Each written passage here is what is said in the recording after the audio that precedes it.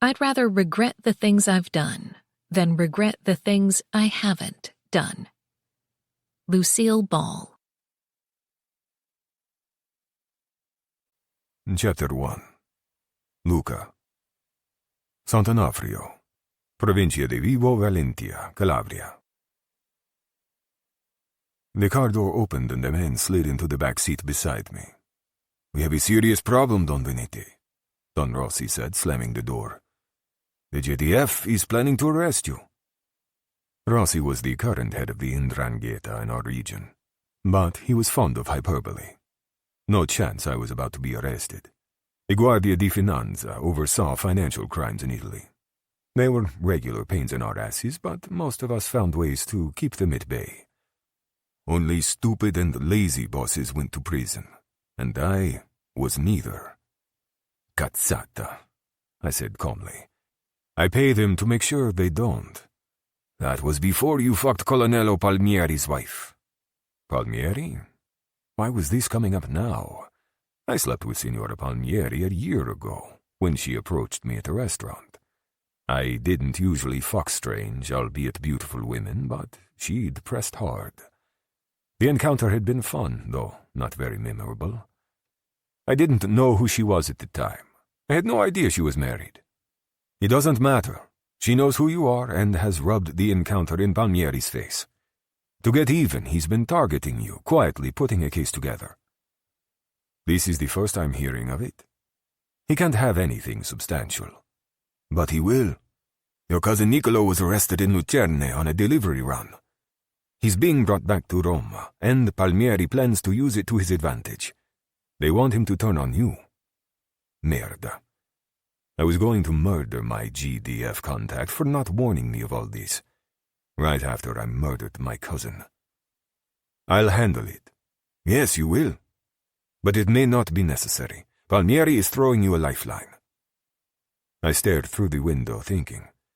Palmieri may have amassed information on me, but I knew about him too. I researched all of my enemies.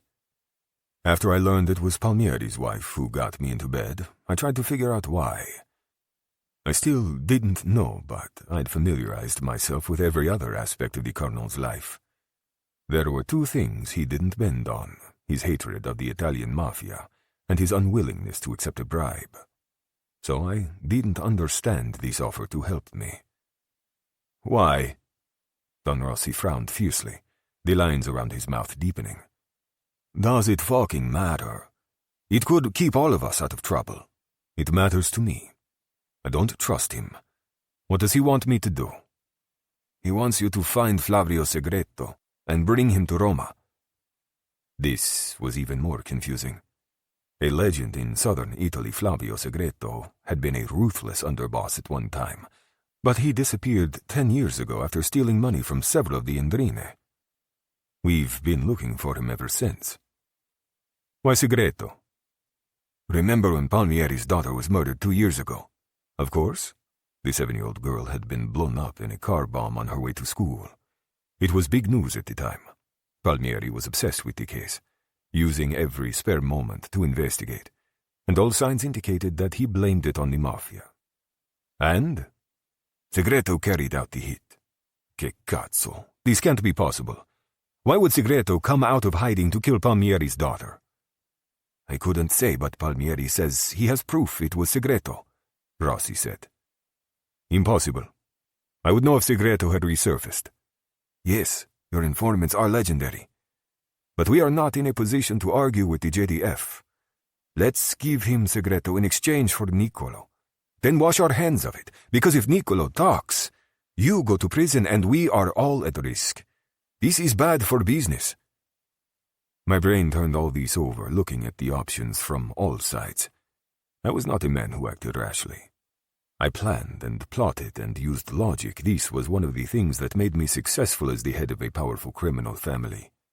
Emotions were dangerous, and I'd been raised to have none. In the silence, Rossi asked, "Do you know where Segreto is?" "Not exactly. Meaning?" "I heard he has a daughter living in New York." Rossi slapped the car door with his palm. "Porca puttana! This whole time you knew where to find his daughter?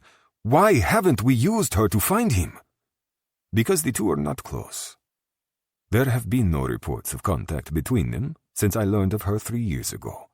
So bringing her to the GDF is a waste of time. Not necessarily, I said.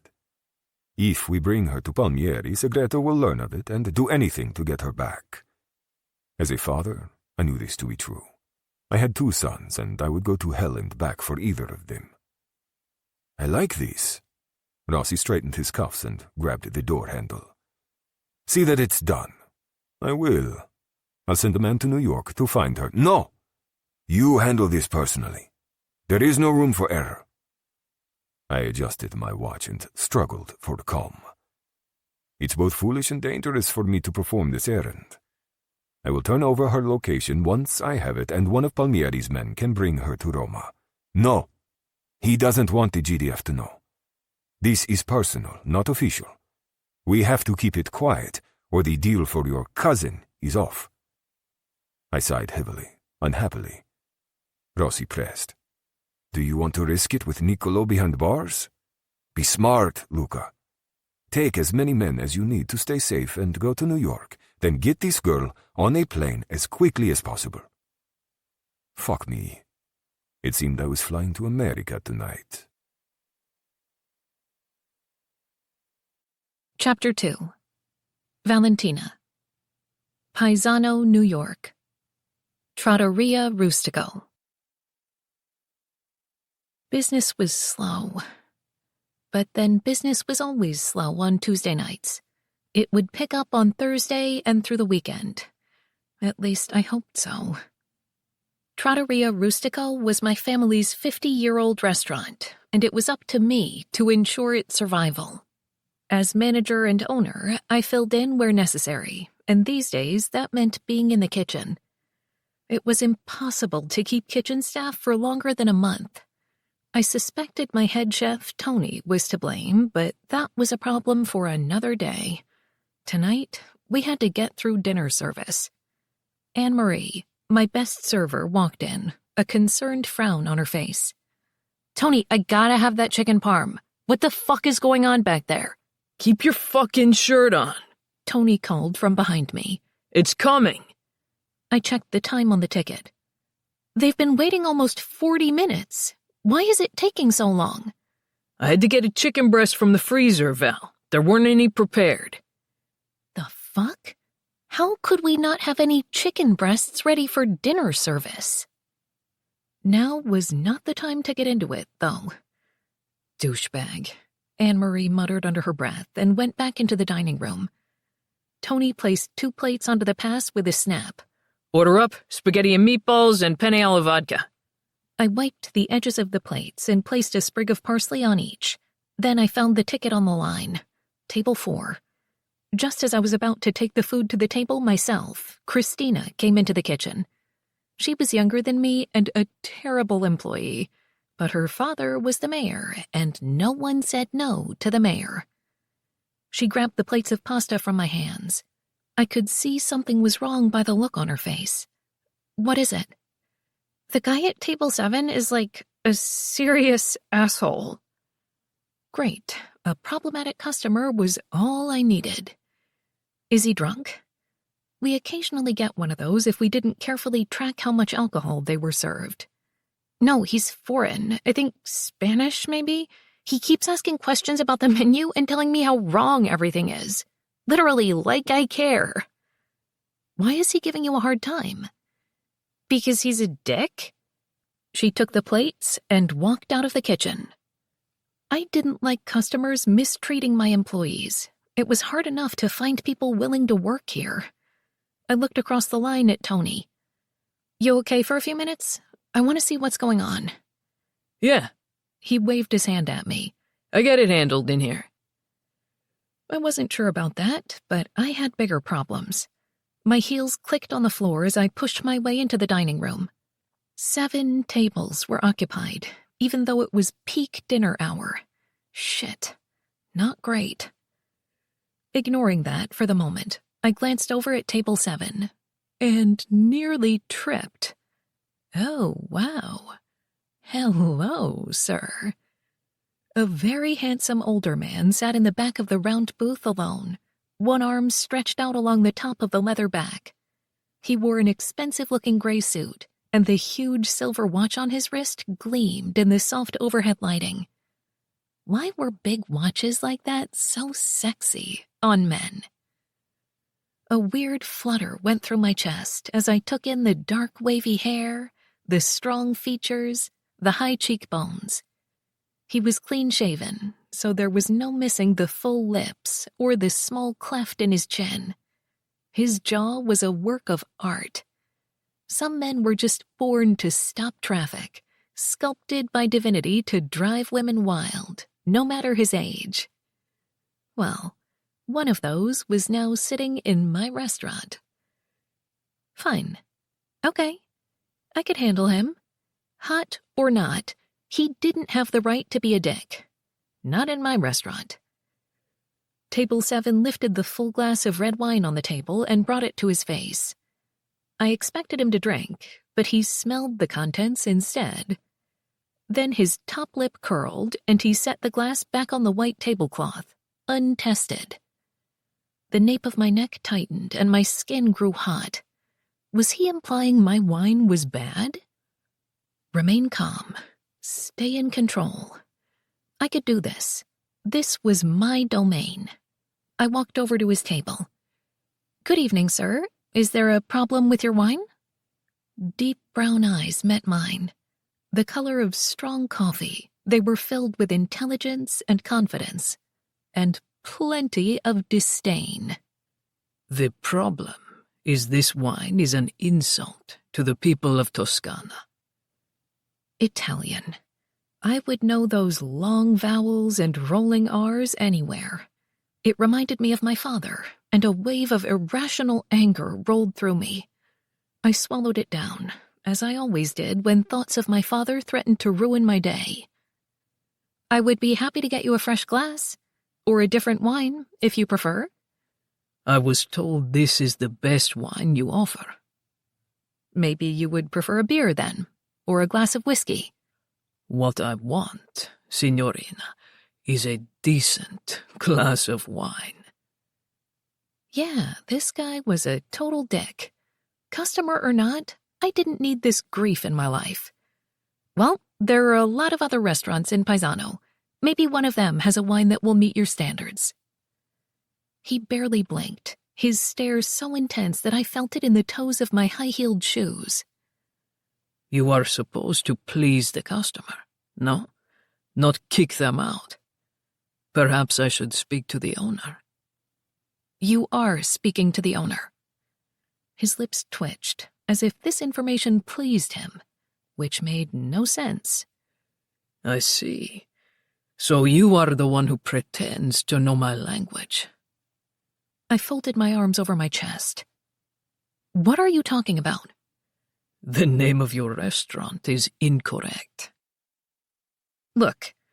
Out of the corner of my eye, I saw the table waiting on their chicken parm standing up to leave, their expressions both angry and annoyed. Shitballs. I hurried over to see if I couldn't get them to stay. Mrs. Taylor, Mr. Taylor, please don't go. Let me go see what's holding up your food. Oh, Val. Mrs. Taylor grimaced and exchanged a look with her husband. Sweetie, we really can't wait any longer. Mr. Taylor has low blood sugar, and if he doesn't eat... I held up my hands, pleading with them. I know you've been waiting on your food for a long time. I'm so sorry. What if I bring you something to tide you over? We have to go, Mr. Taylor said. There's a game on tonight. Well, let me send you home with some food. Salad or a dessert, maybe. The older couple started edging away from me, heading toward the door. That's all right, honey, Mrs. Taylor said. We've got some leftover chicken tetrazzini in the fridge. Damn it, this was a disaster. I followed them. Fair enough, but the next time you visit, your dinner's on me. Sure, Val, Mrs. Taylor said, but it didn't sound genuine. Were they placating me to get out of here? I waved goodbye and let them go, my shoulders slumping in defeat. Forgetting about table 7 for the moment, I marched toward the kitchen, angry beyond words. This is your responsibility. You're in charge, and you're failing. Get it together, Val. Chaos met me when I pushed inside. Anne-Marie and Tony were screaming at each other. Bits of the conversation started to take shape in my brain. Make the food as the tickets come in, bitch, Tony snapped. I'm not playing favorites. Bullshit, Anne-Marie yelled. You're putting her tickets first because you're fucking her, even when it costs me customers. Wait, were they talking about Tony and Christina? And they were... Oh, God, the mayor was going to kill me. You're fucking crazy, Tony said. No wonder your husband left you. I legit gasped as Anne-Marie snarled, What the fuck did you just say to me? Tony didn't back down in the least. You heard me. Anne-Marie grabbed a plate and hurled it at Tony's head. You asshole!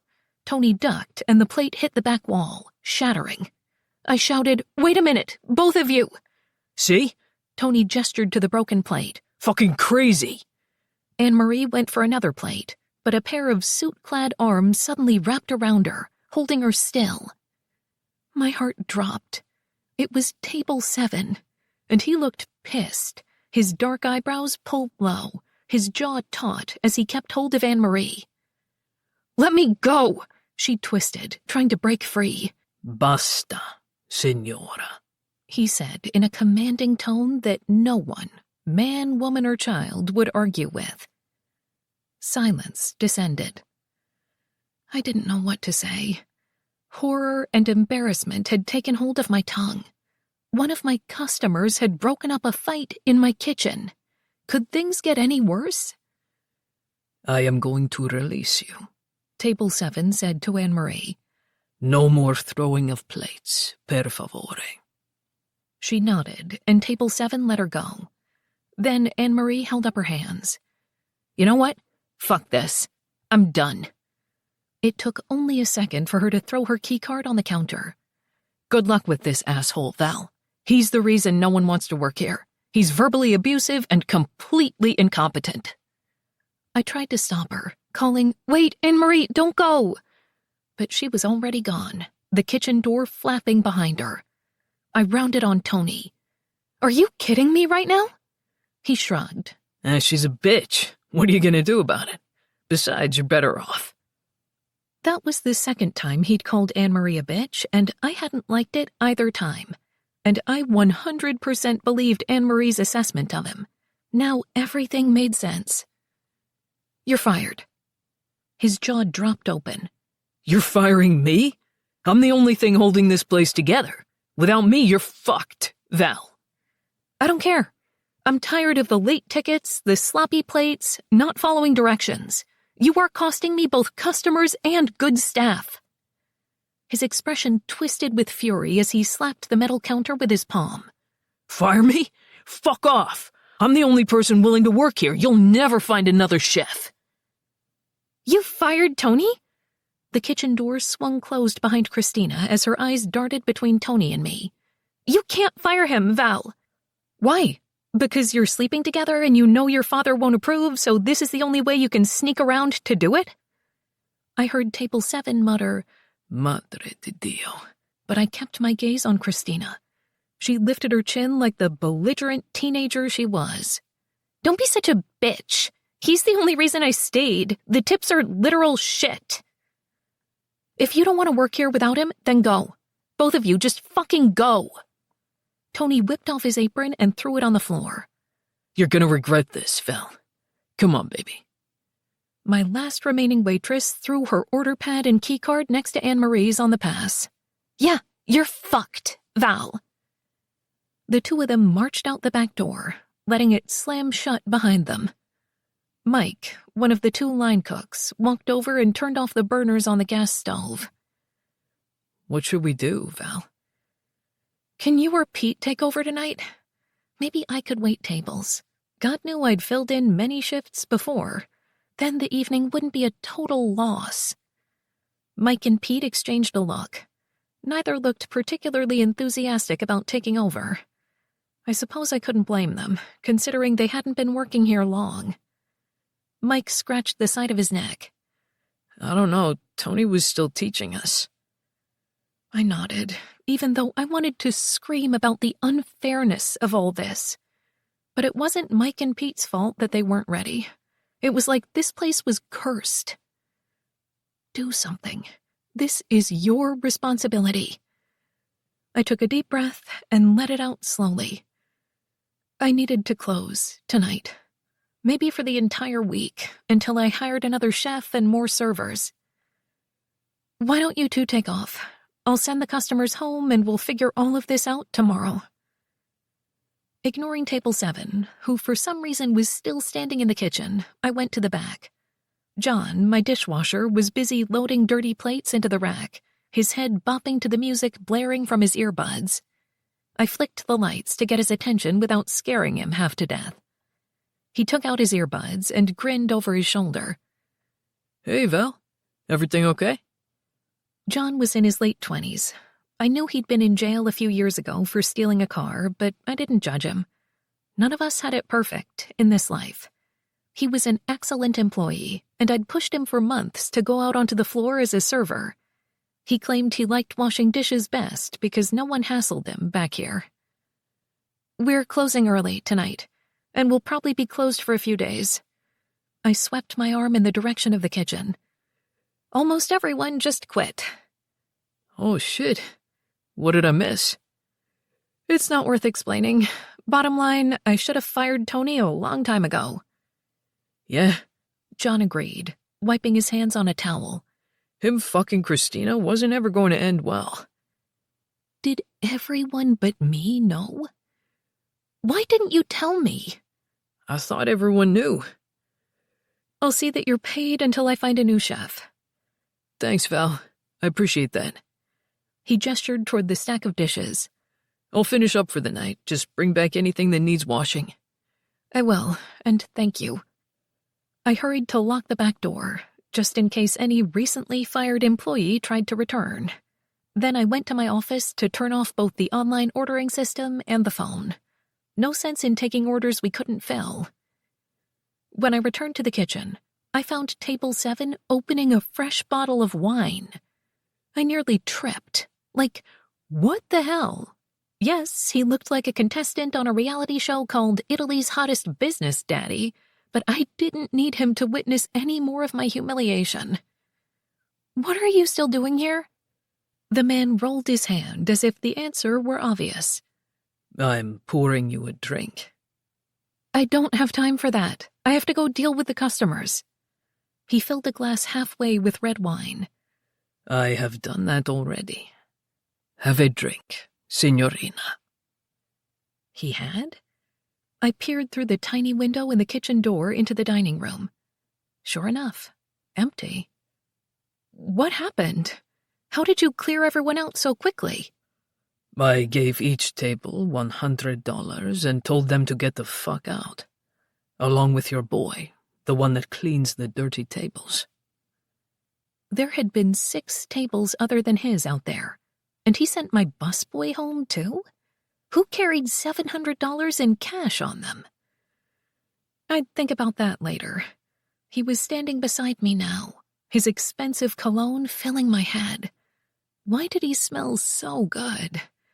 A glass of wine appeared in front of my face. Drink. I really shouldn't. I have 1,000 things to do tonight. No, you don't.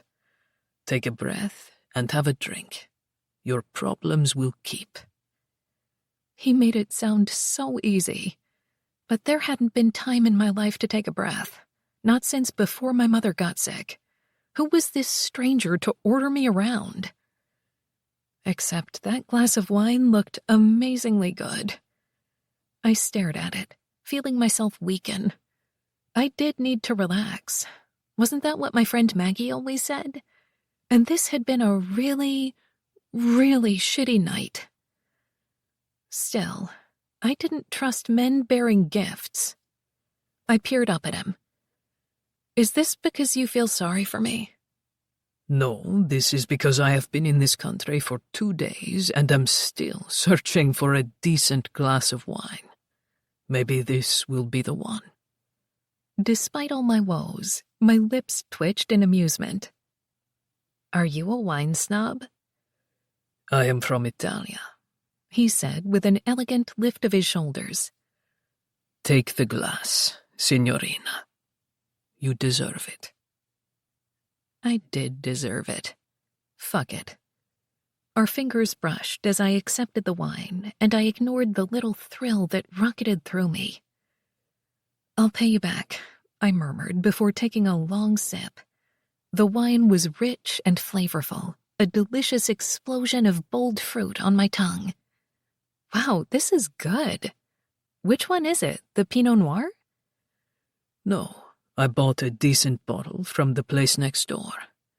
He went to the counter and poured his own glass. He held it up to his nose and smelled, his eyes closing in concentration. "Bellissimo." A wave of heat went through me at the Italian word in his low, pleased tone. My cheeks grew hot, so I hit my face with another drink of wine. I watched him do the same, the thick cords of his throat working as he swallowed. Why was this attractive man here? "Allora, this is proper wine," he declared. "Why are you here?" I blurted. "In my kitchen, I mean." His dark brown gaze slid over my face, but I couldn't tell what he was thinking. There was something dangerous and enigmatic about him. "Because I feel sorry for you," he replied, confirming my earlier suspicion. Oh, God, that was depressing. I tapped a finger against my glass. "When I came to your table, you said the name of the restaurant was wrong." "What did you mean?" He set his wine glass carefully on the counter. "Trattoria rustica. Not rustico. Trattoria is feminine." Whatever way you spelled it, the name sounded incredibly sexy rolling off his tongue. Sexy or not, though, this was insulting. My voice turned frosty. "My family has owned this restaurant for over 50 years. No one has ever pointed out that the name is wrong." "Ma dai," he muttered and dragged a hand down his face. "You know nothing of your heritage." "Yeah, well, we live here, not there." And some of us hadn't ever visited Italy either. I wanted nothing to do with my father or his homeland. "That is no excuse." I downed the rest of my wine. "Thanks for this, but if you don't mind, now I have to clean up so that I can go home and take the world's longest shower before dropping into bed and catching 3 hours worth of sleep before coming back here in the morning." He heaved a sigh at my rambling and shook his head, like I was a ridiculous child. "You are better off. These people, they were terrible." "True, but no one's knocking down my door to work here." He reached for the bottle of wine and refilled my glass. "Have another drink and tell me why." I probably shouldn't, but what the hell? Lifting the glass, I took a deep swallow. My shoulders eased slightly and I leaned against the counter. "Because I suck at this job, apparently." Oh, shit. I covered my mouth with my hand. Had I really said that? Normally, I had to be super drunk to start letting my insecurities show. Maybe I should slow down with the wine. "From what I could tell, the food and service were awful. But these things are not entirely your fault." My lips parted as I stared at him for a long beat. Wow. You just say whatever you want, don't you? The edge of his mouth kicked up, making him appear 100 times hotter. Why did I find this man so attractive? Did I have daddy issues? Of course I have daddy issues. I barely know my father, and I'm still grieving for my mother. I have everything issues. Table 7 waved his elegant hand. "A habit from a young age, I'm afraid. Tell me, why are you in charge here? You are obviously young. Why are you not attending university, partying with friends?" Did I honestly want to get into my life history with a perfect stranger? Granted, a stranger who smelled like heaven and looked like an Italian movie star. And what was I rushing home for? An empty house, a reality show, and a carton of ice cream? Besides, John was still washing dishes in the back, so it wasn't like Table 7 and I were alone. Another glass of wine wouldn't hurt. Chapter 3. Valentina. Okay, I'll have another drink, I announced. But you have to tell me your name first. I can't keep thinking of you as Table 7. He stuck out his hand. Luca DiMarco. Val Montella. I put my hand in his, and large fingers engulfed mine. Warm, rough skin wrapped around me. He had a strong grip, a man's grip. Heat rolled through me and settled between my legs. Val, he asked. Short for Valentina. Ah, that is a beautiful name. I've always hated it. Sounds too much like Valentine.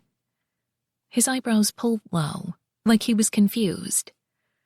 It is from the Roman name Valentinus, which derives from the Latin word valens. It means healthy or strong. This is an honorable name in Italia.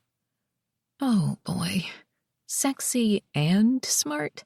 My body was about to go up in flames, so I forced myself to let go of his hand. Still, his touch lingered on my skin. I shoved aside the unwelcome attraction and accepted another full glass of wine from him. I made sure not to let our fingers touch this time.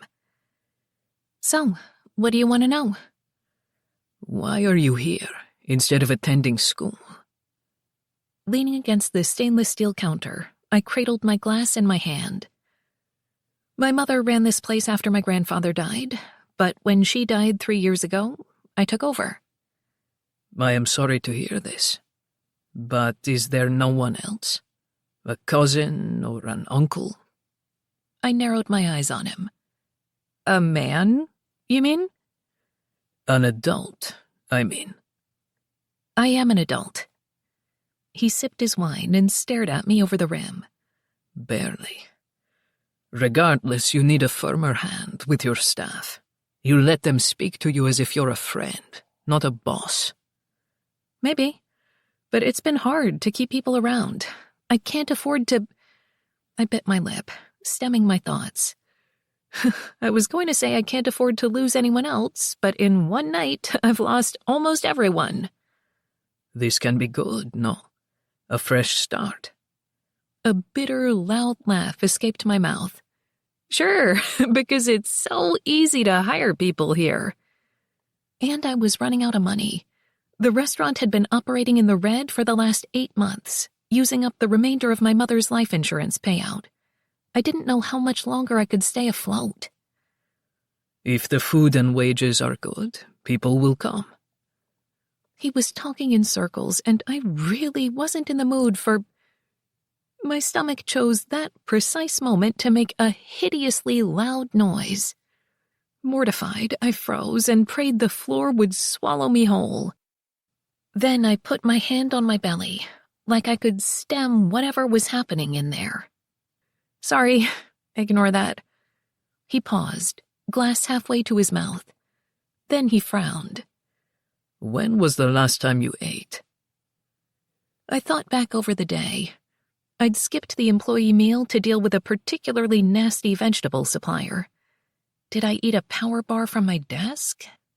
No, it was breakfast. A bagel, I was pretty sure. Lucas sighed heavily, sounding aggrieved, and put down his glass. He took off his suit coat, then folded and placed it on the counter. Suddenly, I was distracted by wide shoulders encased in a crisp white shirt. No tie, so I could see a bit of his chest and the hair dusting his skin. Everything about him was so manly, completely different from any guy my age. He walked around me, behind the pass, toward the gas stove. On the way, he began rolling up his shirt sleeves, revealing strong forearms and tanned olive skin. I must have had more wine than I thought, because I itched to run my fingers over those forearms, trace the veins and tendons there. He peeked into the pans left on the stove and pushed them out of the way, then searched through the utensils and cookware. He produced a clean sauté pan and set it on a burner. "What are you doing?" I asked. A clean apron appeared in his hands, which he wrapped around his waist. "Making you dinner." Dinner? No way was he cooking me food. I must have misheard him. I'm sorry, what? Instead of repeating himself, he peeked into a pot of water left over from earlier. Luca poked at the limp noodles and shook his head. "Mamma mia," I heard him mutter before he carried the pot to the trash and upended it, sending the pasta and water into the garbage. Taking a fresh stock pot to the sink, he filled it with water and set it on a burner, which he lit with a flick of his wrist. He moved briskly, efficiently, like someone comfortable in the kitchen. I almost couldn't believe my eyes. A hot Italian man who looked like this and cooked? It wasn't fair. I'd practically grown up in this restaurant and I was hopeless with preparing food. "Where is your garlic?" he asked, rummaging through the spices. "It's there." I walked around the counter and found the container of garlic powder. "Here." He looked at the container in my hand and his upper lip curled into a sneer.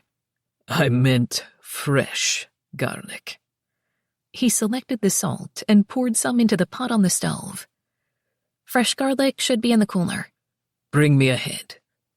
Not will you or can you, just a clear order to fetch the ingredients for him. Didn't stop me from walking to the cooler, though. "Anything else?" I asked over my shoulder with a heavy dose of sarcasm. 3 chili peppers and some parsley. The inside of the cooler was a mess. Vegetables were placed with no rhyme or reason, and today's delivery hadn't even been put away yet. I sighed. Another project for tomorrow. I searched the shelves for Luca's requests. Unfortunately, I couldn't find any chili peppers, only green bell, so I grabbed 3 along with fresh parsley. He glared at the items in my hands. "Those are not chili peppers." I couldn't find any, so I took these. Won't they work? He muttered in Italian and took the parsley. "Put those peppers back." I did as ordered. When I returned, he was expertly chopping parsley on a wooden cutting board. He handled the knife like a professional chef, but I was mesmerized by the muscles in his forearms as he worked. He looked strong and competent. Stop. He's too old for me, and I'm not interested. Okay, maybe I was a tiny bit interested in those forearms. Bending, he searched below. He dangled the giant container of olive oil in his 2 fingers like he was holding a dead rat. "This was made in Texas." I crossed my arms over my chest, feeling defensive. That is good olive oil. He uncapped the container and sniffed inside. "It's shit." "Well, that's all we have." "This is your problem," he said, drizzling some of the oil into a sauté pan. "You don't know real food. Tell me, what is your favorite dish?" That was easy. "Chicken parm." He snorted. "Not from Italia. Next." It wasn't? "Spaghetti and meatballs." Again, not a dish from Italia. Now I was getting annoyed. Then why are those dishes on every Italian menu in the world? He added parsley stems and cloves of garlic to the hot oil. "Not in authentic restaurants, they aren't." He stirred the stems and garlic with a metal spoon. I went for my wine glass, needing something to do other than stare at this infuriating and beautiful man. "Well, here in America, we like chicken parm and spaghetti and meatballs." "You will like this better." He added a fistful of spaghetti to the boiling water, then returned to the sauté pan. He removed the garlic pieces and stems, tossed them in the trash, then reached for 2 more garlic cloves and a grater. Like it was the easiest thing in the world, he grated the garlic into the warm oil. I drank and watched, fascinated. Grating garlic? What magic was this? He added chopped parsley, red pepper flakes, and a ladle of pasta water, then mixed it all around. Do you have cheese? Real cheese, not the powdered kind. Yes, we have real cheese. Va bene. Bring me pecorino, or Parmigiano Reggiano. I have hunks of Parmesan. From his sigh of disappointment, you'd have thought I said we use a non-meat substitute in our meatballs. I'd better not mention that the Parmesan came from a big box discount chain. I delivered the cheese to him and leaned against the counter. You're a food snob. And a wine snob. You say this like it is a bad thing. He removed the pasta with tongs and added it all to the sauté pan. But you will taste this and learn why simple, quality ingredients are best. Another ladle of pasta water. Then he reached for the cheese and the grater. I enjoyed more forearm muscle porn as he grated the cheese atop the noodles. Find me 2 plates, he said. Taking the handle of the pan, he lifted it and began tossing the noodles in the sauce with little flicks of his wrists. I stood there, frozen, watching. Not a splash or a drop spilled. He worked the pasta around, his strong hands both capable and sexy, and I knew without a doubt those hands would be just as capable and strong on a woman's body. My heart was racing in my chest just thinking about it. Plates, Valentina, he repeated, and I realized I'd been staring at him for far too long. I grabbed 2 plates from the overhead shelf. Then Luca twirled 2 heaping servings onto the plates, making sure to add more sauce. He grated more cheese on top, then lifted both of the plates. Bring our wine and follow me. Another order. This man did not know the word please. I grabbed the wine glasses and bottle and trailed him into the empty dining room. He'd already placed the plates on a clean table and was removing the apron when I caught up. He held out a chair for me. It felt weirdly intimate to be out here alone with him in a restaurant. Almost like a date. No, he's just old school, gentlemanly. He feels sorry for me. Thank you, I said as I sat down. Luca lowered himself into the seat opposite and placed the napkin on his lap. Buon appetito. It smells amazing. It will taste amazing as well. He topped off our wine as I took my first bite. The sauce was a tad spicy but creamy, silky smooth in my mouth. The garlic flavor was the perfect amount. I quickly took another bite. Oh God, this is so fucking good. Luca hadn't touched his plate. Instead, he reclined in his chair, wine glass in hand, and studied me as I ate. I'm glad you think so. No, seriously, I said around another mouthful of food. How can you produce something this good, this flavorful in 5 minutes? It's not fair. More like 15, no. And this dish would be better with the right cheese and real peppers. I was too hungry to argue. After a few more bites, I asked, "How did you learn to cook? Did you go to culinary school?" He sipped his wine. I learned by watching. Food is very important in a family in my country. Do you have a big family? Yes, I have 3 brothers, but I'm the oldest.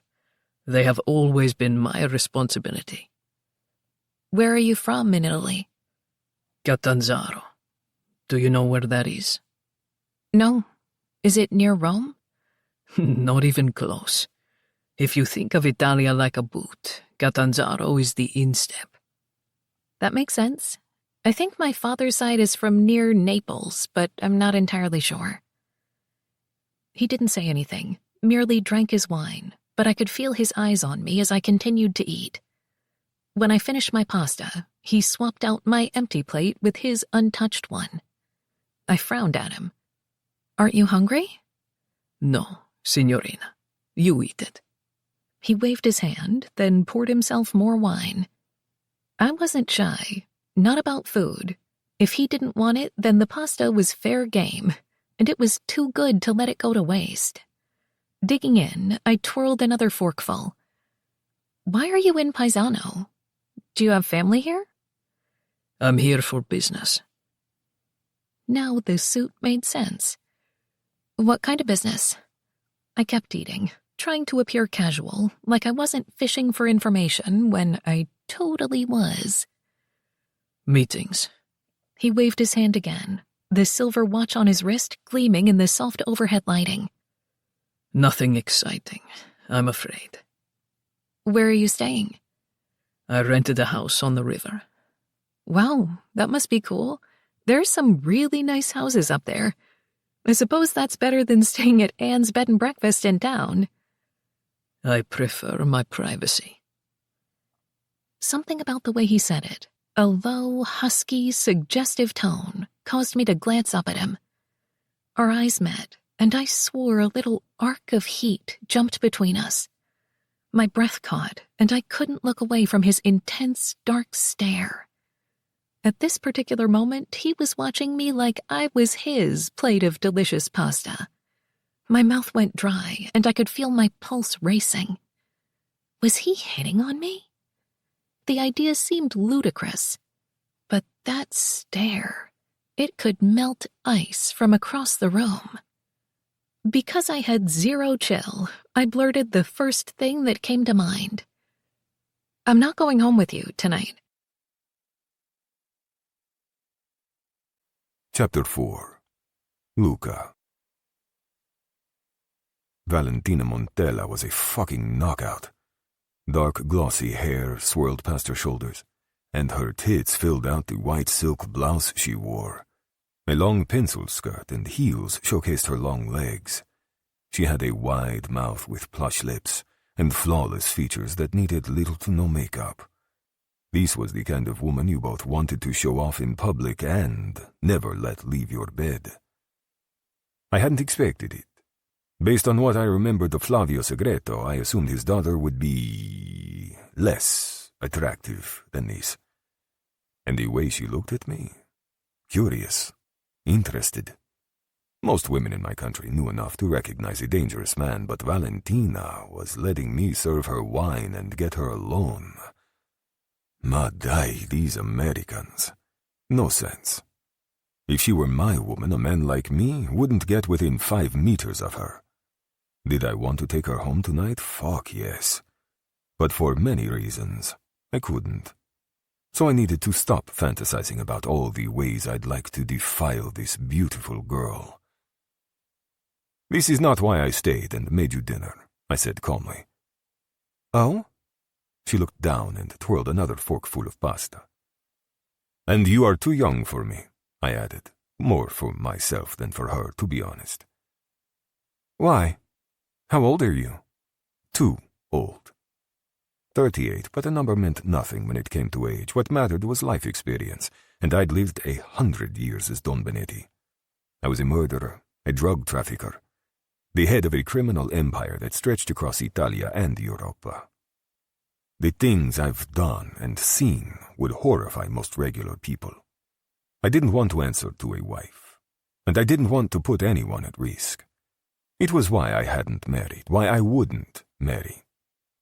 Yeah, I feel that way some days, she said, wiping her mouth with the napkin.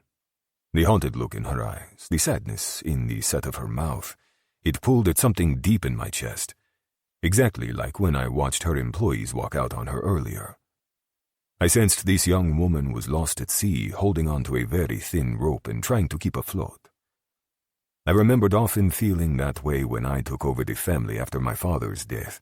My brothers had been there to help, thank Christ. So, who was helping Valentina Montella? After another sip of wine, I studied her. A girl your age should be in school, at parties, having fun. She snorted. Sure, I'll get right on that in all my spare time. This made me even angrier at her father. Even indirectly, Segreto could fix this. He could hire others to run this shithole, allowing Val to live a life of her own. You said your mother is sick. She reached for her wine and drank. Her voice was soft and tight with pain when she said, She was diagnosed with ovarian cancer when I was 16. She shrugged, a small lift of her shoulders. She died 2 years later. I am sorry, Bela. And I was. My own mother had been my father's puppet, always choosing him over her children. I learned from a young age not to count on her for anything, including love. But I knew many good mothers, including the women who gave birth to Gabriele and Leonardo. I hadn't married either former mistress, but my boys experienced excellent childhoods, well loved by both parents. Thank you, she said. I still miss her a lot, but having the restaurant helps me feel connected to her. And your father? The expression on her face shuddered. He isn't in the picture much. She drained the wine in her glass. He's pretty much an absentee father. Just blows into town for a day or two, then leaves again for half a decade. Reaching for the bottle, she almost knocked over a water glass. Shit! We both reached out to steady the empty glass. I ended up wrapping my fingers around hers, and tingles singed my thighs. She kept her eyes on our hands, but I noticed her quaking take of breath. We stayed like that, our hands touching, for a few seconds, like neither one of us wanted to move. Then she finally slid her fingers out from under mine and put her hands in her lap. I lifted my wine glass to my lips, suddenly wishing for something stronger than wine. I needed to get my head on straight. The kitchen door swung open. Val? A young man stood there, a ball cap on his head and a dirty apron around his waist. His gaze swept the room and landed on the table where I sat with Valentina. Then he looked at me, his eyes narrowing ever so slightly. Though I didn't know him, I didn't back down. I returned his stare evenly, calmly, like I had the right to be here. John, Val said, angling in her chair to see behind her. How's it going back there? I just finished up, but maybe I should stay a little longer until you're done eating? Oh, I'm done. She leaned back and held up her hands. I can't eat any more. John came over to the table and began clearing our plates. I'll take these dishes back. Do you need a ride home? Val touched his arm, and my jaw clenched. Who was this man to her? Not a boyfriend, because there would not be a question as to how she got home. A boyfriend would take her home and fuck her all night long.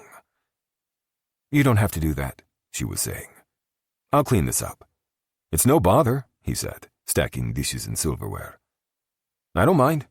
I'll wash these, then I can drive you home. The implication was clear. He didn't trust me around her. While I could hardly blame him, I didn't like it. I noted the tattoos marking his arms and neck, some crude, as if inked by hand. So prison, then. I wondered what he'd done to earn time behind bars. He didn't strike me as a hardened criminal like me. John, is it? I said, relaxing in my chair. How long have you worked here? He didn't immediately answer, so Val filled the silence by saying, John, this is Luca DeMarco. Luca, this is John Natale. He's been my dishwasher for the last year and a half. Natale. Italian descent, then. I would have my men run a check on him. Piacere, John Natale, I murmured. Nice to meet you, motherfucker. He nodded his head once, then took the stack of dishes in his hands into the kitchen. When we were alone again, Val said, Did you need to intimidate him like that? He's a good employee. Intimidate? I was very friendly. Friendly, sure. Look. She blew out a long breath and leaned in slightly. Her fingers toyed with the stem of her wine glass as she stared at the table. You're here in Paesano, in my restaurant. Like, you're Italian, and it's making me wonder, are you here because of something to do with my father? She was smart, this girl. It was a good question, the right question to ask. The lies I'd prepared sat heavily on my tongue. I intended to make up a story to get her on a plane quickly, then turn her over to Palmieri.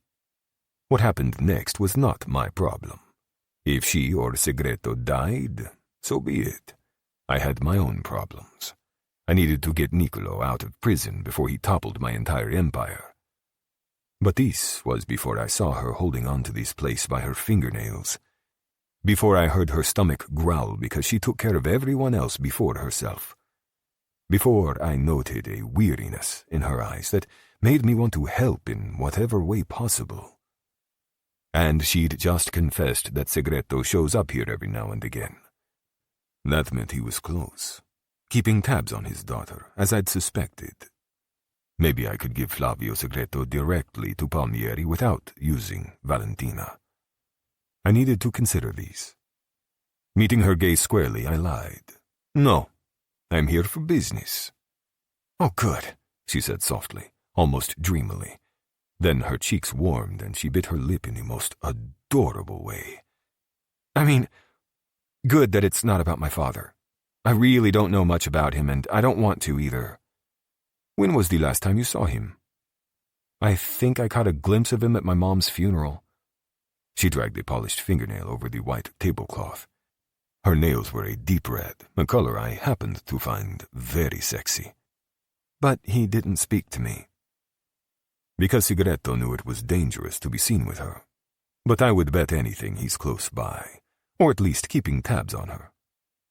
Before I could comment, she asked, "Do you have family back in Italy? A wife? Kids?" Was she fishing? I have never been married, but I have 2 sons. They are 16 and 18. Her brows lifted. You weren't in love with their mother? I almost laughed, not because I thought loving a mistress was impossible, but because I didn't believe myself capable of the emotion. I hadn't experienced romantic love once since I started fucking at 13 years old. And children outside of wedlock were common in the 'Ndrangheta.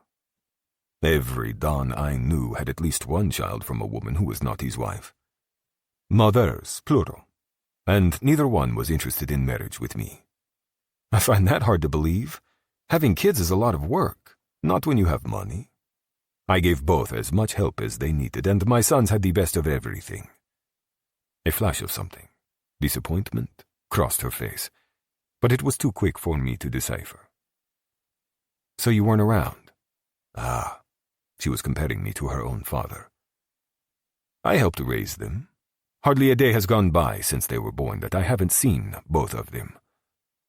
Leo and Gabriele were my heirs, my legacy. Binetti, through and through. It was my responsibility to see them shaped properly for what their future would bring. There could be no weakness or hesitation when it came time to take over. My mobile buzzed again in my pocket, but I ignored it, probably my men outside checking in.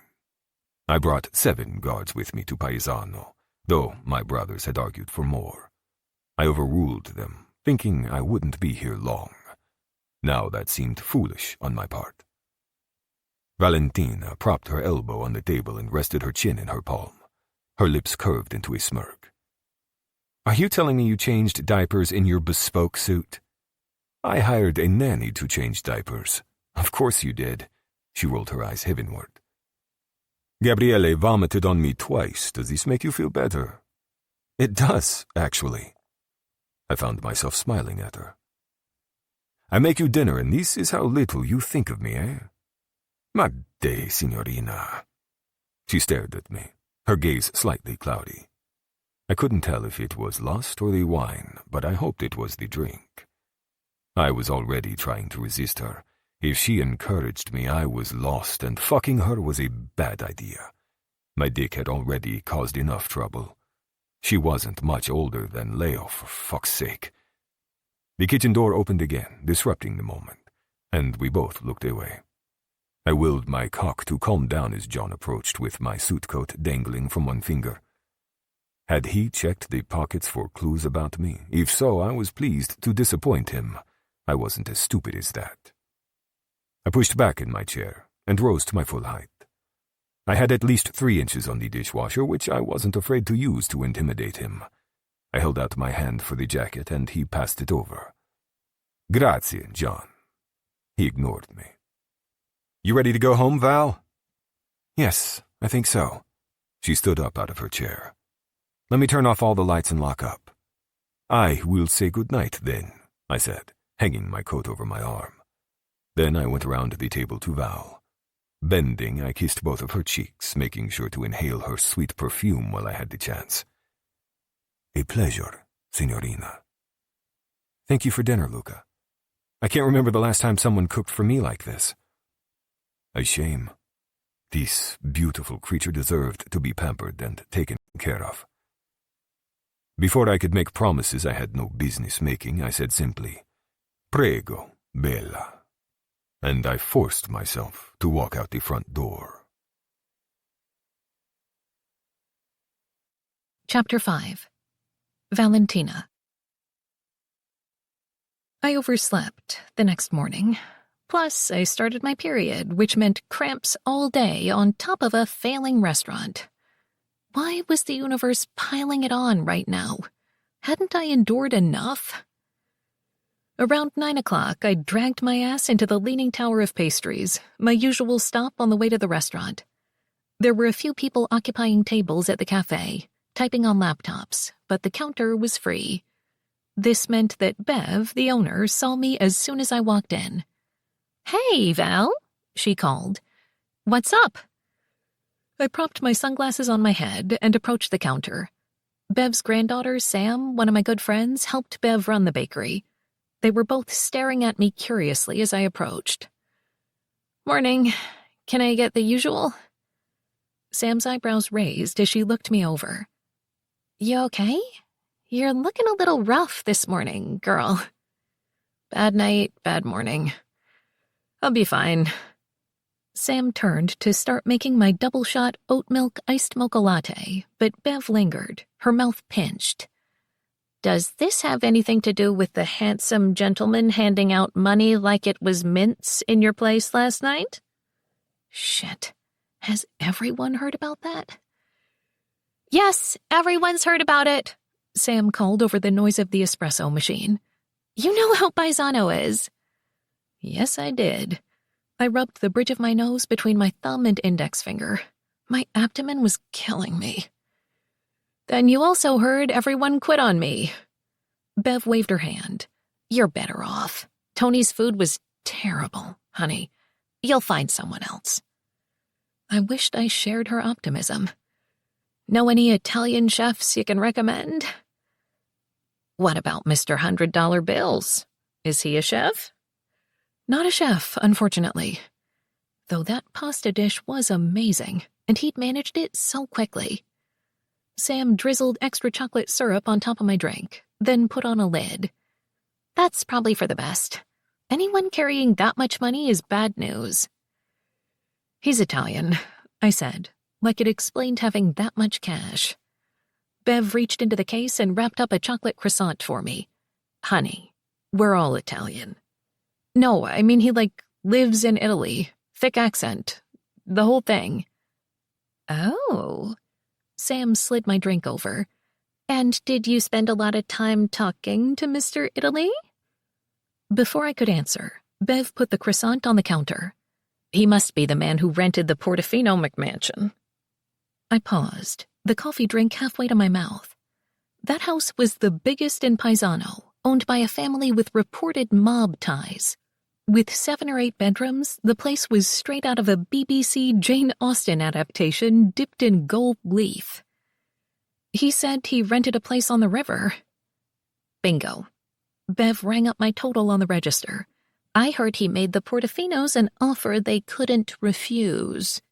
Stop. Next you'll say there's a horse's head in the bed. I paid with my phone and grabbed my croissant. You're leaping to conclusions. Not a very big leap, Val. You should keep away from him. Your mom... When Bev bit off what she was about to say, I prompted, "My mom what?" Bev patted my free hand where it rested on the counter. "Your mom wouldn't want you messing around with those kinds of men." Mom and Bev had been good friends, playing in a cutthroat mahjong group every week until Mom grew too sick. Since my mom died, Bev had watched over me, almost like a grandma. Sam spoke up. "Grim, stop scaring her. You know Val doesn't have time for dating." Guilt washed over Bev's expression. "I'm sorry, Val. I know you've had a lot on your plate these last few years." An understatement. There hadn't been time for romance or even hookups.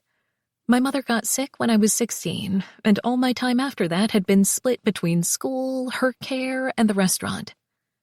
Now, 5 years later, I was an overworked, exhausted virgin, which was so embarrassing.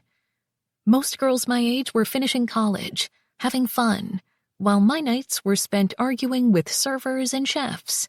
And any man I'd even remotely tried to flirt with had quickly lost interest when they heard my schedule.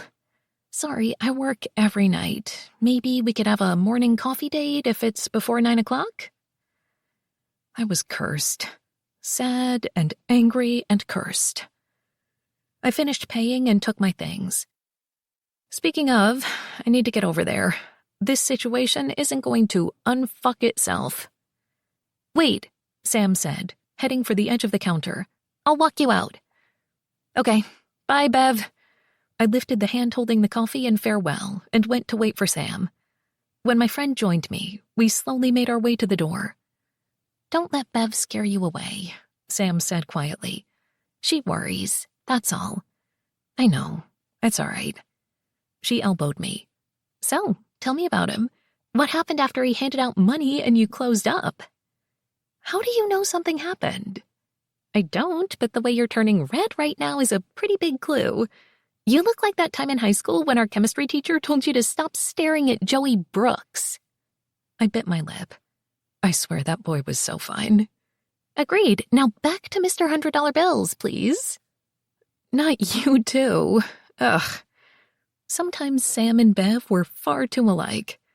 And there's not much to tell. He made me dinner, and then, he made you dinner?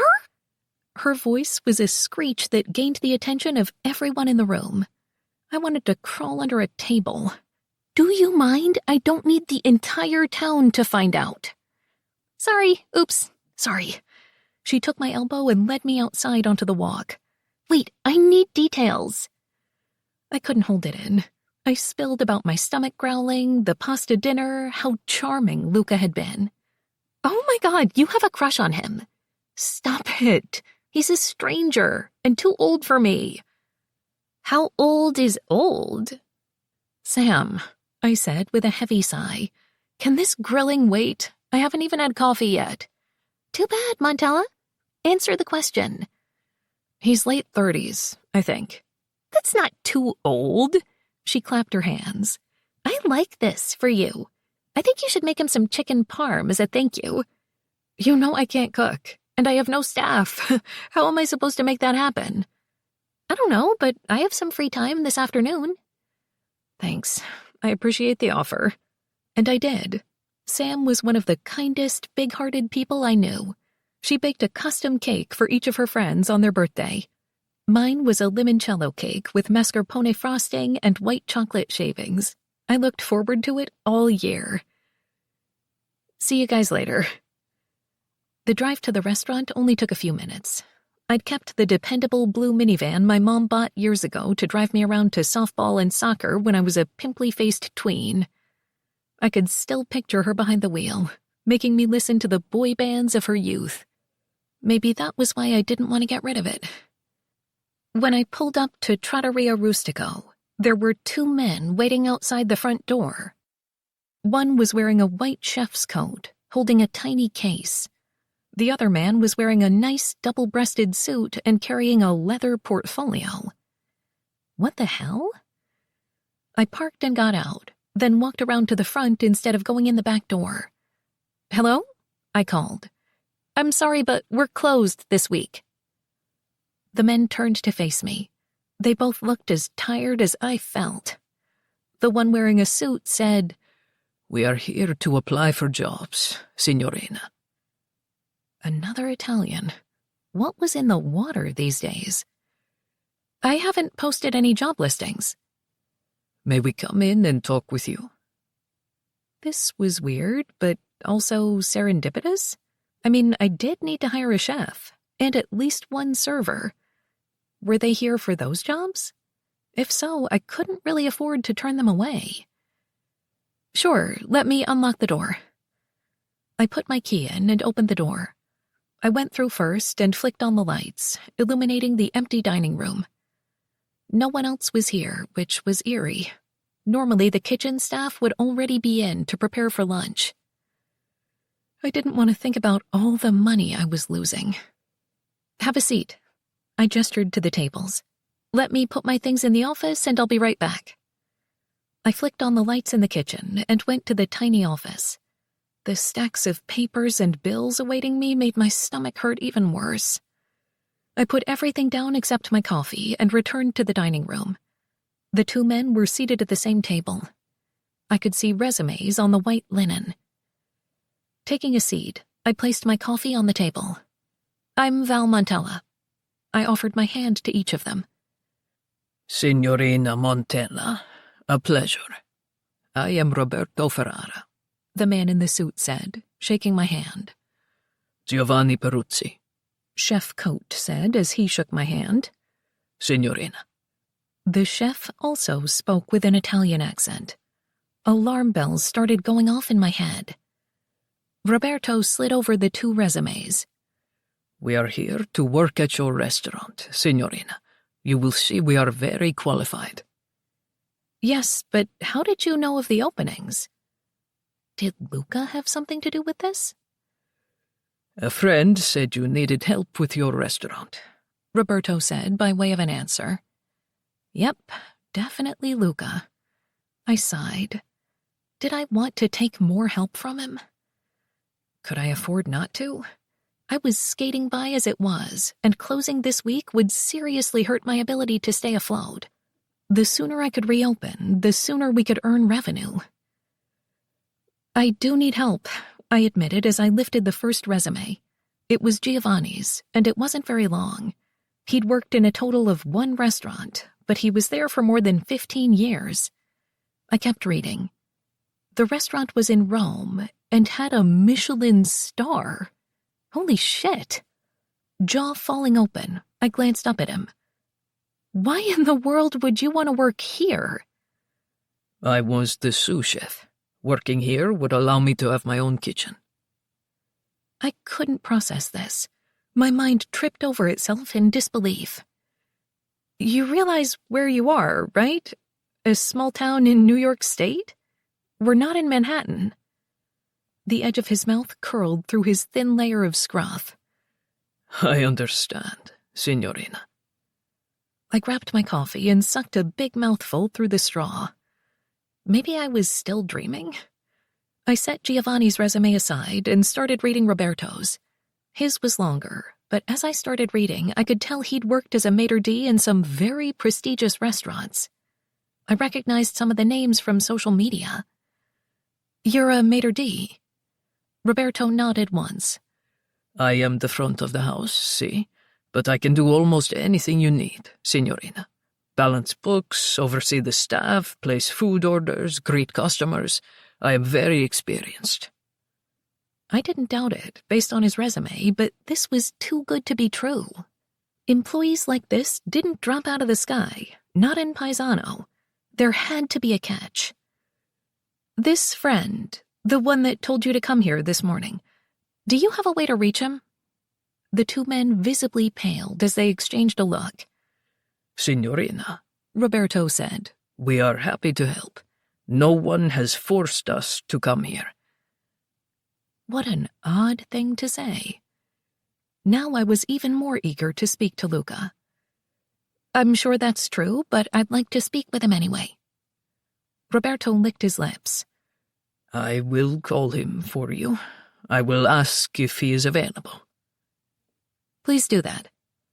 Roberto stood from the table and walked a good distance away before pulling out his phone. He spoke quietly to whoever picked up on the other end. After a moment, he carried his phone over to me. Mr. DeMarco, Signorina. I accepted the phone and put it to my ear. Hello? Ciao, Valentina. Those two words, spoken in his deep accented voice. Holy Christmas. I stood up and walked to the other side of the room. What have you done? Che cosa? What do you mean? Luca, these men are way overqualified to work here. I'm not sure I can even afford them. Did you force them to come? Don't be ridiculous. I heard the clink of porcelain, like he was setting a cup down on a saucer. You need employees, and I found you the best. They jumped at the opportunity. Do not sell yourself short, Bella. I wasn't stupid. No one was jumping at the opportunity to work in my restaurant. This is insane. You are insane. I mean, we just met. Why would you help me like this? Because I can. I know people in the restaurant business looking for work, so I decided to help them and you. Do not make it more complicated than that. I stared at the faded wallpaper behind the server station. Was I crazy for complaining? Luca was presenting me with a solution to my problems, so maybe I should accept it and stop looking for ulterior motives. But I wasn't used to someone taking over like this. I supposed if I dipped into Mom's life insurance fund, I could pay them a little more than their predecessors. And if we reopened quickly, maybe it wouldn't be so bad. I don't know what to say. You don't need to say anything. I am happy to help. Out of the goodness of your heart. He gave a soft chuckle that warmed my insides. Si, signorina. Out of the goodness of my heart. I sighed, too hungover to think about this clearly. But I didn't want to accept, either. It felt wrong, like someone was taking away my choices. Valentina, he said quietly into the phone. You have been doing this alone for a very long time. It is admirable. But there is no shame in accepting help from others when you need it. Capisce? I swallowed hard. He was right, of course. It had been forever since anyone offered any help. I knew it couldn't last, but maybe it would give me time to find proper replacements. Okay, thank you. I really appreciate this. You are welcome. We sat there, seconds ticking by, neither of us speaking. It was weird, but not uncomfortable. I could hear the wind slightly on his end, so I assumed he was sitting outside. Suddenly, I wished I could see him. He was probably wearing silk pajamas, like some fancy designer brand I'd never heard of. I blurted, "You'll come in for dinner when we reopen?" There was a pause before he said, "Of course. I wouldn't miss it." "Good. Then I guess I should officially hire my new employees." Va bene. A presto, Valentina. Then he hung up.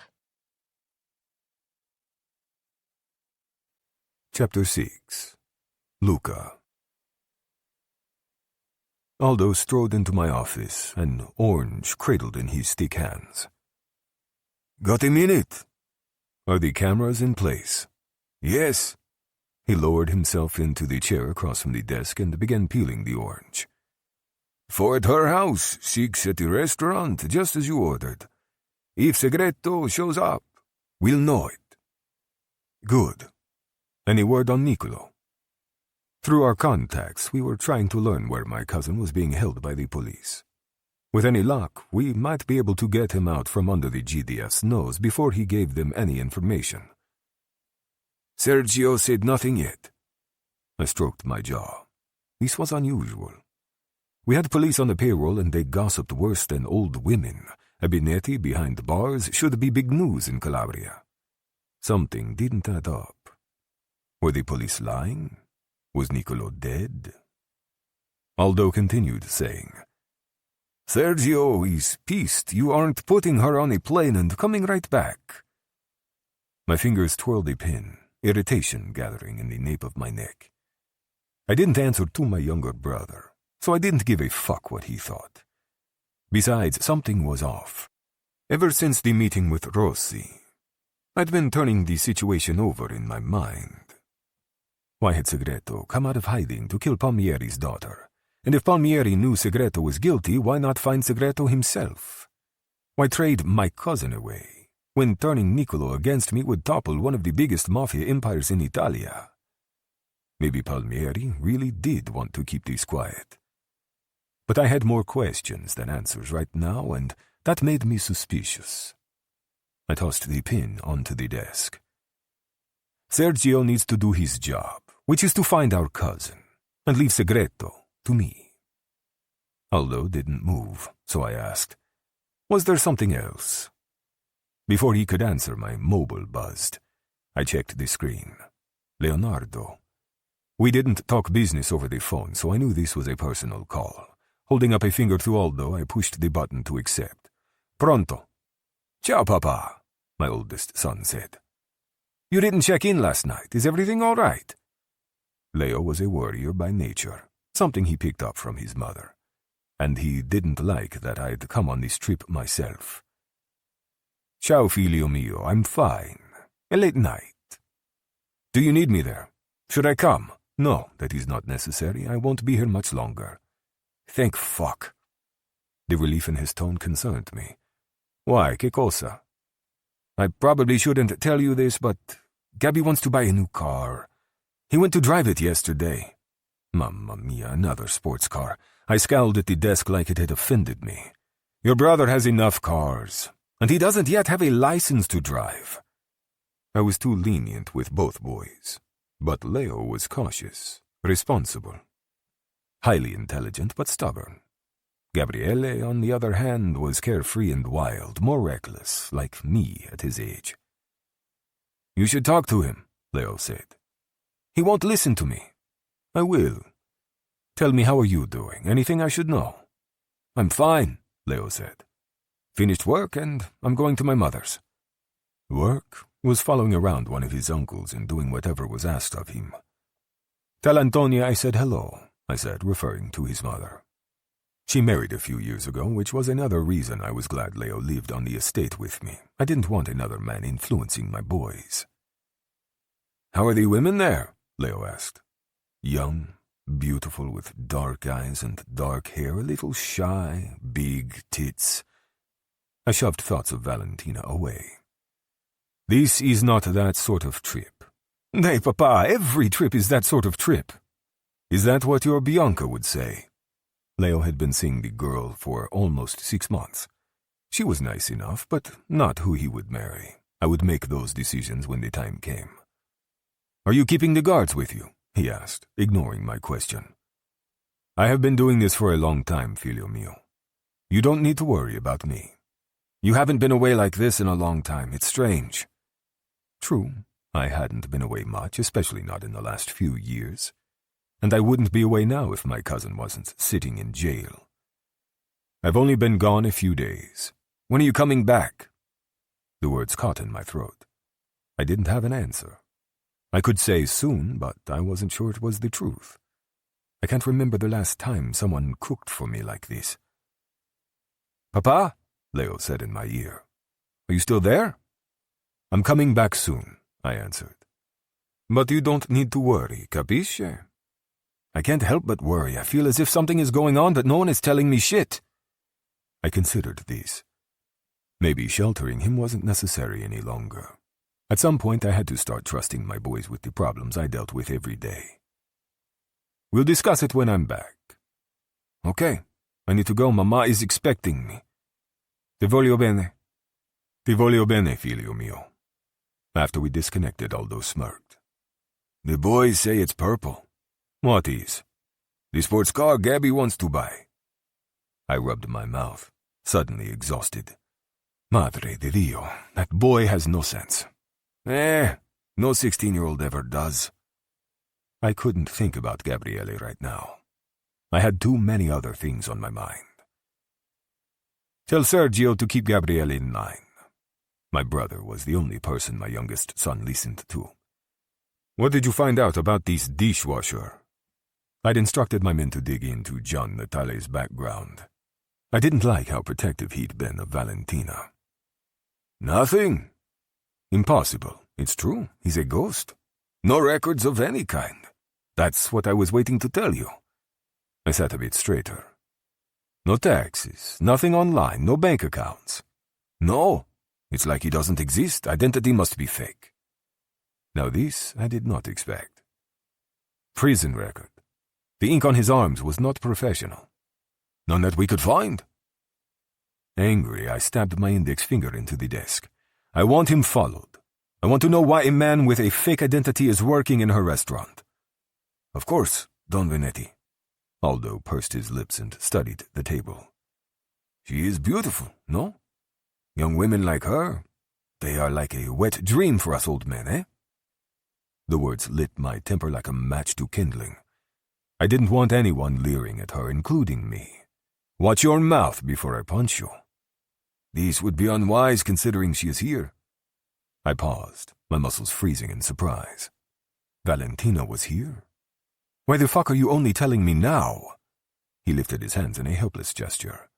Should I send her away? I should say yes. I shouldn't see her. No good could come of it. What does she want? She brought you dinner.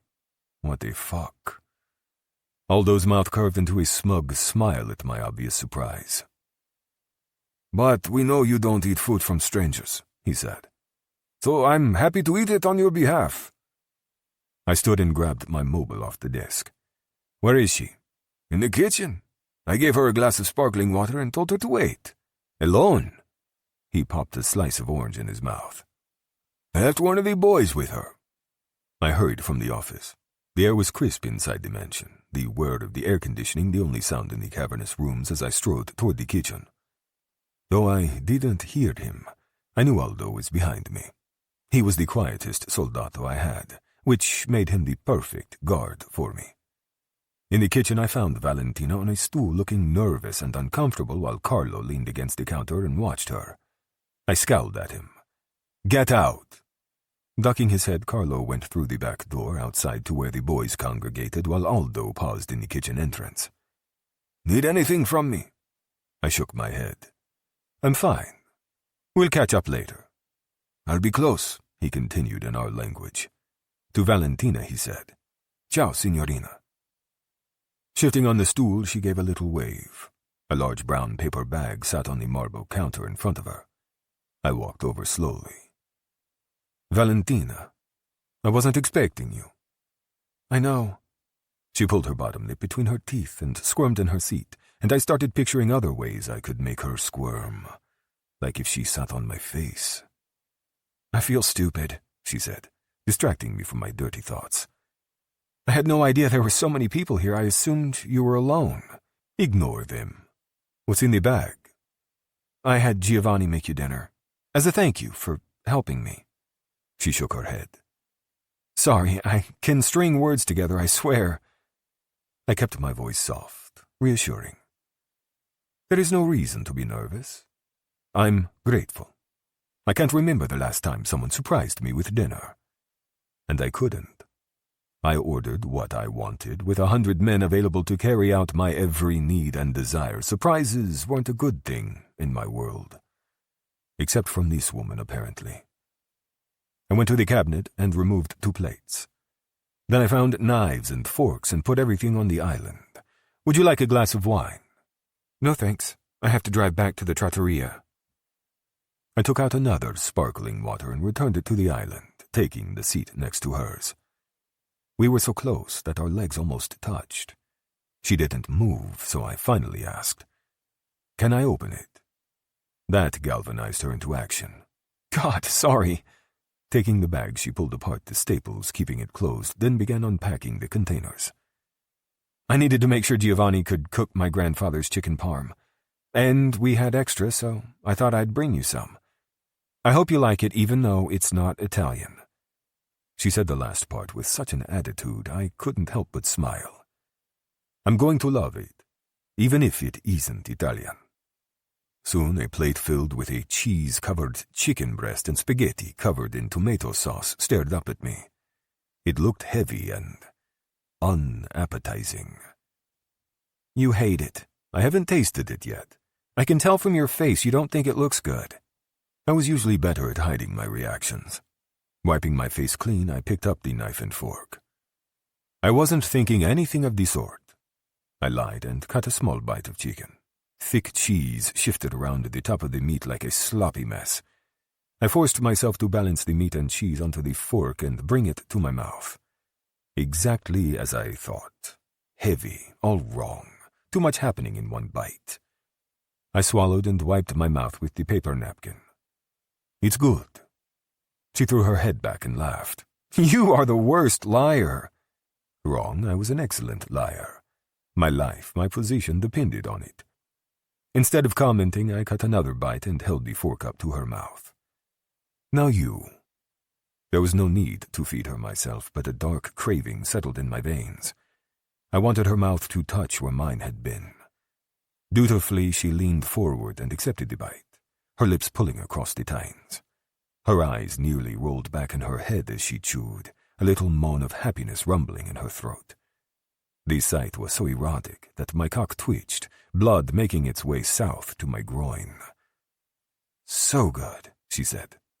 Even better than my grandfather's. Giovanni is a genius. I worked on the spaghetti next. Anything to keep from staring at her. I'm surprised you were able to convince him to cook these. He wasn't happy about it. He told me the cheese ruined it, when everyone knows the cheese is the best part. I didn't comment. The spaghetti wasn't terrible, perfectly cooked even if the sauce was a bit clumsy. I twirled up another bite. She shifted again, her knee brushing my thigh. I was aware of her every movement, every breath, and it made me anxious, but in a good way. Could she feel this pull between us two? Suddenly she cleared her throat. Well, I should go.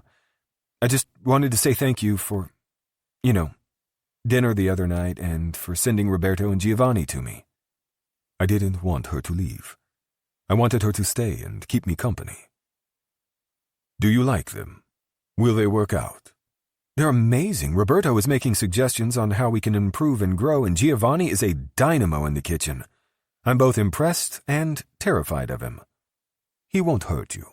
No, I know that. I mean, I'm terrified of getting in his way. It is your restaurant, Signorina. Do not let anyone intimidate you. Not even you? I fought a smile and looked into her eyes. I held up a bite of pasta for her. Do I intimidate you? Lowering her head, she accepted the bite. Yes, she said through a mouthful of pasta. Why? I was genuinely curious. I hadn't done anything but make her dinner and eat with her. She hadn't seen me at my worst, not even close. Your watch. My head snapped up. My watch? She covered her face with her hands. That sounds so stupid. I can't believe I said that. I glanced at the titanium watch on my wrist. A costly purchase, but I hardly ever thought about it. I used the accessory to tell time because I didn't always carry a phone. Explain. It's expensive and sexy. Sexy? My mind tripped over this word. I didn't know what to do, speech deserting me as the seconds ticked by. Women have been easily available to me since I was 14. There wasn't a time when I wanted one and couldn't have her. Until now. Fuck, it wasn't fair. I was drawn to this girl for some reason, even when I shouldn't be. And the feeling was reciprocated. In any other circumstance, I'd be angling to get her into a bed upstairs right now. But I couldn't. I took a long drink to clear my head. You think my watch is sexy? Is that crazy? It's just metal and gears, but somehow it's elegant and mature, like cufflinks or reading glasses. She wrinkled her nose. Ugh, ignore me. I'm going to go. My cuffs were rolled at the moment, and my glasses were in my office, but I wore all those things. She was out of her seat before I could stop her. Again, thanks for your help, Luca. I really appreciate it. There was so much I wanted to say, but my mind was a tangled mess. You're welcome, Valentina. She bumped into the stool, her arms flailing a bit as she lost her balance. I grabbed her wrist to steady her, and my fingers stroked her warm, soft skin for a few seconds before I let her go. Okay. Bye. She gave me an awkward wave and headed for the back door. Ciao, Bella, I said softly, not taking my eyes off her. She left, and I was alone. Dinner. She'd brought me food. I shook my head and studied my plate. She thought my watch was sexy. What was it about her? She was too young, too innocent, American. A girl I was using to lure out her father. Pursuing her would be the height of stupidity. And I was the boss. The world bowed to my whims, not the other way around. As my father liked to say, "Chi nasce lupo non muore agnello." He who is born a wolf does not die a lamb. I was tired of acting the part of a lamb with her. Hoping wine might improve the taste of the food, I rose, poured a glass, then sat back down. My mind started churning, examining, plotting. This wasn't complicated. The business with Valentina's father in Palmieri was separate from any physical relationship I might have with her. We would monitor the camera feeds at her house and restaurant for any sign of segreto, ready to grab him if he appeared. And there was a good chance we could get Niccolo out of prison before using her became necessary, and if I eventually needed to get her on a plane to Italy, I would have an easier time of it if she trusted me. There was nothing stopping me from having her. In fact, it might work to my advantage. I needed to think. I returned my attention to the chicken dish. She wanted me to eat it? Then I would eat it, even if it killed me. Chapter 7. Valentina. We were busy. Roberto and I worked together on a plan to hire new staff, rearrange the dining room, and update the decor. I also met with Giovanni to discuss his vision for the menu. He deferred to me, though I could tell he was more than capable of doing this job alone. Would probably do a better job, even. But this place was mine. I wasn't letting anyone take over. Like when Roberto wanted to remove my friends' wines from the wine list. Roberto argued New Yorkers could not produce a proper red table wine, but Maggie and I went to school together. Her family, the Fiorentinos, ran one of the biggest wineries in the Hudson Valley. We were leaving their wines on the wine list. Period. So when Roberto said that he had a surprise for me outside, I was instantly wary. I wasn't a fan of surprises. Roberto, what's going on? You will like this, Signorina. I wasn't so sure, but I followed him through the front door and out onto the walk. A large white delivery truck was parked at the curb. A guy was putting a ladder away in the back. What do you think? Roberto asked, pointing up. What the hell? No, wait. I blinked several times. The sign. The restaurant sign had been replaced. Not only that, the name of the restaurant had been replaced. Trattoria Rustica. I didn't know what to say. The sign was elegant and beautiful, eye-catching and classy, with black block serif letters on a white background. But it wasn't the old sign. The old sign had been there for as long as I could remember. It had a 1970s font and colors like the Italian flag. No doubt it went up when my grandfather opened the place. My tongue felt thick, emotions strangling my throat. I couldn't cry. It was stupid to be upset over a sign with its incorrect name and outdated font. God knew keeping the sign wouldn't bring my mother back. But I stood there, looking at this beautiful replacement, feeling like I'd failed, like I'd disappointed her. The ache in my chest multiplied, grief gathering like a wave, building and swirling inside me. I couldn't speak. I couldn't even move. Signorina, Roberto said, his eyes searching my face. We thought you would like it. I should. Any fool would be grateful for the upgrade. Anyone except me, apparently. Wait, we? Roberto hadn't made this decision alone, and immediately I knew who else was involved. There is no shame in accepting help from others when you need it. Damn it. Why did he do this? The old sign was perfectly fine, if not technically correct. It was one little letter. Who really cared? This restaurant was mine, my legacy, my link to my mother and her family, the generations of Montellas who lived in the Hudson Valley. And now it was transforming into something totally different, something unrecognizable, something I hadn't approved. Tears burned behind my eyelids. Jesus, was I going to cry over a sign? I dug my fingernails into my palms and tried to hold myself together. I felt brittle and helpless, a little girl trying to stay afloat in stormy waters. Signorina, Roberto tried again. say something. I couldn't. If I spoke, I feared that I would crumble onto the asphalt. A horn honked behind us, and I automatically turned. A familiar red pickup truck slowed at the curb, my friend Maggie behind the wheel. We'd chatted briefly last night as I caught her up on what was happening at the restaurant. "Look at this!" She pointed to the new sign as she came around the front of her truck.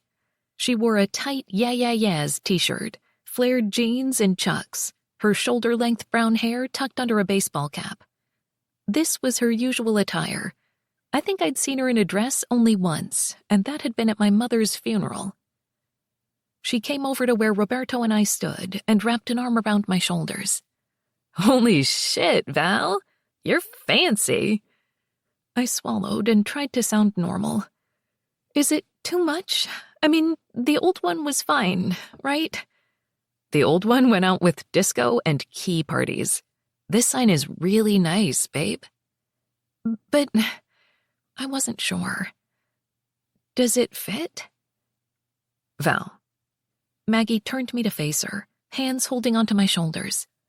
"You like things to stay the same. I get it, and I understand why. But you can't hold on to the past through signs and chicken parm." I felt my eyes starting to burn again. I stared at Maggie helplessly, but my friend was rock steady, as always. "I'm being silly." Her smile was kind. "No, but you are being given a gift that almost any restaurant owner would kill for, especially one who has worked as tirelessly as you have for the past few years. Embrace it. Change can be good for you." I sighed. "You're right. Of course I am. Now introduce me to your bespoke friend." Oh, I'd forgotten about Roberto. Wiping the edges of my eyes, I shifted to Maggie's side. "Roberto, meet a very good friend of mine, Maggie Fiorentino." Of the Fiorentino wines. "Yes." He inclined his head. Buongiorno, signorina. A pleasure. Maggie didn't crack a smile. "You're the one who thinks my red table wine sucks." "Margaret," I hissed. "You promised." Roberto seemed undaunted, his expression cool. I mean no disrespect, Signorina Fiorentino. But you don't like it. If I thought Roberto was too polite to quibble, I was dead wrong. He said, "There is no acidic backbone. Perhaps it is a personal preference." He shrugged, which somehow managed to come across as charming instead of asshole-ish. "I'll show you no backbone," she muttered under her breath, then turned and started for the truck. "Wait, where are you going?" I called. Was she leaving? "I'm grabbing the wine for book club." Oh, shit. I forgot about book club. That was tomorrow night. Book club? Roberto asked. "Yeah, it's the first Saturday night of every month. We always host it here. With everything going on, it totally slipped my mind." The restaurant is open on Saturday nights, no? "Yes, but we usually start around 9 after the dinner rush. Not that it matters tomorrow because we're still closed." With his wrinkled brow and flat expression, his disapproval was evident. Is this a good idea? The remodel is not yet complete. "It'll be fine. We hardly ever break anything." Roberto's olive skin lost its pallor, his eyes going wide, so I hurried to say, "I'm kidding. It's 6 or 7 women sitting around gossiping and drinking wine. And after this sign surprise, you and my secret investor owe me." He held up his palms. I will return inside, Signorina. There are more CVs to read through before our server interviews begin this afternoon. Roberto strode to the front door and disappeared into the restaurant. I shifted to look at the sign again. It wasn't terrible. It was actually nice.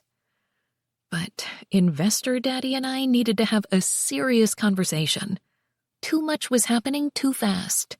New chef, new kitchen staff, a maitre d'. The restaurant my mother had loved and labored over, her legacy, my grandfather's legacy, was slipping away from me. I needed time to adjust. "Stop freaking out and help me with this wine." Maggie shoved a crate into my arms. I sighed and tried not to drop the crate. "I'm not freaking out." "Please, I know you and I know that look on your face. Come on, I don't want this wine to overheat and lose its acidic backbone." I laughed softly. I'm learning that Italians are snobs when it comes to food and wine. "Did Mr. Late Night Pasta teach you that?" I'd confessed the entire story of Luca's visit to the restaurant to Maggie. Twice, because she made me repeat it. Stop. Don't make up nicknames for him. Bad enough that I've already made up my own nicknames, and each had the word Daddy in it. We walked inside and stopped, our eyes needing a minute to adjust. "Holy shit," Maggie exclaimed. "Is this really your place?" I tried to see the changes through my friend's eyes. New coat of paint, new tall bar tables and chairs that Roberto found for a steal. The clutter was gone from the walls, and there were fewer dining tables, which made the place feel bigger, less cramped. "It's not finished," I said. "We've reached out to some local Hudson Valley artists for pieces to hang on the walls, and we hired guys to sand and stain the old wooden tables so they'll look like farm tables." "No more tablecloths?" "No more tablecloths." "Wow, this is major." I set the crate on a chair. "It's too much, isn't it?" "Are you kidding?" Maggie gaped as she looked around. "It's gorgeous. It's like a place you'd see in New York or Boston." "But will people want to eat here?" "Babe, the entire valley is talking about it. You're going to have lines around the block." I tucked my hair behind my ears. I didn't like everyone gossiping about me, even if it benefited the restaurant. "What are they saying?" "At first it was about Tony and Christina, but now that the jobs are posted, some people think you sold the restaurant to an investor group." That hit a little too close to home. "Why is he helping me?" I whispered, voicing my deepest fear to Maggie. Maggie walked closer so we wouldn't be overheard. "Why don't you ask him?" "Because I'm afraid of the answer." "Maybe he thinks you're a hot piece of ass and he has money to burn." She shrugged. "I wish some gorgeous Italian fairy godfather would show up at the vineyard and make all my problems go away." "What if he expected you to sleep with him in return?" "Then I would count myself super fucking lucky." The front door opened, and daylight cut across the entryway. I couldn't see his face, but it was a tall man wearing a suit, and my heart jumped in my chest. Every part of me went on high alert. Then the door closed, and I exhaled the breath I'd been holding. Mayor Lombardi, Christina's father. Shit. The mayor looked around, his gaze taking in the restaurant before finding me. The smile he gave didn't reach his eyes as he drew closer. His suit coat was unbuttoned, which meant I could see the way his two small dress shirts stretched across his middle. He wasn't heavy, but he wasn't trim, either. I knew he liked to eat, though, because he usually came in once a week when Christina was working. He never paid. "It's a privilege for you to have the mayor eat here, honey," he told me the first time I brought him a check, but always tipped his daughter with a few $100 bills. Regardless, I hated how he stared at me over his chicken piccata. He walked in like he had the right. "Hello, Val. I see you've been busy." "Hello, Mayor Lombardi. Sorry if you came for lunch, but we're closed." "I'm not here to eat." He nodded once at Maggie, then returned his stare to me. I'm here to talk about how you fired my daughter. Technically, Christina quit. I didn't bother to say it, though. And, he continued, you let her get involved with a member of your staff. He paused. I thought we were friends, Val. I could feel Maggie edge closer to my side. She never liked the mayor either. I'm not sure what you're talking about, I lied. It's the talk all over town. How you fired Christina and your chef because you discovered they'd been dating. Dating was a stretch. Something told me Tony wasn't taking the girl out to dinners and movies. That's not true, I offered. If something was going on between them, I didn't know. He slipped his hands into his trouser pockets. Margaret, do you mind if I speak to Val alone? Maggie didn't budge. Val? The mayor stared at me pointedly. I could feel all the things my friend wanted to say, but she had a business, a livelihood here. Pissing off the 4-time re-elected mayor wasn't wise, not if she wanted to keep it afloat. It's okay, Mags. Why don't you put the wine in the back? Maggie grabbed the wine off the chair and walked it into the kitchen. When the swinging door shut behind her, Mayor Lombardi edged closer. Val, my daughter is only 17. This employee of yours was 26. The age of consent in New York is 17. No laws were broken. The lines around his eyes deepened as he squinted at me. You're right, of course, but I expected you to look after her when I asked for her to work here. You broke your promise to me. I'm sorry. I had no idea it was happening. If I had, I would have put a stop to it. He studied me like he was looking for flaws, a police detective waiting for a suspect to crack. I held firm, though. He couldn't prove anything. After an excruciating moment, he relaxed and chuckled. The laugh sounded forced. Kids, I guess. What are you gonna do? I attempted a smile, but my face felt awkward, stiff. He took a tiny step back, but his gaze darted to my chest before he looked around the dining room. Now, Val, I see you've been doing some remodeling, including a new sign outside. I assume you went through the proper channels and such forth with permits. My stomach dropped, but I knew the laws. I didn't think we needed a permit. We aren't doing anything structural or moving any electrical or gas lines. Well, oftentimes these things are up to the discretion of City Hall. I'll tell you what, I'll have someone from the Department of Buildings come down here tomorrow and we'll sort this all out. This was because of his daughter. I was certain of it. That isn't necessary. The building code, Val. He moved in, closer than he was before. There's no need to argue, honey. It might just be a small fine after we fill out some paperwork. Paperwork took eons here. I haven't done anything wrong. Well, that's not for me to say. He cocked his head. But maybe we could talk about it, if you like. At dinner tomorrow, maybe. I know a great place over in Woodstock. Woodstock was almost an hour away. Eating there meant he didn't want anyone, namely his wife, to see us together, and this wasn't a business dinner. A wave of revulsion went through me. Everything inside me wanted to say no. But I thought about Roberto and Giovanni, Maggie and her wines, my mother, my grandfather, book club, this stupid sign out front. I couldn't afford for him to shut me down or fine me. My finances were stretched to the brink as it was, thanks to the renovations, new salaries, and being closed this week. I needed every penny left of my mother's life insurance. One dinner. You can do it, if it means reopening on time. I had to say yes. Except the words wouldn't come. I willed my lips to work. Say it, Val. How hard was it to agree to one measly meal? Still, the silence stretched. I heard the slap of the kitchen door behind me. Buongiorno, signore. Roberto called loudly. and relief flooded me. Had Maggie sent him out here? Instantly, Mayor Lombardi took a step back, but his eyes remained locked with mine for another beat.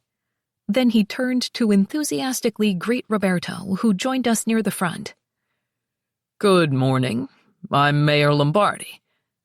Mayor, Roberto offered his hand smoothly. How nice to finally meet you. I am Signore Ferrara, the business manager for Signorina Montella. The two men shook hands. I dragged in a deep breath, willing myself to calm down. I didn't like the feeling of being rescued, of not being able to handle the mayor on my own, but at least this bought me some time. I could figure out how to deal with the mayor's threats later. The place looks great, the mayor said to Roberto. Very impressive. Grazie, signore. We are pleased with the results. You will come in when we reopen, no? Of course. I eat here all the time, don't I, Val? He glanced at me meaningfully, so I nodded. Yep. Va bene, Roberto said. Was there something we can help you with, signore? I could give you a tour of the place, if you like. No, that's not necessary. It seems like you have everything well in hand here. I need to get back to the office. He plucked his sunglasses out of his coat pocket. We'll catch up later, Val. Yes? Of course. He turned and walked out, disappearing out the front door. When the wood closed and we were alone, Roberto studied me carefully. Was he giving you trouble, signorina? His daughter used to work here. She was sleeping with my chef, which I didn't know until the night I fired him. Ah, he blames you. How did you guess? I raked my fingernails across my scalp, then adjusted my ponytail. It's fine. I'll deal with him later. What does this mean? Deal with him? He says we need permits. I waved my hand. Paperwork, but I can't let him delay the reopening or fine us, so I'll talk to him. Do not go near him alone, signorina. My mother would say he is un lupo, capisce? A wolf. I didn't respond. I knew he was right, but what choice did I have? This was my problem, and I would fix it. Is that creeper gone? Maggie called from a crack in the kitchen door. Is it safe to come out? Yes, I said. I assume you sent Roberto out here. Yeah. You think I'd trust that man alone with you? I rubbed my eyes, despite my mascara. It was that kind of day. Is it too early to start drinking? No, Maggie said, while Roberto said, yes, at the same time. Maggie threw her arm around me. Come on, let's find our acidic backbone and open a bottle over lunch. Chapter 8. Luca. Pulling out a burner phone, I dialed Sergio. I needed an update. My brothers were sweating one of our informants tonight, trying to get information on Niccolo, and it was taking too fucking long. Sergio answered my call right away. Pronto? What have you learned? Ciao, fratello, he said. Nothing. This guy doesn't know anything. Cazzo. I slapped a palm on the desk. Ebenetti does not disappear like this. Someone would be bragging about the arrest or the hit. I know, which is why it's strange. But there's no sign of him at all. If Niccolo is being held, no one is saying where. And he's still not picking up his mobile. No. I could hear my own brothers, Dante and Enrico, the youngest brothers, laughing in the background. I ground my back teeth together. Those two treated the Mafia life like a big party. Murder, booze, drugs, women. They loved the money and the power. At least Sergio took things seriously. Allora, are you getting her on a plane? Sergio asked. Or are you still thinking her father shows up? I want to give it a few days. If Segreto's close, he'll learn I'm here and show up. How do you know? My gut. We took this very seriously in my world. Instinct kept us alive, so we'd learned to trust it. And if he doesn't? You'll get her on a plane? If we don't find Niccolo, then yes. But I'm still not certain we aren't being played. Just as long as you're prepared. I swiveled my chair to stare through the window out to the river. The soothing view did nothing to ease the irritation I felt. And why wouldn't I be prepared to do whatever is necessary for the family? I'm not saying you won't, he paused. I hear she brought you dinner. Fuck these gossiping men. I changed topics. Did you speak to Gabriele? I did. I told him women think men who drive cars like that have small dicks. A grin tugged at my mouth. And he cancelled the order with the dealership. Thank Christ. Grazie, Sergio. I appreciate all you're doing while I'm away. You'd do the same for any of us. And I love my nephews, the little fucks. He told me to hold on, then yelled. You too! Make yourselves useful, go help with the cleanup. Ah, so the informant was dead. We'd need to find another to replace him when I returned home. Anything else? I asked my brother. Rossi called earlier. Wanted an update on the girl. Interesting that he hadn't called me. And what did you tell him? I lied and said you hadn't found her yet. Good. Don't tell him shit until I figure all of this out. Okay, but turning over Segreto's daughter buys us time. Maybe. But I don't like helping the GDF on a maybe. I want facts. Sergio didn't say anything. His silence waited with judgment. I gripped the burner phone tighter. Do you have something to say, fratello? Are you fucking her? That is none of your fucking business.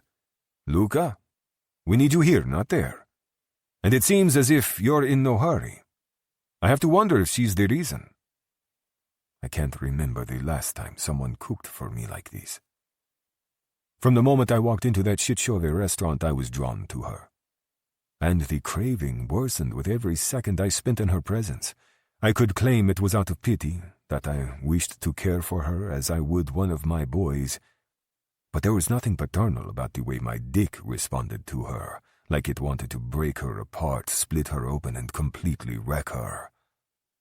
And if I did decide to fuck her, no one had a right to say a word. I was the Don, the head of our family. I didn't owe answers to anyone. I don't need to explain myself to you. Come on, Luca, this is me. Stop trying to bullshit me. Brother or not, he was pissing me off. This is family business, fratello. And I am the head of the family. This means I make the rules. Leave the girl and New York to me. Capisce? Is that how it is? Si, certo. If you learn anything, bring me right away. I disconnected, then broke the burner apart with my hands, plastic snapping as I destroyed it. A knock sound. Prego, I snarled. Aldo appeared, and I could tell right away something was wrong. What is it? Roberto rang me. I guess the mayor stopped by the restaurant and scared the shit out of Valentina. Something about his daughter getting fired. He's taking it out on Valentina, claiming permits weren't filed for the renovations and saying he's going to shut her down. I guess she was really freaked. He what? Then the mayor suggested he and Valentina have dinner to discuss it. There is a thing that happens when I get very angry. I get quiet. The complete opposite of our father, who would shout and scream his head off about every little thing. I always swore that when I took over, I would never act like a raving madman. So I absorbed the fury and let it sink in, let it fester inside me like an infected wound, corroding and destroying. I used it as fuel to make decisions, plot retribution that no normal person would dare to carry out. The mayor was a dead man. I waited in the dark.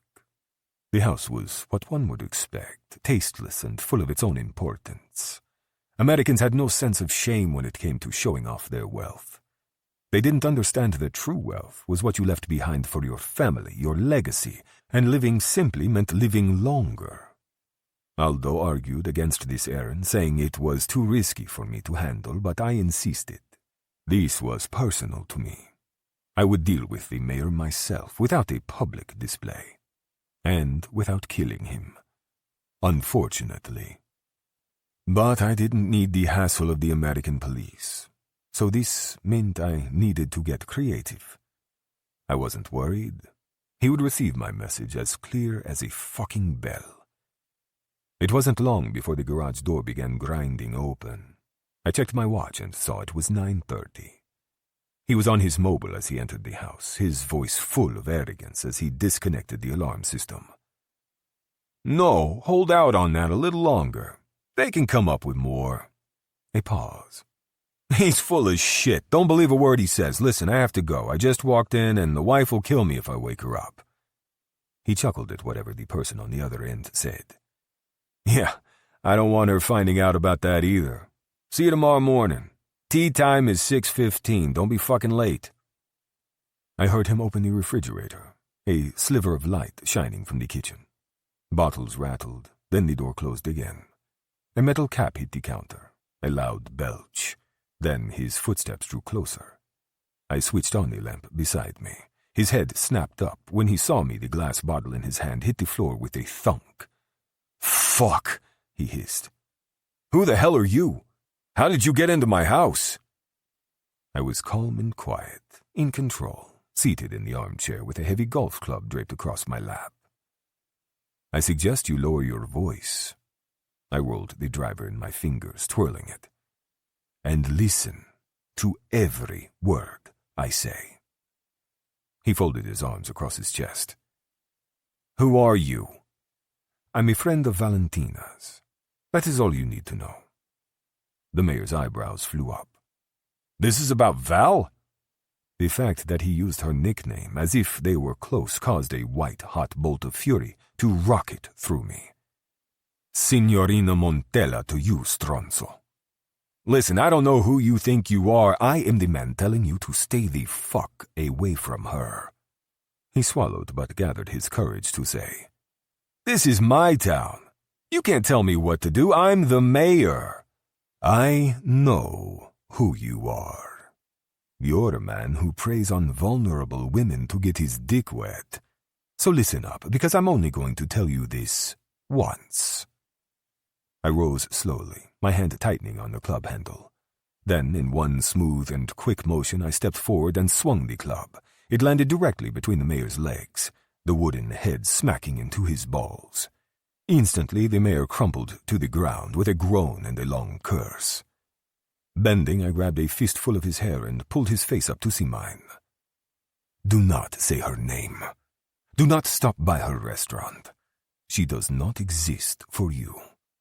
Am I making myself understood?" The mayor's face was pale, his eyes glazed with pain, but he was wise enough to nod. Letting him go, I straightened and snapped the club in half, then threw the pieces on the carpet. "She doesn't need any fucking permits. And she won't pay any fines or suck your tiny, pathetic dick. If you try that shit again, I'll do more than break your balls. Capisce?" I started for the front door. Just as I reached the hall, the mayor wheezed. "How did you get past my alarm system?" I snorted. Did he honestly think a cheap alarm system would stop someone like me? "I'm like a ghost, and I'm always watching." Without another word, I opened the front door and disappeared into the night. Chapter 9. Valentina. "Signorina," Roberto said quietly after he pulled me aside. "I don't like this." I looked around to see what was wrong. At the moment, young men crowded the bar to order beers and well drinks, and my book club ladies were under control. For the first time in a few days, the trattoria had money coming in. What is it? What's the problem? "We are understaffed, and I'm not sure letting in all these young men was wise, with everyone drinking and no food being served." He trailed off, but I understood, and I didn't mind. It was nice to have someone looking out for me and my friends. "It's okay. We can order cars for anyone who seems intoxicated." Roberto's face made it clear I had misunderstood. "These men are hanging around and waiting. and I am concerned about the reason for it. Ah, now I got it. Well, book club night has become a little bit of a pickup spot in Paisano. There aren't many in this town, so everyone has learned to make the most of it. Mamma mia. He dragged a hand down his face and muttered to himself in Italian. What did you say? I asked. I wish I had hired more staff to help. I don't like feeling responsible for you and your friends. You're not responsible, and I've known these guys my entire life. They're harmless. Everyone will behave themselves. Still. He frowned in the direction of the crowded bar. I would feel better if we asked these gentlemen to leave. No, you can't. We need the bar revenue. And if the guys leave, my friends will want to leave too. Valentina, he said, along with a heavy sigh. This is asking for trouble. It'll be fine. We'll order cars for everyone at the end of the night so no one drives home. Please, Roberto, this is the first book club where I've been able to sit and hang out. Normally I'm running around during dinner service. Let me enjoy just one. He threw up his hands and returned to the bar, where he was helping our one bartender serve drinks. Yes, we probably should have hired more staff, but I wanted to keep the overhead low tonight. Our finances needed all the help they could get. When I returned to the table, Sam leaned over. What is Mr. Fancy Pants upset about? He doesn't like all the guys hanging out in the bar, drinking and waiting for book club to end. Did you explain how it's the only time some of us get laid in this town? In a roundabout way, yes. Don't worry, I didn't take away your dick parade. She snickered and sipped more wine. If only. Can you imagine? Wrapped with little streamers and balloons? Yes, I can only imagine, I grumbled. Most women my age had loads of sexual experience, but I felt like I was miles behind everyone else. Oh, Val, I'm sorry. I forgot. She bumped my shoulder. Look at them over there. It's easy. Just pick one and start talking to him. The rest will take care of itself. Maggie, who sat on my other side, turned at Sam's advice. Are we trying to get Val some action tonight? Yes, Sam said. At the same time, I said no. It's a waste of time, Sam, Maggie said. These guys aren't old enough or Italian enough. Oh, fuck off, I said, and tried to hide my smile behind another sip of wine. Why are you grinning? Sam asked. What happened? I couldn't hold it in any longer. I'd been dying to tell them. I took dinner up to the Portofino mansion, I whispered. No, you did not, Sam exclaimed, while Maggie said, Holy shit. This got the attention of the entire table. I didn't want to share this story wide, so I led the conversation in a different direction. When everyone ignored us again, I said, I took Luca chicken parm, and it was your idea, I said accusingly to Sam. Maggie held out her fist to Sam, and the two fist bumped. So then what happened? Did he profess his love after he tasted it? Sam asked, because I swear I would marry that dish if it were socially acceptable. No, he did not. I don't think he even liked it. Maggie's mouth fell open. Bullshit. I don't believe it. Everyone loves that chicken parm. I went to drink more wine, then realized my glass was empty. Was this my second or third glass? I couldn't be sure, so I refilled it with some Fiorentino rosé. Well, he didn't. He shared a few bites of it with me. Sam clasped her hands together and put them under her chin. Like Lady and the Tramp style? What? You know, with the spaghetti. Come on, everyone has seen that movie. Yeah, when they were 5, Maggie said. Let's get back to this intimate dinner. She ignored the roll of my eyes and kept going. What happened next? Nothing. I made an excuse and left. Silence followed my statement, and they both stared at me in disbelief. You left, Maggie repeated.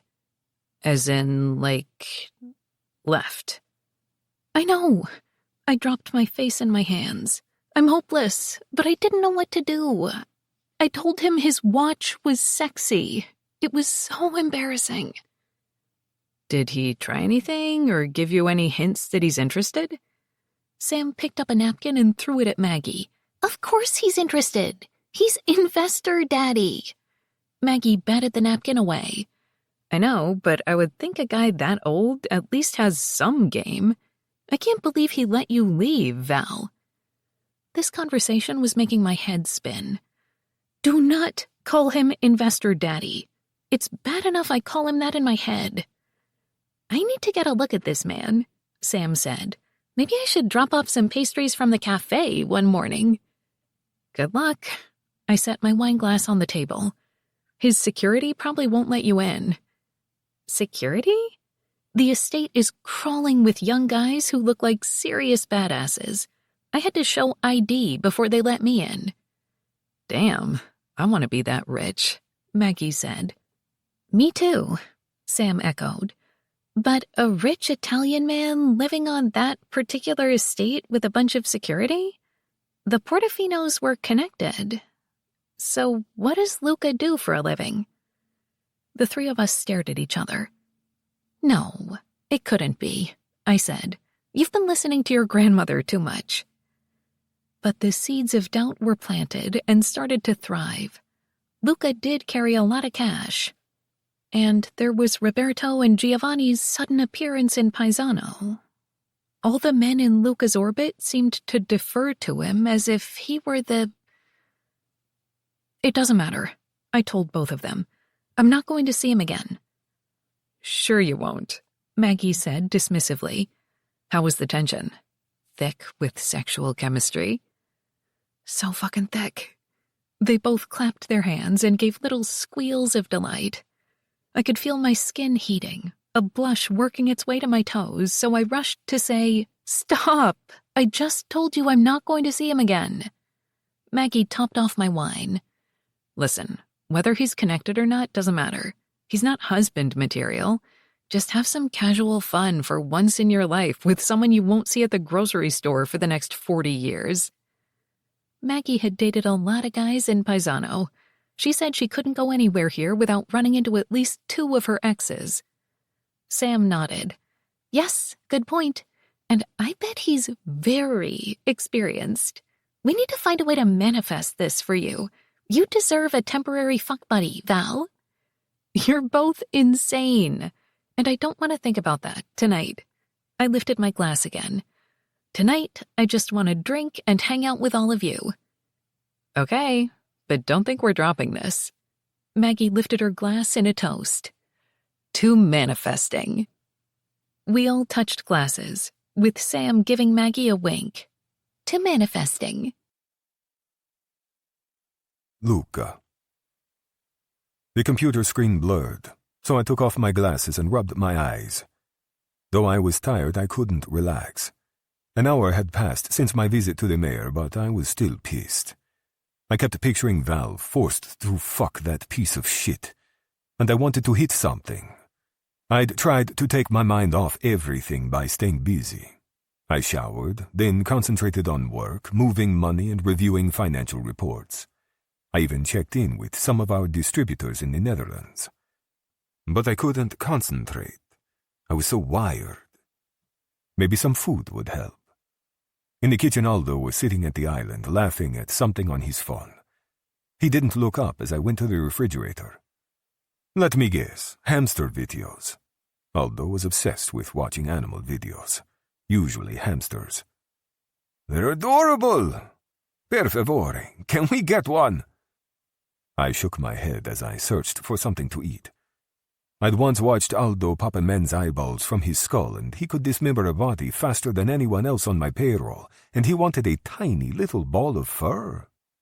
Pronto, I heard him say, answering his phone. I took the mortadella and cheese from the fridge. I missed my housekeeper, Cantanzaro. She made the best sandwiches.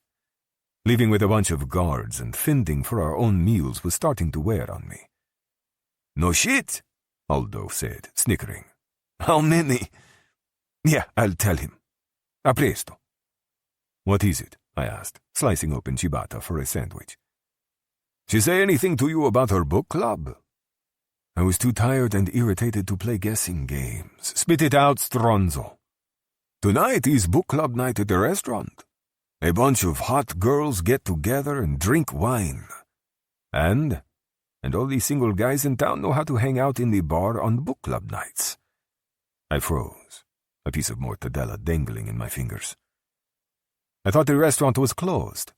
"Restaurant, yes. Bar, no. Valentina insisted on opening it tonight, so they could recoup some of the lost revenue. It's one of her biggest money-making nights of the month," she told Roberto. I fucking bet. Hot girls, wine, single guys. No doubt the men were hoping to take one of the drunk women home. I pictured Valentina, helpless, trapped in a car with some man who didn't care if she were willing or not. My gut cramped and a red mist coated my brain like a thick layer of paint. Cazzo! I dropped the meat on the counter. "I need to get over there." "Do you want to change first?" Aldo asked, getting off his stool. I wore a t-shirt and jeans, not my usual public attire. This was what I wore around the house. "There's no time, andiamo." Aldo grabbed the keys from a bowl near the garage door. Soon, we were speeding toward town in one of the 2 cars I'd rented. During the ride, I called Roberto and told him under no circumstances was Valentina allowed to leave before I arrived. There was a lot of noise in the background, but he said he understood. The drive seemed to take forever. The restaurant's parking lot was full of pickup trucks and SUVs, but we didn't bother looking for a space, Aldo parked in the fire lane right in front of the restaurant. I got out and strode toward the door. Voices carried out onto the sidewalk, mostly feminine laughter. A siren's song for every horny college-aged boy in town. What in the hell was she thinking? Throwing open the door, I went in. My gaze surveyed the place in one sweep. At a large round table sat 10 beautiful young women, all dressed up, laughing and drinking. The bar was crammed with over a dozen men of all ages, beer bottles in hand, lurking and talking quietly. A sporting event was on the screens, but the men were more interested in the table of women. I found her, and my heart stopped. Que figa que le, mamma mia, so fucking hot. Her dark hair was slicked back and pulled back into a high ponytail, accenting her face. The dramatic makeup she wore made her look older, more sophisticated, and her lips were painted a bright red. My dick twitched as I thought about those red lips nibbling on the head of my cock. Why such effort? Was she hoping to take a man home? It didn't matter. I wasn't letting anyone take advantage of her, not while I could prevent it. I walked over to the bar. There was no use making a scene and disrupting the girls' fun, which would piss Valentina off. I would handle this quietly. I went to the cluster of young men at the end of the bar. 3 of the 4 wore baseball caps turned backwards. Several curious gazes met mine. I spoke softly so they had to lean in to hear. "Get the fuck out. The bar is now closed." They didn't speak for a long second, each sizing me up. Then one grew brave enough to say, "We're not leaving, bro. It's book club night." I put my hand on his shoulder and squeezed hard. When he winced and tried to pull away, I only gripped harder, forcing my thumb behind his collarbone. "You are leaving now, and you are taking your friends with you. Because if you don't, I'm going to knock out every single one of your teeth. Bro." "Jesus, okay, let me fucking go." I released him and gestured to the door. "Leave. Now." "I'm not paying my tab, asshole," one of them grumbled as he put his beer bottle on the bar. Did he think I cared? "Get the fuck out." The group shuffled out the front door. I continued working my way down the bar through the other clusters of men, telling each the same thing. Nothing overly dramatic or violent, but I made it clear that leaving was in their best interest. They complained, clearly disappointed to miss out on drunk pussy, but the groups steadily trickled outside. Only one man gave me resistance. So I bent his pinky finger back until it almost broke, and he quickly left. "Hey, What the fuck? The bartender watched the last group of customers disappear. They still owe me on their tabs. How much? $1,000 at least. And you let them leave without paying. I withdrew a money clip from my pocket and peeled off $2,000. There, now get out. You're done for the night. But I'm supposed to... I put my hands on the bar, leaned over, and gave him a look that had caused grown men to piss themselves. Fuck off, before I remember that you were helping these assholes prey on drunk women. Because if I remember, I might be tempted to slam your face into the mirror behind you. Capisce? Paling, he untied his apron, took the money, and disappeared into the kitchen. I exhaled, turned, and leaned my back against the bar. The room had gone deathly silent. All the book club ladies were staring at me with their mouths agape, including Valentina. Holy shit, one of the women said under her breath. I tilted my head in greeting. Buenos sera, signorina. Luca. Valentina stood, and I got a full view of her. She wore a tight sweater that showed off her tits and black pants that hugged her hips. I was momentarily distracted until she tried to take a step forward and stumbled. Whoa, she chuckled, putting her hand on the table to steady herself. In a flash, I was by her side, taking her elbow and helping her back into her chair. Valentina, sit down. Did he just call Valentina? One of the women loudly whispered to another. My God, that accent. Val, shouldn't you introduce us? I ignored all the voices and concentrated on Valentina. There were a dozen bottles of wine on the table, but no food or books. Here, drink these. I handed her a glass of water. No more wine. She rolled her eyes. Yes, Luca. Dio, that attitude. It made me want to fuck her and spank her and bend her to my will. Val, this isn't... Two of the young women exchanged worried glances. Is this your father? No, Val sounded horrified. God, no. This is Mr. DeMarco. Oh, now I get it, said a woman, who looked at Valentina and mouthed, Investor, Daddy. Madre di Dio. I dragged a hand over my jaw and willed my body to calm down. My dick would be half hard if I let this continue. Get your things, I told Val. I'm taking you home. No, I have to stay and lock up. She was weaving in her chair. Shit, the room is spinning. I didn't hesitate. I needed to get her out of here and help sober her up. Bending, I slipped my arm under her knees and put the other behind her back. I lifted her easily and threw her arms around my neck. Oh, my God, one of the women said, but I was focused on Valentina. Luca, what are you doing? Put me down! She contrasted this order by resting her head in the crook of my neck. You smell so good. Some of the women laughed, and I'd heard enough. We didn't need an audience any longer. Roberto was hurrying across the dining room. We began a rapid exchange of Italian, with me telling him to hire cars to see the other women home. He apologized for calling me, but I reassured him it had been the right thing to do. I promised to talk to him tomorrow. While this was going on, Valentina passed out in my arms.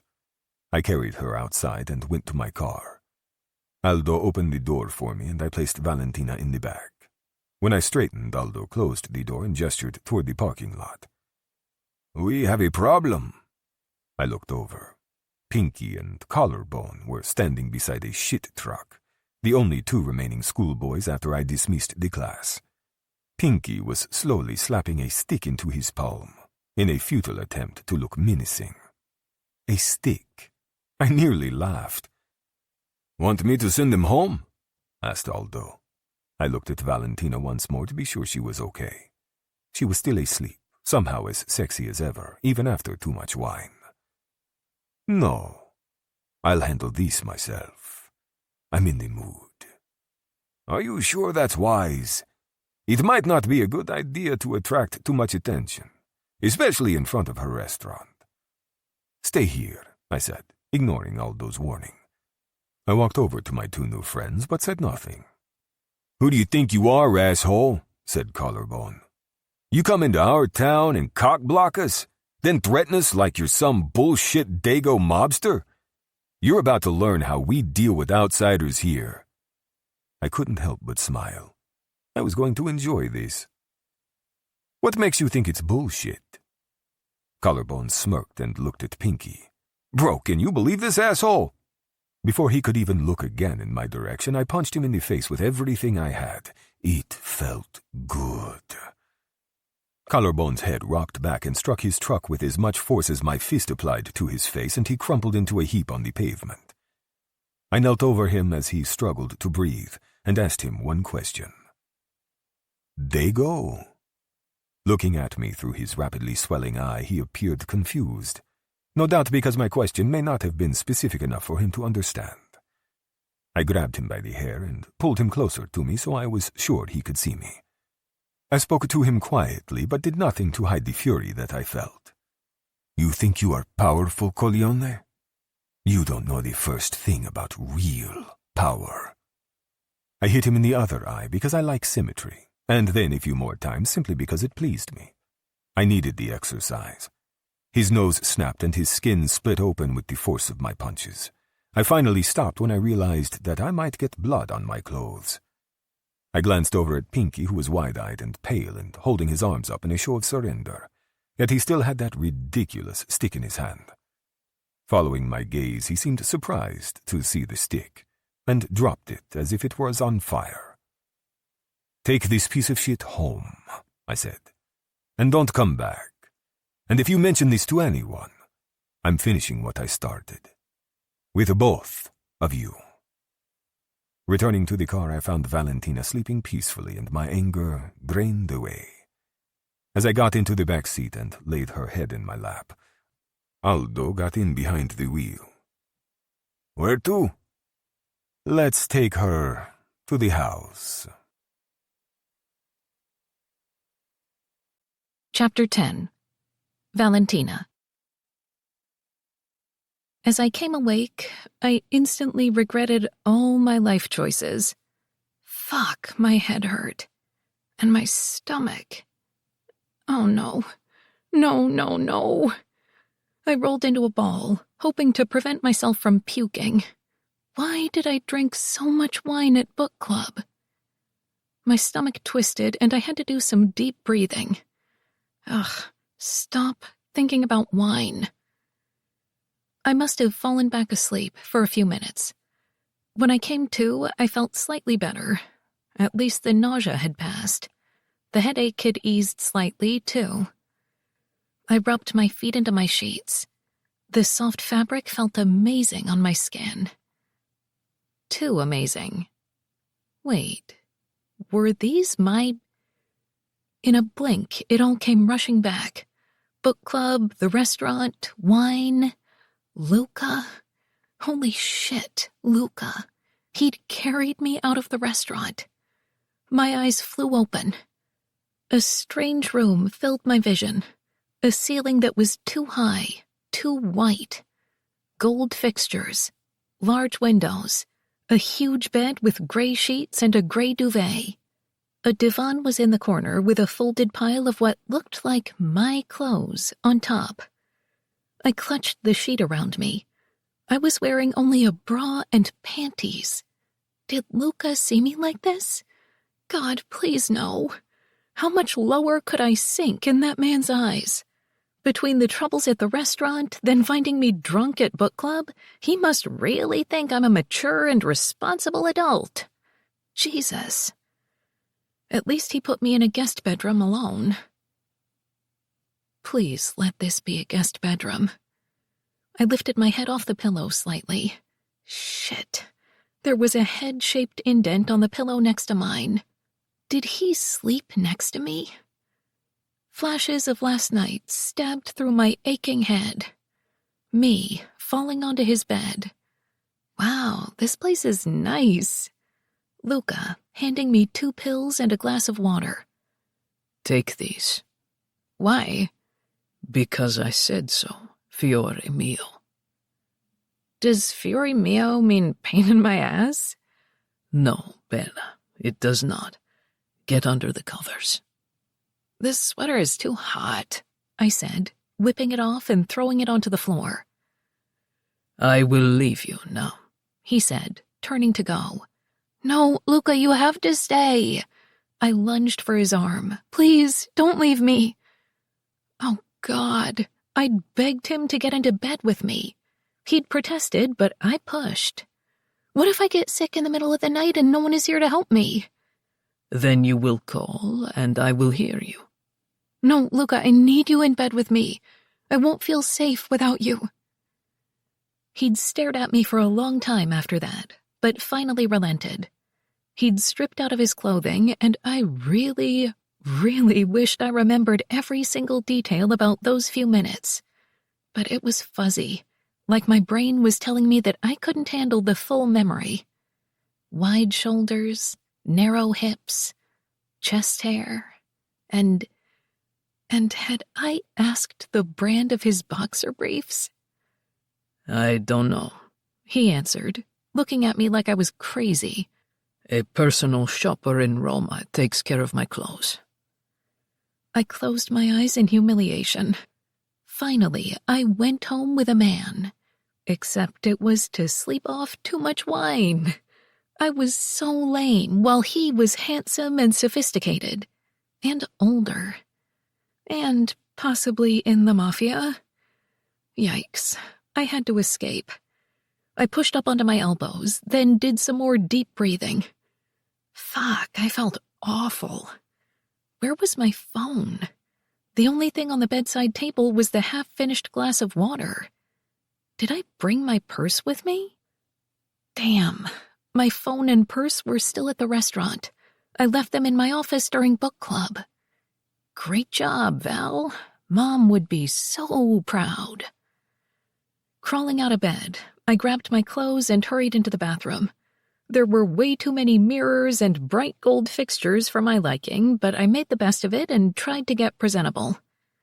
There was a new toothbrush waiting for me, which made me feel even worse. This was obviously something Luca did a lot, while this was my first time going home with a man. And I could hardly remember any of it. Had we? No. I instantly knew nothing had happened. There were no marks on me. No aches or pains.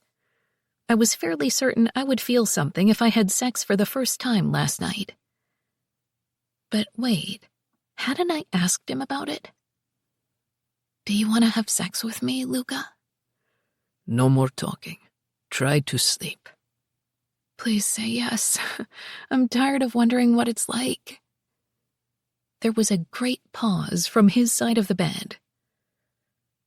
"A man like me would ruin a woman like you. Stay far away from me, fiore mio." Oh, God. Just when I thought I couldn't feel worse. I placed my palms on the marble countertop and closed my eyes. He must think I'm a complete idiot. I had to get out of here, now. A minute later, I was back in the bedroom, searching for my shoes. I couldn't find them. Maybe they were downstairs? I ventured along the upstairs hall, desperate to find someone to give me a ride home. I checked all the rooms, but the second floor was empty. I went downstairs, but the house was deathly silent, not a soul around. Where were all those security guards from the other night? "Ciao, signorina." I jumped at the deep voice and spun around to find Luca's guard. I remembered him from the night I brought over dinner. Relief filled me. Now I could leave and never see this place or any of its inhabitants ever again. "Oh, hey, I'm so glad to see you. Can I trouble you for a ride home?" He frowned. "Come, Signore Di Marco awaits." "No, that's not necessary. I'm sure he's busy. I'd rather—" Waving me toward a pair of French doors, he began speaking in rapid Italian, which I didn't understand. Did this man not speak much English? I tried again. "No, please, I need to get home." He kept gesturing toward me, walking backward, and I knew a lost cause when I saw one. This man worked for Luca, so there'd be no getting around seeing his boss. Resigned, I followed. "Okay, but just for a minute. I really have to go." Va bene, andiamo. He led me through the dining room and out through another set of doors, where we ended up on a gorgeous terrace. Just beyond was a rolling green lawn and the river moving slowly in the distance. It was the perfect view. Except for someone with a hangover. I shielded my eyes and tried to breathe through the pain in my head. A chair scraped on stone. Ah, there you are. Luca came toward me, a black t-shirt stretched across his chest. Light, loose pajama bottoms covered his lower half, and his feet were bare. I couldn't help but study his long feet, which were the same olive skin tone as the rest of him. In general, feet were gross, but Luca's feet? Totally sexy. "Do you want to have sex with me, Luca?" I looked away. This man did not want me, probably because I was constantly making a fool of myself in his presence. Now I was ogling him like I had the right. I needed to pull it together. I apologize for being undressed. He lifted my face in his hands and kissed my cheeks. He smelled like coffee and mint. Softly, he said, Buongiorno, Valentina. God, that accent. If I weren't so miserable, I would have melted into a puddle on the floor. Hi. Come, sit. Have something to eat.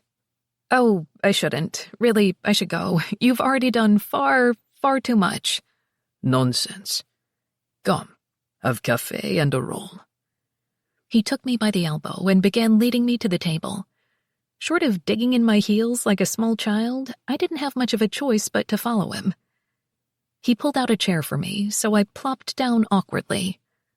Luca walked over to his seat and gracefully lowered himself down. Aldo will bring you a cappuccino.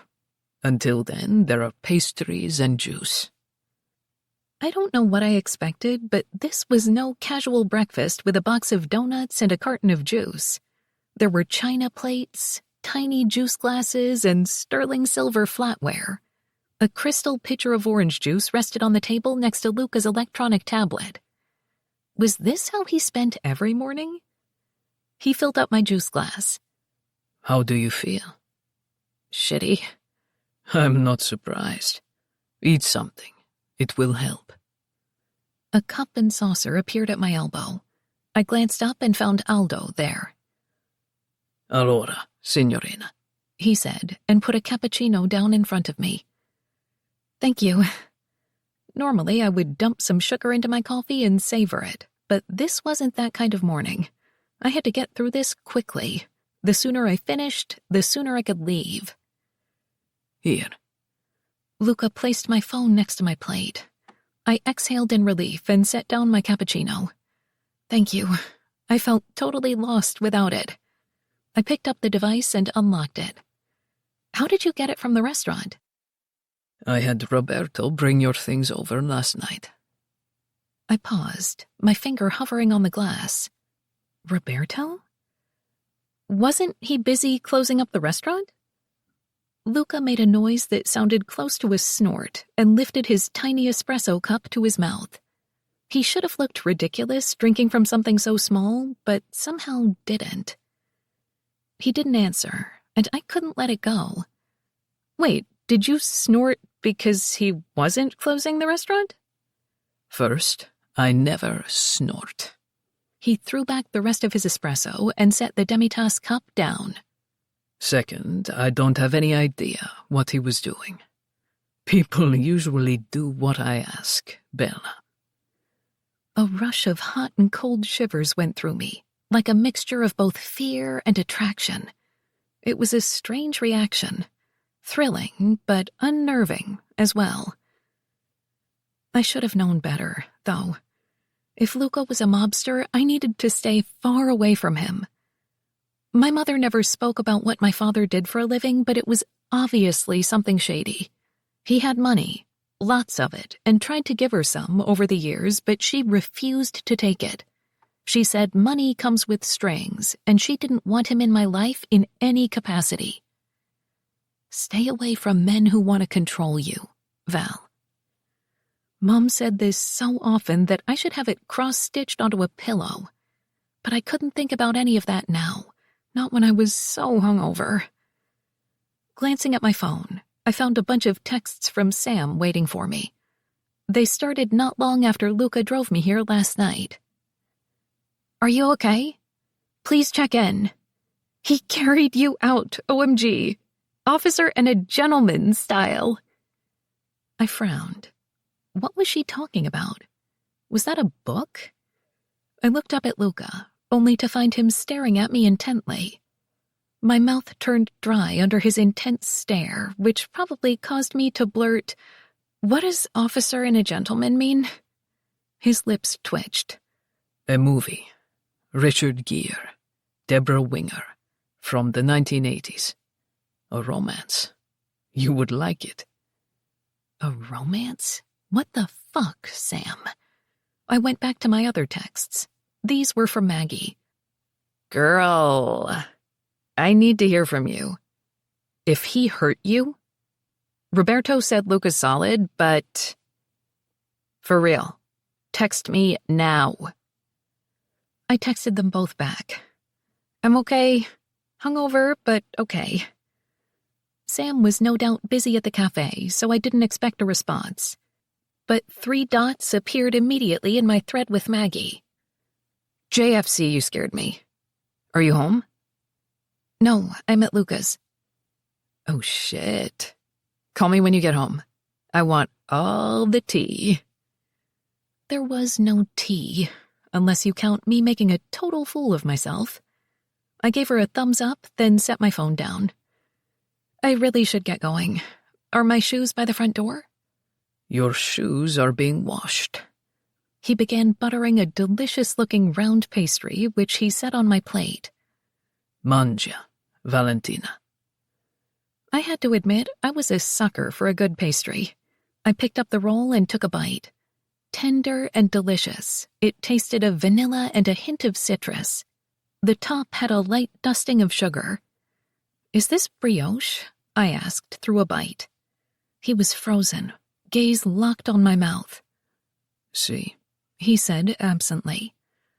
"Brioche à tête." Did I have food on my face? I wiped my mouth with a napkin and tried to get us back on track. "Wait, why are my shoes being washed?" "Because you vomited on them last night." The roll fell from my hand and landed on the plate with a thud. Oh my God. Closing my eyes, I muttered, "I'm so sorry. I'm giving up wine, I swear." Nonsense. Wine is one of life's greatest pleasures. But you need to drink less of it at one time. I couldn't look him in the eye. This elegant, gorgeous man had watched me vomit last night. On my shoes. And I had no memory of it whatsoever. I sent up a prayer that the terrace would open up and swallow me whole. "Please tell me I didn't puke in your house." No, you vomited outside, as I was helping you out of the car. The way he said it caused my head to snap up.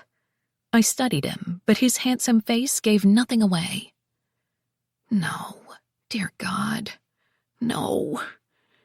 If you tell me I puked on you, I will literally jump into that river and disappear. Then I guess I won't tell you. I propped my elbows on the table and dropped my head into my hands. Holy shit. How could I ever look at him again? I puked on him. It was mortifying. He chuckled. Do not look so ashamed, Bella. Now you and Gabriele have vomited on me. It's an honor. Honor? I scooted back and stood. I really need to go. I have to get to the restaurant, but I need to shower first. He waved his hand. I informed Roberto that you would not be in today, so relax. Finish your breakfast. No, I exhaled heavily. Thank you for all of this, but I need to get home. I reached for my phone. I'd order a car to come and pick me up. I'll drive you. He placed his napkin on the table and rose out of his chair. Let me dress first. It's okay. I'll order a car. His hand suddenly covered my phone, lowering it. Valentina. He waited, still and quiet, so I glanced up at him. His intense, dark stare sucked me in, trapped me. He stood so close that I could see his morning scruff, the long lashes framing his eyelids, and I had no desire to move away. Instead, every beat of my heart urged me closer. His fingers swept across my jaw, then brushed the hair back off my face. It was done so tenderly, so sweetly, that I actually felt my insides quiver. Then his big hand cupped the back of my neck to hold me in place, and the heat from his large body sank into my bones. It was like we were in our own little bubble, and the resistance melted clean out of my body. I probably would have agreed to anything right then, as long as he kept staring at me like this. His deep voice turned soft, seductive. Let me take care of you. Let me drive you home. Va bene. Okay, I whispered. He didn't release me right away. Instead, his fingers pressed into my skin, tightening. It wasn't painful or intimidating. No, this had the opposite effect. I felt safe, precious, like I mattered. It almost seemed as if he was holding on to me because he didn't want to let go. Then it was over. He blinked, and the moment was broken. Releasing me, he stepped back, his face wiped clean of any emotion. Aldo will bring you more cappuccino, he said on his way to the terrace doors. I'll only be a minute. Luca. I was fucked. As we drove back to the mansion after dropping Val off, I knew this like I knew my own name. I need you in bed with me.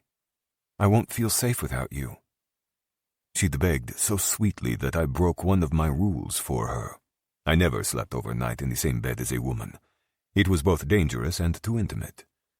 Yet I'd climbed into bed with Val and actually slept. Do you want to have sex with me, Luca? Please say yes. I'm tired of wondering what it's like. Madre de Dio, a virgin. I should be strung up and shot for the things I want to do to her. Check your phone. Aldo's eyes met mine in the rearview mirror. Leo's trying to reach you. I unlocked my phone and didn't bother reading the messages. I hit a button and rang my oldest son. He picked up right away. Papa, he's missing. I could hear the worry in Leonardo's voice. Who? Gabby. I froze, phone to my ear. Explain. We've been looking for him all day. He disappeared overnight. How could Gabriele disappear? The boys were never alone, guarded almost at all times. Have you checked, Papa? He interrupted. I've checked everywhere. No one has seen him, and his cars are here. My chest squeezed so hard that I couldn't breathe. Was this something to do with Segreto? Had Palmieri taken my youngest boy? Or was it one of my countless enemies? The edges of my vision wavered, my mind reeling. It was my greatest fear as a father, that I would fail to keep one of my children safe. But the guards were supposed to keep an eye on both boys, so what the fuck happened? I would skin someone alive for this. I heard talking. It was Aldo, so I glared at him, but he was grinning into the mirror, speaking to someone on his mobile. What did he have to be so fucking happy about? I returned my attention to Leonardo. Who was the last person to see him? He was at the club with some of the boys. Cameras show him leaving with a guard around midnight. I wasn't surprised Leonardo had pulled security footage. My boy was so smart. My mind raced as we pulled up to the gate. I would need to get on a plane immediately. There was no time to lose. Instead of waving us through, one of the guards approached the car. That was odd. Aldo lowered the car window and rested an arm on the frame. "Que cosa?" he asked the guard. "Papa, are you still there?" Leonardo asked in my ear. "Yes," I answered. "I'll be on the jet within the hour." The guard was saying to Aldo, "They just showed up. We didn't know what to do." Someone was here? Who showed up? I barked. What is going on there? Leonardo said in my ear. Gabriele is here, Don Benetti, the guard said, peeking into the back seat at me. Inside, he arrived about 10 minutes ago. What the fuck? Leonardo shouted, obviously overhearing. I clenched my jaw hard. Cazzo madre de Dio, Gabriele was here in New York. Relief and anger warred inside me. My fingers squeezed the glass and metal rectangle in my hand. Gabriele has been found, I gritted out as Aldo started up the drive.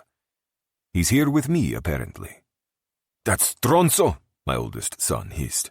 I thought he was dead. He might still be. When I get through with him, I said softly. We will speak later. I rang off, then tapped my mobile absently on my leg. The stupidity, the sheer recklessness. If I had done something like this, my father would have beat the shit out of me. He brought a guard with him, Aldo said from the front seat. They flew private under an assumed name. He did it smart. You knew? I found out a minute before you did. Don't be too hard on him. You know how 16-year-old boys are. No, I didn't. Because at 16, I did everything my father told me, never daring to take a step out of line. He'd been cruel and ruthless, determined to mold his oldest boy into a powerful Don. I locked all that away as the car pulled up to the front door. I got out and tore up the steps. The entry was empty, just the usual dry fountain surrounded by gold cherubs. Gabriele, I called. Where the fuck are you? Ciao, Papa. My youngest son appeared at the top of the stairs, a wide smile on his face. One of the soldiers was with him, and his downcast expression told me he was smart enough to be worried. I pointed at the soldier. I will deal with you later. To my son, I said, get in my office. Now. Papa, Gabriele said with a heavy sigh as he came down the steps. Don't be angry with Toto. I didn't give him a choice. I didn't want to hear it. At the very least, the soldier should have informed Sergio with what was going on. Follow me, I said, and started to my office. I was furious.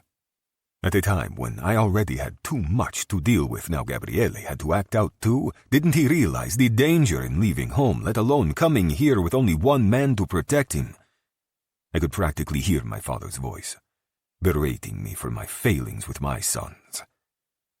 You're too soft on him. They'll never be able to handle the responsibility after you're gone. I held open the office door. Gabriele strode through, his sullen expression telling me he was unhappy with how this was playing out, which was too fucking bad. He was young and immature. He didn't understand the responsibility of being a Benetti. But he would. I watched him settle into a chair. Whereas Leonardo looked more like his mother, my younger son was exactly like me at that age, tall and lanky. His wavy hair flopped over his forehead and down into his eyes. He was a pussy magnet, and he knew it. The guards often complained about Gabriele's prolific sex life, saying he fucked anything with a pair of teats. I kept hoping he would find a mistress or a girl like Leonardo, but Gabriele seemed determined to fuck the entire region. I walked across the room and took my rightful seat behind the desk. Explain yourself. Don't be mad. I came here because I know Niccolo is missing. I want to help find him. No one should be discussing Niccolo in the presence of my sons. I was trying to distance them from this. What are you talking about? Allora, Papa, I'm not stupid. Leo and I both know what is going on. Merda. My boys were close with Niccolo, and I didn't want him involved.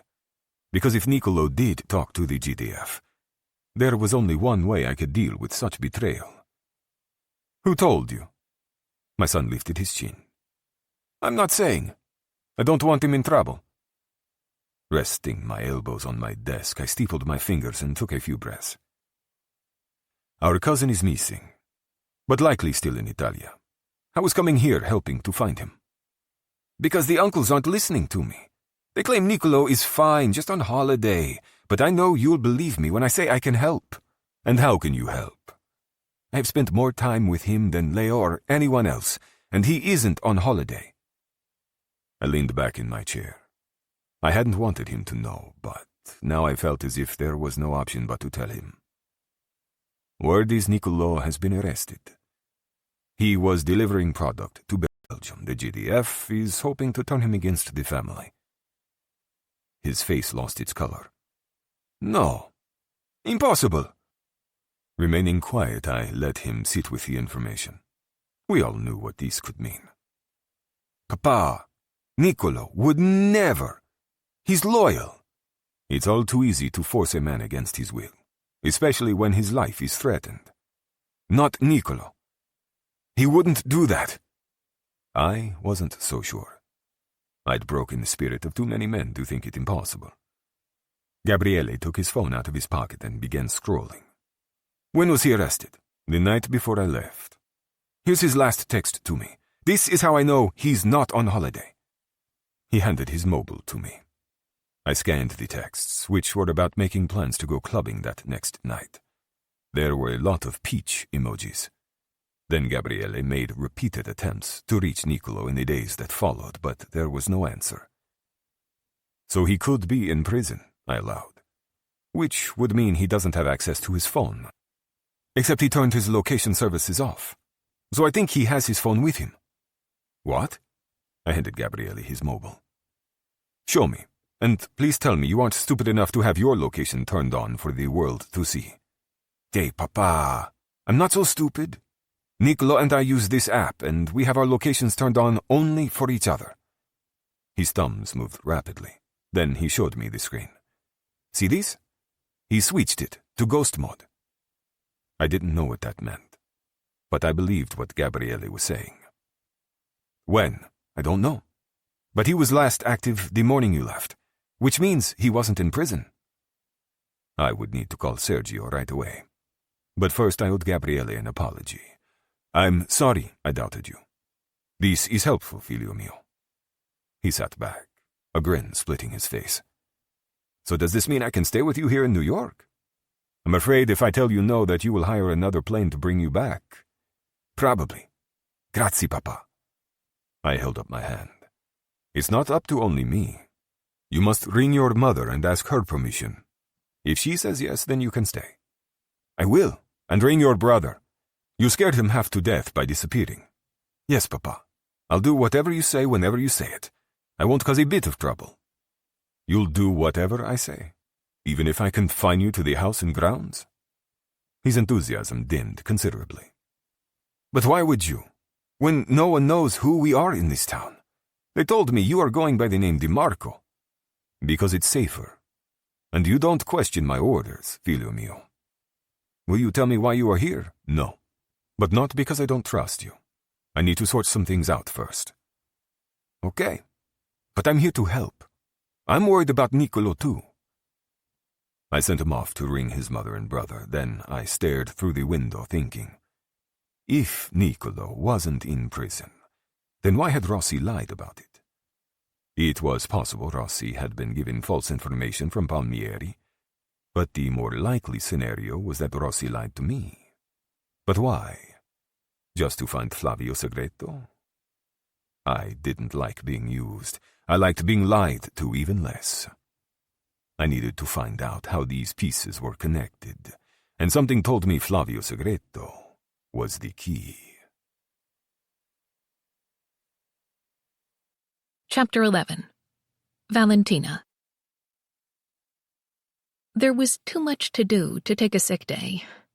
After Luca dropped me off, I forced myself to get ready for work, nibbling on crackers and sipping ginger ale the entire time. Of course, I looked up what fiore mio meant as soon as I got home.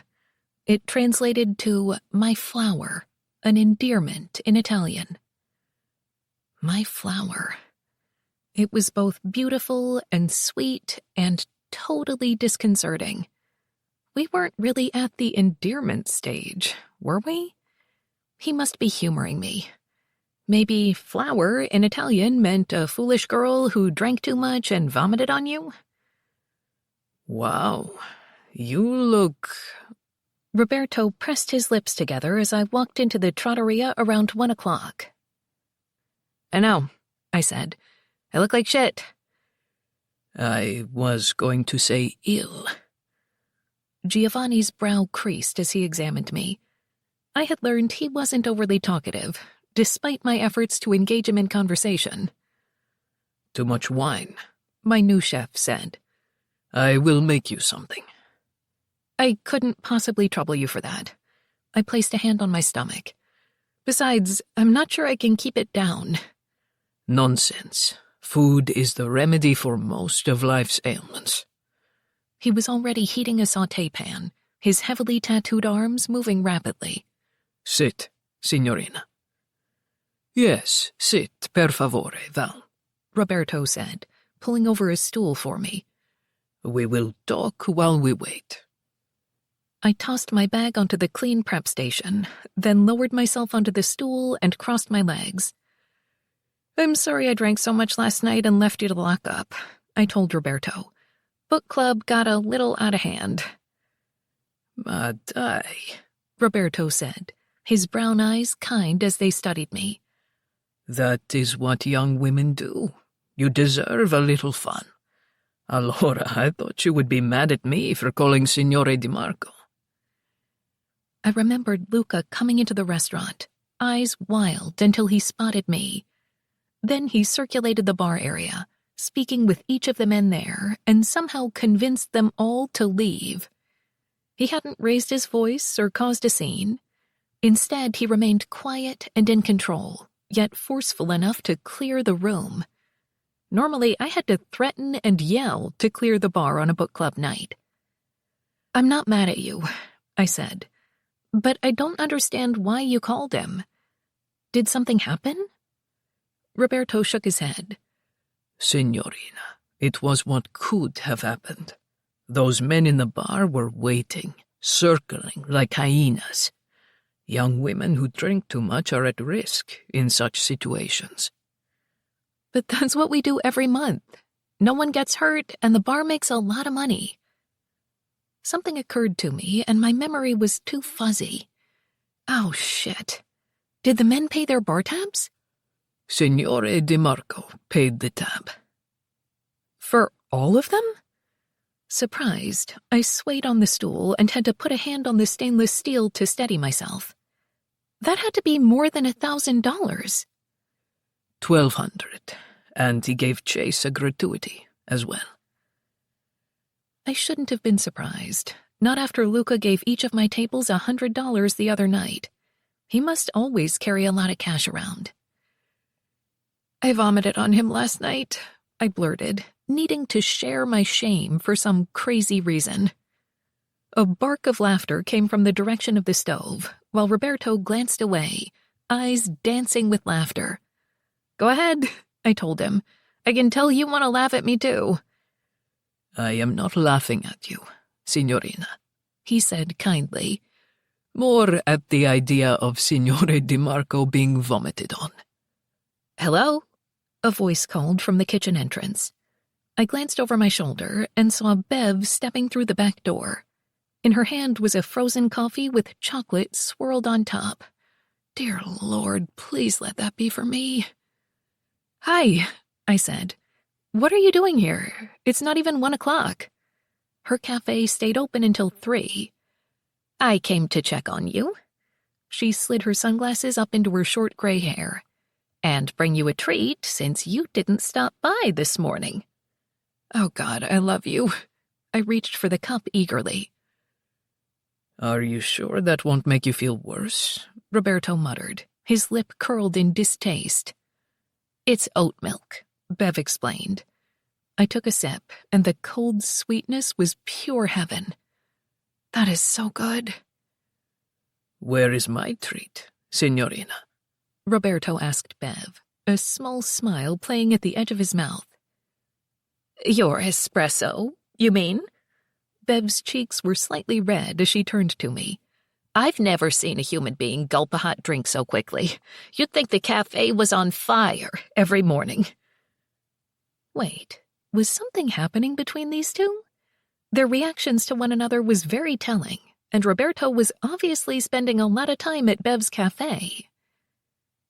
Every morning? I asked him, lifting my eyebrow meaningfully. He tilted his head in the direction of the dining room. Just until the men install the new espresso machine. Speaking of, how are the renovations going? Bev asked, regaining my attention. I hesitated. With Mayor Lombardi threatening to drown me in paperwork, I had no idea how long this could take.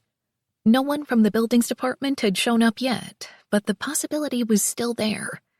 I needed to deal with him soon, and the thought caused my stomach to turn over. Setting my coffee drink on the pass, I said, "There may be some issue with permits." Roberto made a dismissive sound. There will be no issue, signorina. The confidence in his tone gave me pause. How do you know? Did the mayor say something to you? Of course not. He waved his hand. Ignore me. How could I, when it seemed as if he knew more than I did? What aren't you telling me? Nothing, but I know how these men full of self-importance are, signorina. They are bullies. He will back down, te lo prometo. Roberto's gaze was shifty, evasive. I was about to press him for information when Bev said, "Well, the mayor won't be bothering you today.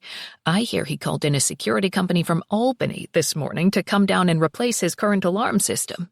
There are 4 or 5 vans outside his house." I wonder why. I reached for my coffee drink. It's not like anyone would dare to break into the mayor's house. I couldn't say. Bev shrugged. But you can bet I'll find out. I didn't doubt it. No one was better connected in town. Bev knew all the good gossip. Let me know what you learn. The aroma from whatever Giovanni was cooking filled the kitchen and my stomach rumbled. That smells amazing, I called over to him. I know, he said simply.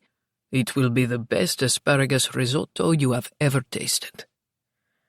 I didn't doubt it.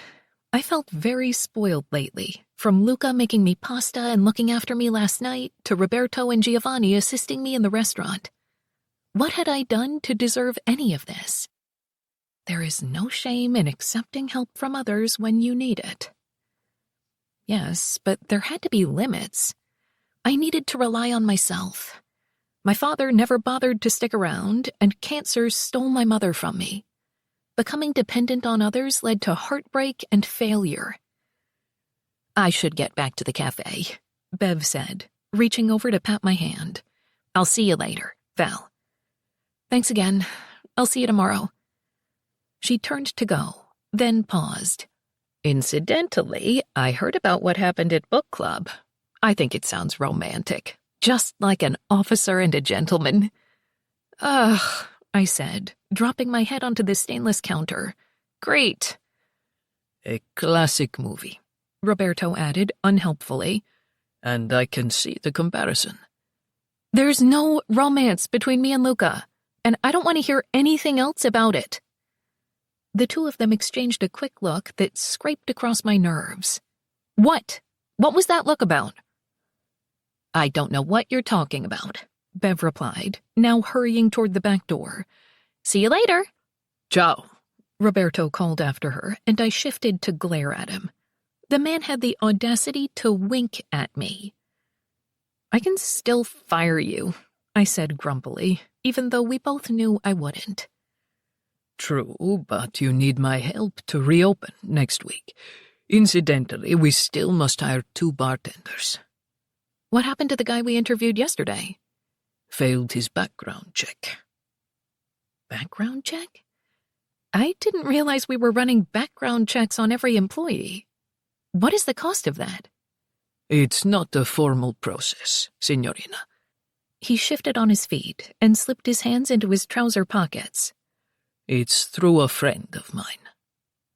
Roberto's response was cagey and telling. I spoke very clearly, saying, "Is this friend Luca?" Not exactly. Huh.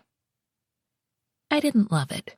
The sign, covering bar tabs, background checks, not to mention whatever happened with Mayor Lombardi. I made a mental note to take all of this up with Luca at my first opportunity. Except it would need to wait because Giovanni set the risotto in front of me. I scooped up a bite and blew on it to cool it down. When I put it in my mouth, I almost died. Oh my God, this is the best thing I've ever eaten. Thank you, Giovanni. Better than chicken parm, I heard him mutter under his breath. Except for chicken parm, I shot back. He shook his head, but he was smiling as he returned to the stove. Roberto stuck around as I ate, so I figured it was a good time to catch up. Have we seen an invoice from the construction guys yet? I needed to work on finances today. My mother's life insurance was covering these renovations, but I had to be careful. I didn't have much left. We needed to open soon. No, Roberto said. I haven't received one. Is John out there? I asked, referring to the head of the construction company. I'll just go ask him. I put down my spoon and rose. Wait, signorina, Roberto said, but I was already through the door. The workers were replacing light fixtures when I went into the dining room. Hey, is John around? They pointed to the bar. I peered over the top and saw John working on installing a new water line. Hi, John, have a minute? Sure, Val. He screwed in some plumbing pieces, then dried off his hands. What's up? I'm wondering if you have an invoice ready for me. I'd like to pay some of what I owe now rather than waiting until the end. I don't have one drawn up yet, but I think you owe $500. 500? That doesn't make sense. The estimate was $8,000. Why was it so cheap? The prices went down. By $7,500? I looked over at Roberto. Did you know about this? Roberto shook his head. No, it's the first I'm hearing of it. John rose and shifted on his feet. Well, you've been doing this on your own for a long time, Val, with your mom dying and everything. Sometimes we all need a little help, and there's no shame in accepting it. The words. They were too close. And the price drop was too drastic, too convenient. Alarm bells went off inside my head, my heart kicking hard in my chest. I looked at my contractor. John, on the life of your little brother Daniel, who I used to babysit, tell me the truth. Is Mr. DeMarco paying the difference? There was a long pause. Come on, Val. Don't make me swear on my brother. That was enough confirmation for me. I'll be back, I told Roberto. I have an errand to run. Luca. She's at the gate. I looked up from my laptop. There was no need to ask who Aldo meant. Roberto called me the second an angry Valentina departed from the restaurant. Want me to turn her away? Aldo asked, then took a bite of the apple in his hand. No, I might as well get it over with. Should I bring her in here? I considered this. Gabriele was somewhere on the estate, and I preferred that my son not run into Valentina. Best to have this conversation in private. Yes. Aldo left, and the numbers on my screen blurred in front of me. My concentration fogged. I'd been thinking about her all day. How she pressed up against me in bed last night with those soft and lush curves, her breath warming my skin. It had been a struggle to get up this morning, leaving her to sleep, when all I wanted to do was feed my cock into her pussy. A knock sounded. Dai, entra, I called. Aldo held open the door and Valentina sailed into the room. She was flushed, hair pulled into a high ponytail, her eyes wild and angry. She wore a dress that looked like a men's shirt, and it pulled across her chest, as well as showed off long, tanned legs. Fuck, she was gorgeous. My heart raced in my chest, pumping like I'd been jogging, while my skin sizzled with awareness. Aldo shut the door and left us alone. I tried to keep my voice even. I hadn't expected to see you again so soon, Fiore mio. She pointed at me, gaze narrowing. Do not call me that. I know what it means. Now I was confused. This upsets you, this endearment. We are not at the endearment stage. I barely know you, which is why I'm here." She folded her arms across her chest, which only brought my attention to her spectacular tits. "Stop meddling with my restaurant." "Meddling? Don't play stupid, Luca. The sign and the background checks?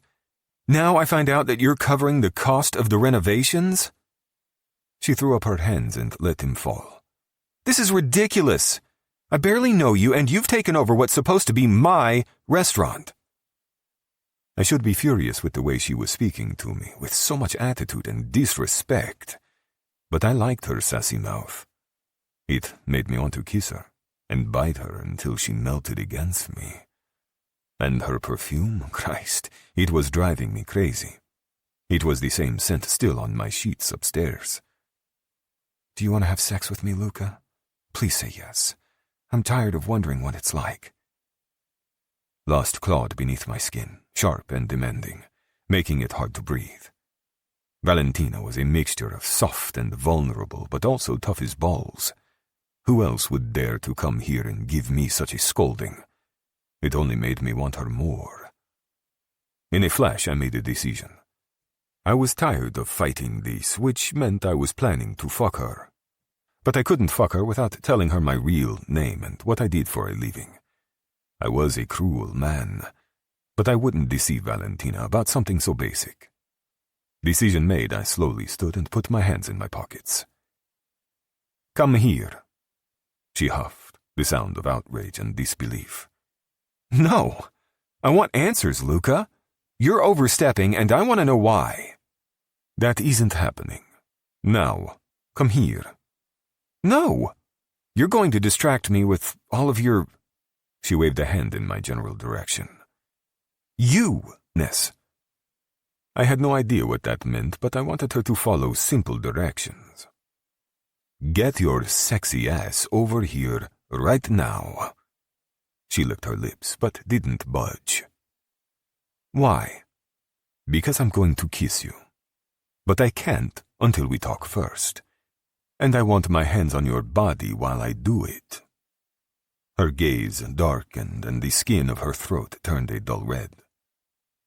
"You're supposed to ask first," she said in a breathy voice. "Haven't you heard about consent?" Madre de Dio, this girl got my dick hard. "Now, fiore mio." "Wait." Shaking her head, she put up her palms. "This is all happening too fast." No, it wasn't. This was taking fucking forever. I usually had the patience of a saint, but this girl was testing all of my limits. I edged out from behind the desk and stalked toward her. She lifted her shoulders but didn't move, just watched my approach with hooded eyes that told me all I needed to know. She was nervous but excited, curious but hesitant, eager but shy. I vowed right then to make this so good for her. As I closed the distance between us, the muffled thump of my shoes on the carpet was the only sound in the room.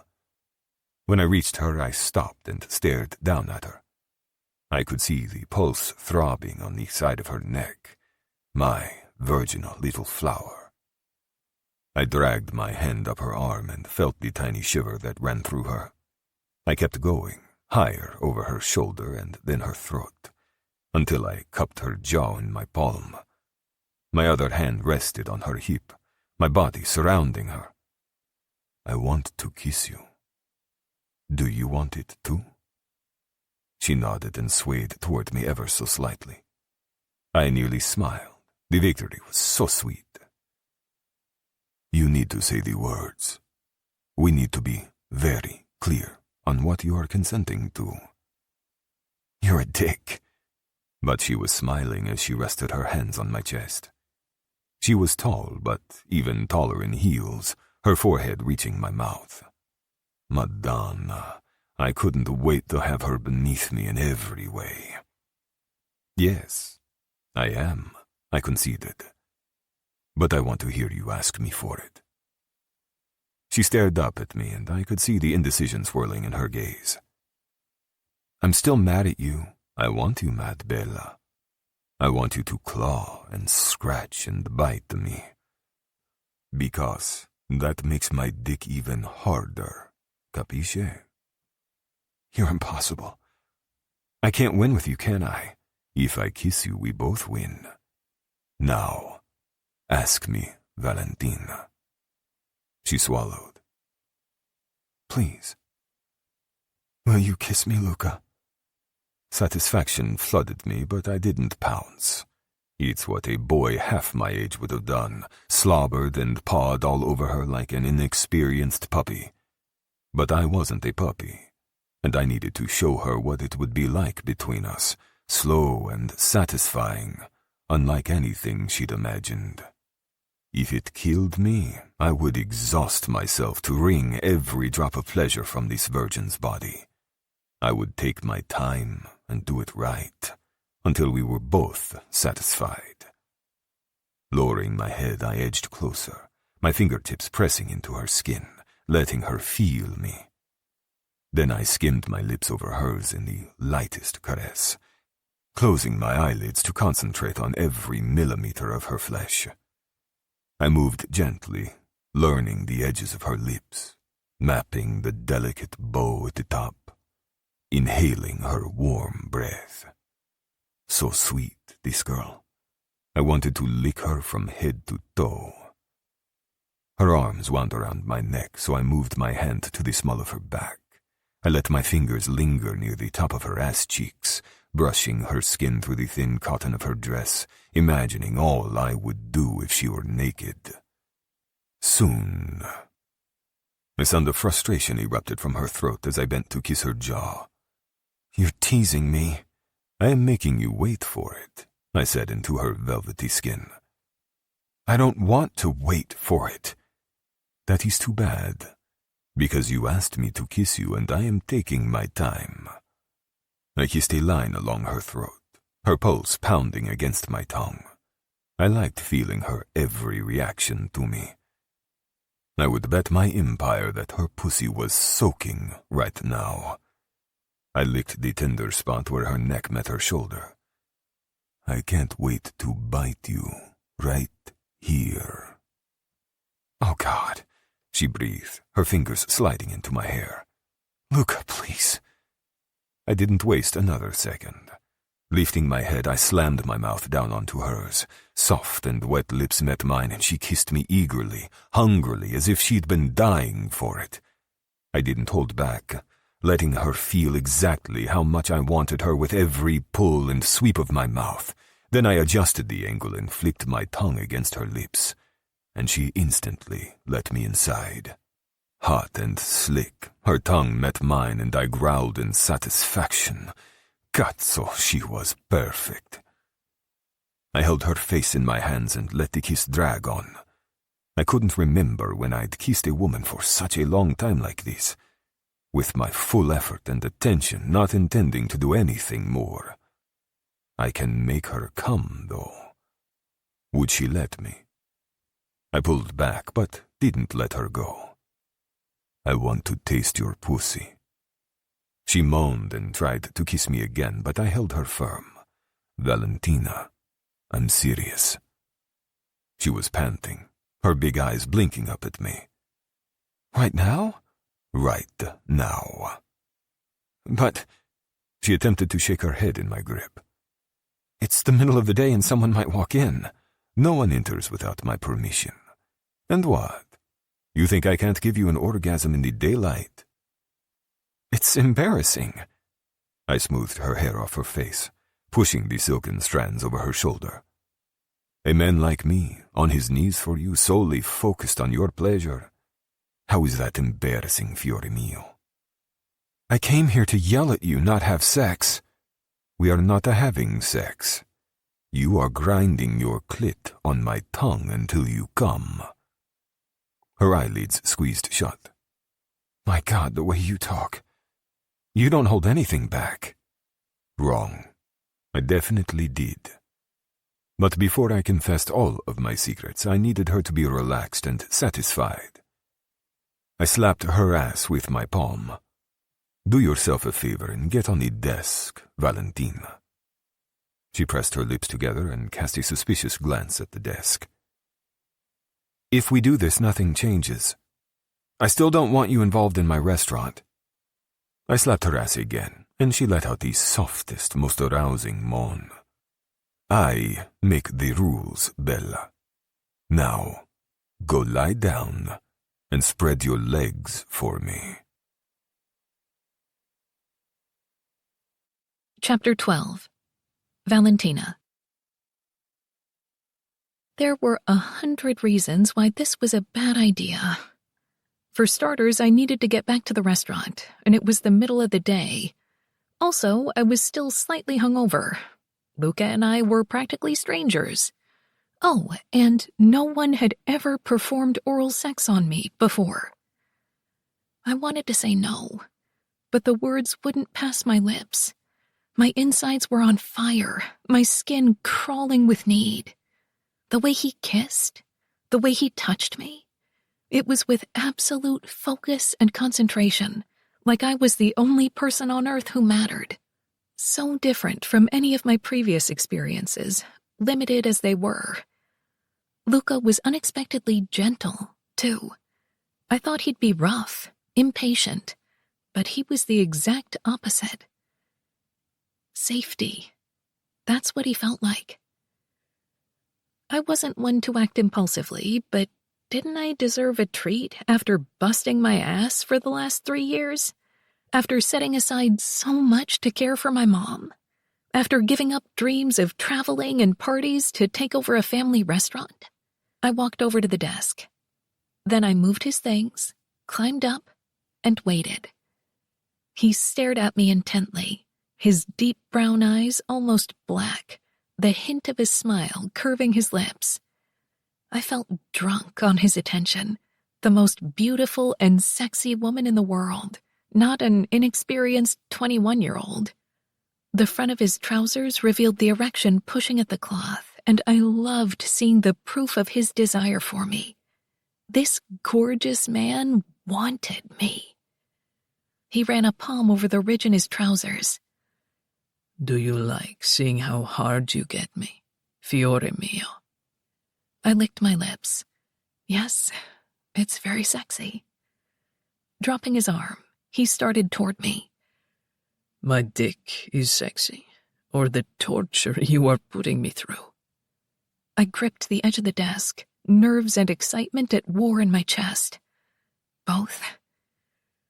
My dick is exceptionally sexy, he said arrogantly, then leaned over me to put his mouth near my ear. Soon I will show it to you, and we will see if you agree. My lips parted and I was panting, nearly vibrating with need. Between my thighs was already pooling with arousal, and he hadn't even touched me yet. Today? No, not today. He straightened, only to drop to his knees. Large hands pushed my thighs apart, and he glanced down to examine me. Look at that wet spot, all for me. Mamma mia, I am going to eat this pussy until you scream. Oh, God. He dragged the back of his knuckles along the thin strip of soaked cloth between my legs, brushing over my clit. Shivering, I bit my lip to keep from begging him to hurry up. He hummed in his throat, a sound of male satisfaction, as he peeled my panties off my hips and down my legs. Then I was bare in front of him. You wax all of your hair off, he said with a deep rumble. I like it. You do? I do. Cazzo, you are gorgeous. He lightly traced the edges of my labia with a fingertip, a string of mumbled Italian falling from his lips. This teasing was too much. I was ready to crawl out of my skin. Luca, please. Lie back, Valentina. Let me take care of this pussy. I eased down onto the wide desk, nervous about being on display, but Luca began a soft press of his lips to my flesh, quickly erasing all my doubts. I expected him to go quickly, but then I remembered our kiss. Was he going to torture me again? The man had the patience of a saint, apparently. His dark head looked positively indecent between my legs, His eyes closed as he explored my labia with his mouth. Damn, this man was fucking hot. That, and a combination of his warm breath and gentle touch on my most sensitive skin caused me to tremble with anticipation. The tip of his tongue flicked at my entrance. He groaned. So sweet. He tasted me again, then spread me wide with his hands. Look at my girl, so wet and slippery. Madonna, the things I'm going to do to you. I was so turned on that I barely registered the "my girl" comment. I squirmed, unsure of what I needed, but desperate for something more. "Luca, please." He dragged his tongue through my slit, then again. Keep squirming, Bella. I like it. I didn't know what that meant, but he was licking me like an ice cream cone, and pleasure streaked through every part of my body, like ripples of lust that twisted inside me. It was amazing. If he continued to do this, I might come after 20 minutes or so. His tongue met my clit, and I nearly shot up off the desk. My body jolted like I'd been shocked, and a moan fell from my throat. Wait, was this what oral sex was all about? Relax, Valentina, he whispered, his hands pressing on my inner thighs to hold me open. I'm going to take care of you. Then he began in earnest, his attention focused solely on my clit. Tongue, teeth, lips, he used all three, a mixture of pleasure and pain, varying his speed and suction as he feasted on me. My back arched as my muscles tightened, his mouth all I could feel, wave after wave of bliss driving me higher. I wasn't sure if it had been minutes or hours, but I never wanted this to end. I was shaking, quivering, my body strung tight as a bow. Close, so close. The orgasm was right there, building in my lower half. Take out your tits, Luca ordered against my skin. I want to see them. As if I were in some kind of haze, I unbuttoned the top of my dress and spread the edges apart to reveal my bra and cleavage. Luca's hand reached up, jerked one of the bra cups down, then palmed one bare breast. He growled, an actual, honest-to-God growl, and then resumed lashing his tongue over my clit. At the same time, he shaped and molded my breast, squeezing, pinching my nipple. I gasped and my inner walls clenched. "More," I whispered. "I'm so close." Luca's clever fingers tugged, tweaking on my nipple as he sucked on my clit. The combination was a revelation, an uncontrollable high that shook me to my very core. I was at his mercy, on his desk, taut with lust, unable to do anything but lie here and let him do as he pleased with my body. His plaything. That did it. An unstoppable rush of electricity started in my toes and raced to my clit. "Oh, God!" I threw my head back, a shout ripping from my throat as my pussy convulsed, the orgasm blinding me to everything except Luca's tongue.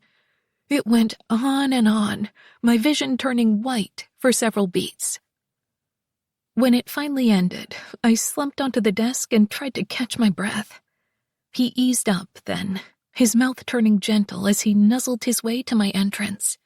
Then he lapped at my arousal, gathered it on his tongue. Fuck, he breathed. That's what I need, right there. So fucking delicious. Then he pushed up to his feet and lunged for my breast, drawing my nipple into his mouth. I floated happily, blissfully, threading my fingers through his hair as he suckled on me. Letting me go, he bared the other breast, then held them in his hands. Bellissima. They are better than I imagined. "Thank you," I murmured. You like when I play with them, no? I nodded, and he hummed in his throat. Good, because I will be touching them a lot. You will? Did he mean today? Si, fiore mio. We will have a lot of fun together. We will? My brain wasn't working right. Of course. He straightened and pulled the cups of my bra back over my breasts, covering me. Were we done? Wait, I said as he started to button my dress. I want to reciprocate. He paused, like maybe he was considering it, but eventually exhaled heavily. I want this as well, but not today. His fingers moved along each button, briskly and efficiently closing the two sides and smoothing the fabric. Why not? I like that you are eager for my cock, Piccolina. But we need to talk first. I didn't say... I closed my mouth tight. Whatever I'd been about to say was a lie. I did want him. At least I was pretty sure I did, but maybe that was the orgasm talking. About what? Do you always ask so many questions? Taking my hand, he helped me sit up. He smoothed the loose strands of hair off my face, stroking my hair, and I felt like a newborn kitten, soaking in the attention shamelessly. When was the last time someone gave me this much affection? And wasn't it sad such affection came from a man I barely knew? Allora, he said softly, his voice husky and rough. I need to tell you something. It is about who I am. Oh? My eyelids drifted shut as he continued to run his fingers through my hair. God, that felt divine. My surname is not DiMarco. It's Benetti. He said this as if it should mean something to me. I lifted a shoulder, but didn't open my eyes. Okay. And the way I earn a living. I am not a simple businessman, as I first told you. So, what are you? I'm the head of a Calabrian criminal family. I wasn't surprised. I hadn't expected him to admit it, but I wasn't surprised. The Mafia. The 'Ndrangheta, but yes. I didn't know what to say. A myriad of emotions churned inside me. Anger, fear, regret, curiosity, and yes, hurt. He'd lied to me. But deep down, I'd known it all along, or at least suspected it, as had Maggie and Sam. But I wasn't thrilled about having my suspicions confirmed. I just let a Mafia boss give me head. My mother would be so proud. When I didn't react, Luca said, You don't seem surprised. That's because I knew, or heavily suspected. This changes nothing between us, but I wanted you to know. I try to be upfront with all of my mistresses. Oh, wow. This was...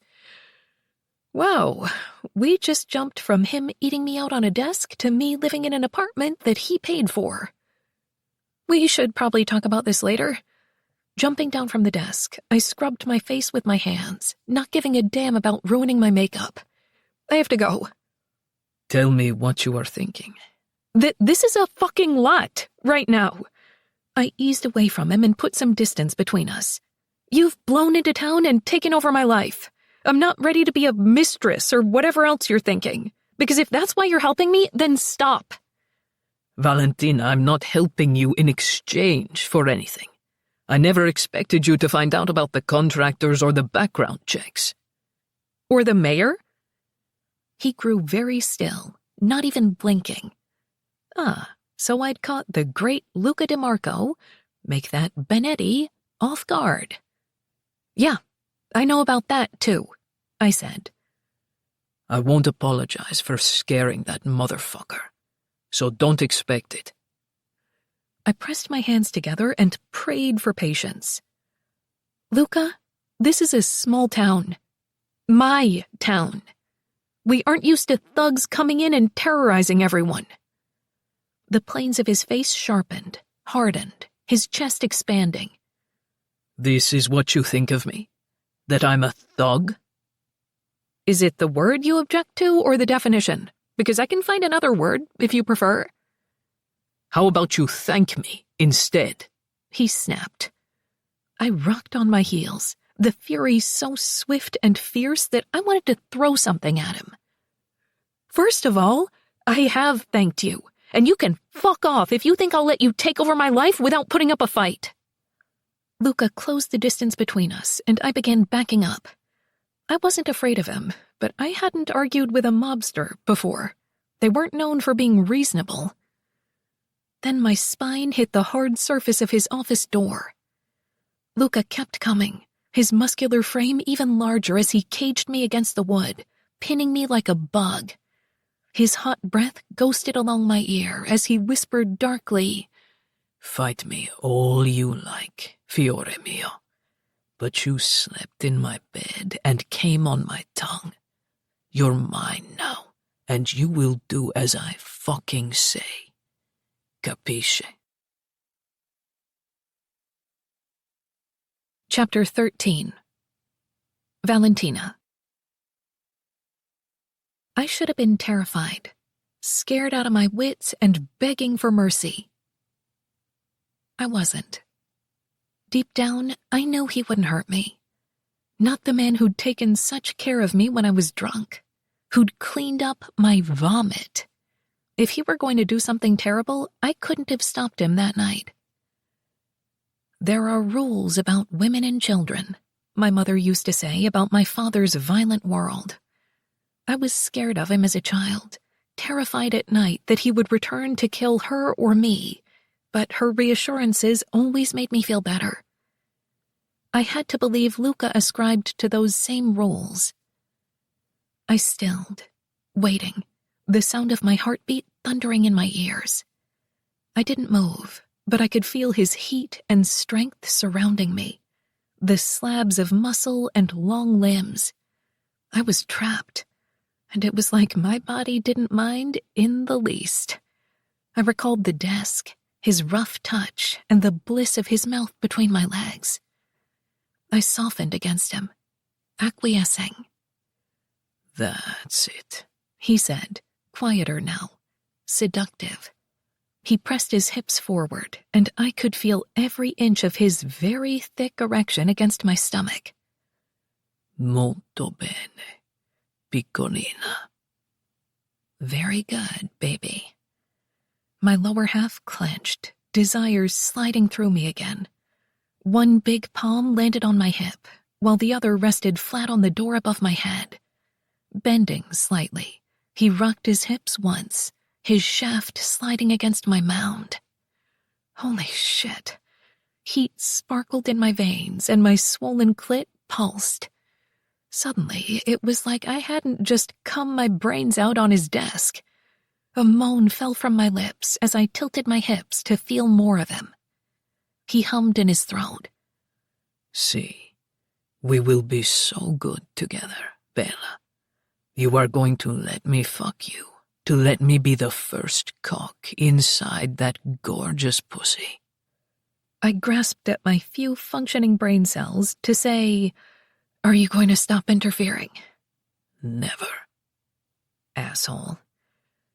"Then tell me why you're in New York." "Business." "Mafia business." "There is no other type of business for a man like me." I grabbed his tie and held on tight. "Be more specific. What mafia business do you have in Paisano?" "You can't think I will truly tell you. There are rules, fiore mio." He ground his dick into my body again, causing me to suck in a sharp breath. "And trust me, it is better if you don't know." This is why my mother never married my father, why she wanted nothing to do with him. Lies, deceit, evasions. And Luca murdered people for a living. I made a quick decision, even as my hips rocked, to get closer to him. "We can't see each other again, and I don't want you involved in my restaurant." "You think this is over? I would not believe you even if you weren't grinding on my dick right now." Embarrassed, I tried to pull away, but there was nowhere to go. He had me trapped. His hand shifted to my thigh, where he pushed the hem of my dress higher. I hadn't bothered to put on my panties. Those were somewhere in Luca's office, so his fingers found my bare skin easily.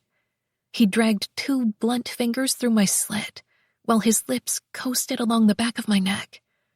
Between my legs was a slick mess, arousal pooling at my entrance, and Luca mumbled Italian words in a deep, husky voice against my skin. It was too much.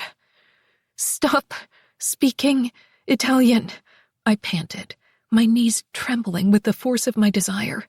I was dizzy with it, blind to anything but the magic he wove around me. "Should I tell you in English, then? I said this is the prettiest pussy I've ever seen, so ripe and pure, tight like a fist. She has been waiting so patiently for my cock to come along and fill her up with all of my cum." God, that was worse. I should have been ashamed. I was putty in this man's hands, all of my independence and backbone melting into the floor at his touch. "This won't change my mind," I managed. "No. Then let's try this again." In a blink, he dropped to his knees. He lifted one of my legs up and over his shoulder, spreading me before his mouth latched onto my clit. There was no time to protest before he was sucking and lashing, rolling the bundle of nerves on his tongue. I was sensitive and swollen from earlier, so it was like picking up where we left off, my body already halfway up the peak. "Oh, shit," I whispered. A fingertip teased my entrance, then slid inside ever so slowly, invading. The pressure, oh God. My mouth parted and I panted, needing more, craving him with every beat of my racing heart. I hadn't ever felt so frantic, so crazed before. No thought, only sensation. Finally, he filled me with one finger, stretching me, and I rocked my hips, eager for more. I had inserted small vibrators before, but this felt different. Luca was warm and solid, so deep inside me. The orgasm was right there, coiling in my muscles, ready to explode. He released my clit with a wet sound. "You're going to be good for me, Valentina." A lick. "You're going to let me lick you, fuck you, pleasure you out of your goddamn mind." Another lick. "Say it, fiore mio." "Luca," I whined. He gave my clit a hard suck that caused my eyes to nearly roll back in my head. "Dimmi, piccolina. Tell me, baby, and I'll let you come." I thrashed my head, my body strung tight. "Why do you care? There are plenty of women in this town." Instead of answering, he went back to sucking my clit. It felt unbelievably good.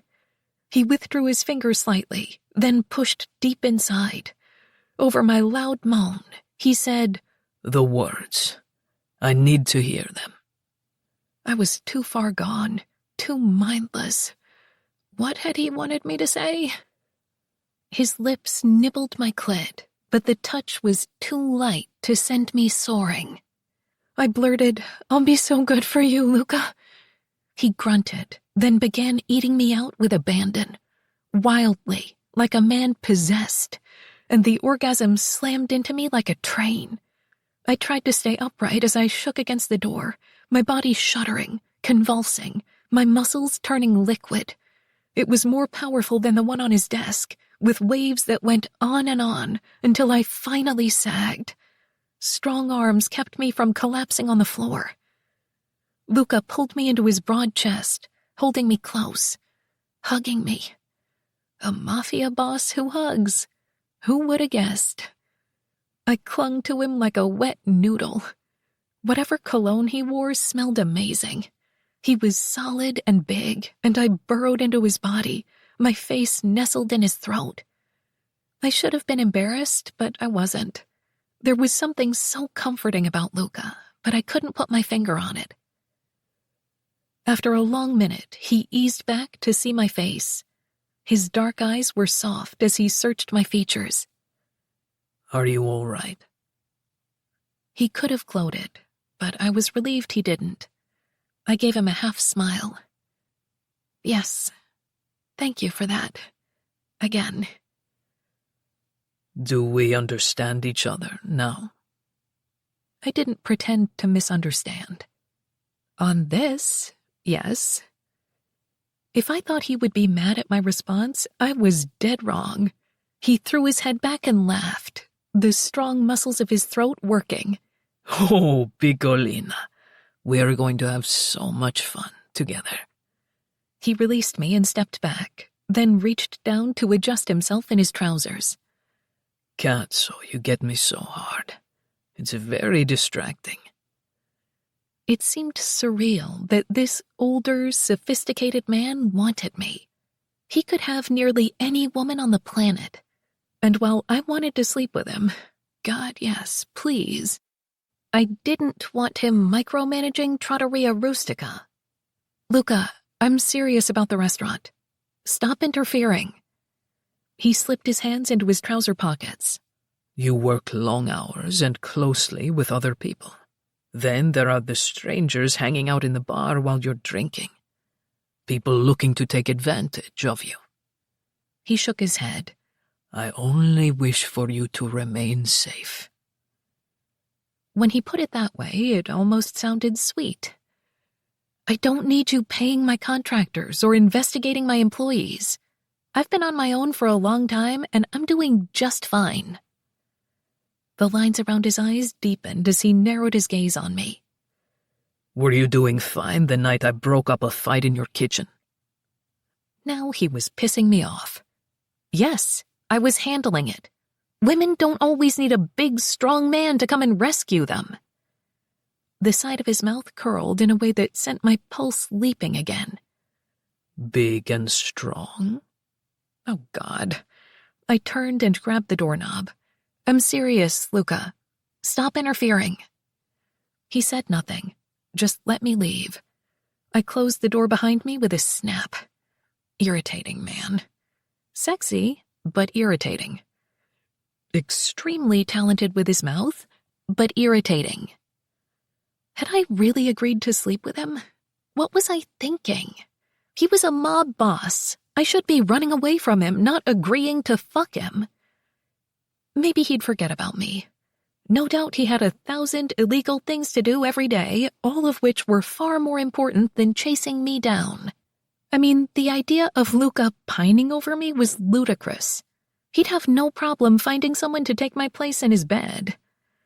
I should keep going and never look back. And if I felt a tiny twinge of disappointment at what might have been, I'd never tell a soul. The entryway was quiet.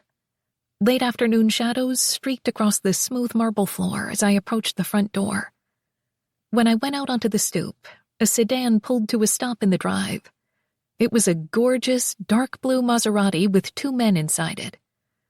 Because I wasn't anxious to run into any of Luca's employees, I took my fob out of my pocket, put my head down, and hurried to my mom van. Oh, beautiful. Hold up. The deep voice was thick with an Italian accent. No way was I reacting to that compliment. I was already fending off one Italian. I didn't need to deal with 2. My hand had just reached the door handle when someone grabbed my arm. Wait a minute, he said, angling me toward him. What is the hurry, Bella? I could feel my jaw drop. Oh, my God. A younger version of Luca stood in front of me. Equally handsome, the same chiseled features, olive skin, dark hair. His eyes held a confidence only found in incredibly attractive people, like they knew everyone was staring at them. You're his son, I blurted.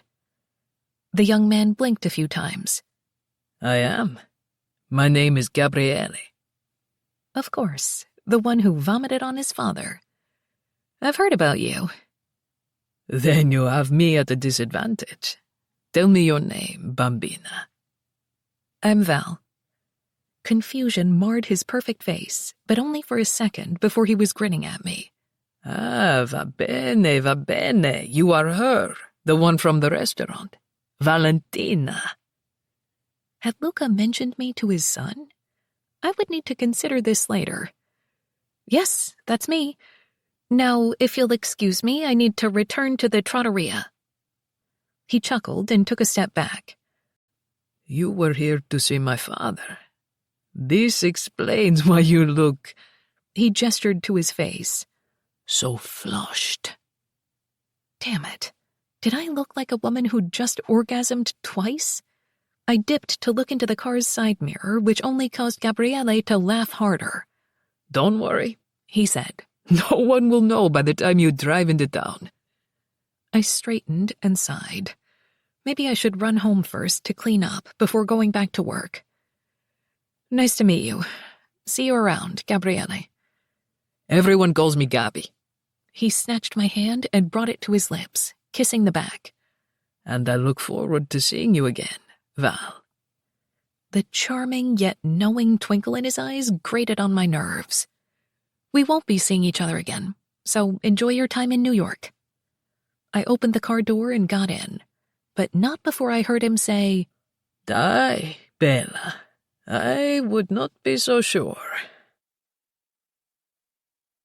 Luca. I frowned as my son entered the house. After Valentina left my office, I followed her quietly to make sure she departed safely, which meant I caught Gabriele arriving outside. He left the house when I specifically told him not to. Not even here a full day and already my son was causing trouble. "Where the fuck were you?" I barked when he stepped inside. He jerked, clearly startled, but then composed himself and closed the door. "I went out to grab a bite to eat. I told you not to leave, except there's no food here." He was arguing with me. I ground my back teeth together, struggling for calm. "The kitchen is not bare. You want something, you prepare it." Gabriele tossed the Maserati keys onto the entry table. "You mean cook? Like on the stove? Hey, Papa, you know I can't do that." Unfortunately, I did know this. Both of my boys were spoiled this way, thanks to my housekeeper and cook in Catanzaro. "I suggest you learn. I won't have you running around in town putting yourself at risk and alerting everyone to your presence." "There's no risk. No one knows we are here." There was always a risk for the Benetti. "That isn't the point. The point is I told you to stay here, and you disobeyed me. And stop arguing with me." He held up his palms. "Mi dispiace, Papa. But please, can we hire someone to cook for us? I need food, good food. You wouldn't believe what people eat here. It's disgusting." "This is not a vacation, Gabriele. I am here for business. And if you don't like it, then I suggest you return home." "Business?" He smirked at me, the expression reminding me of my brother Sergio. "I saw how Valentina looked when she left. That didn't seem like business." "Watch your mouth." I turned and started back toward my office.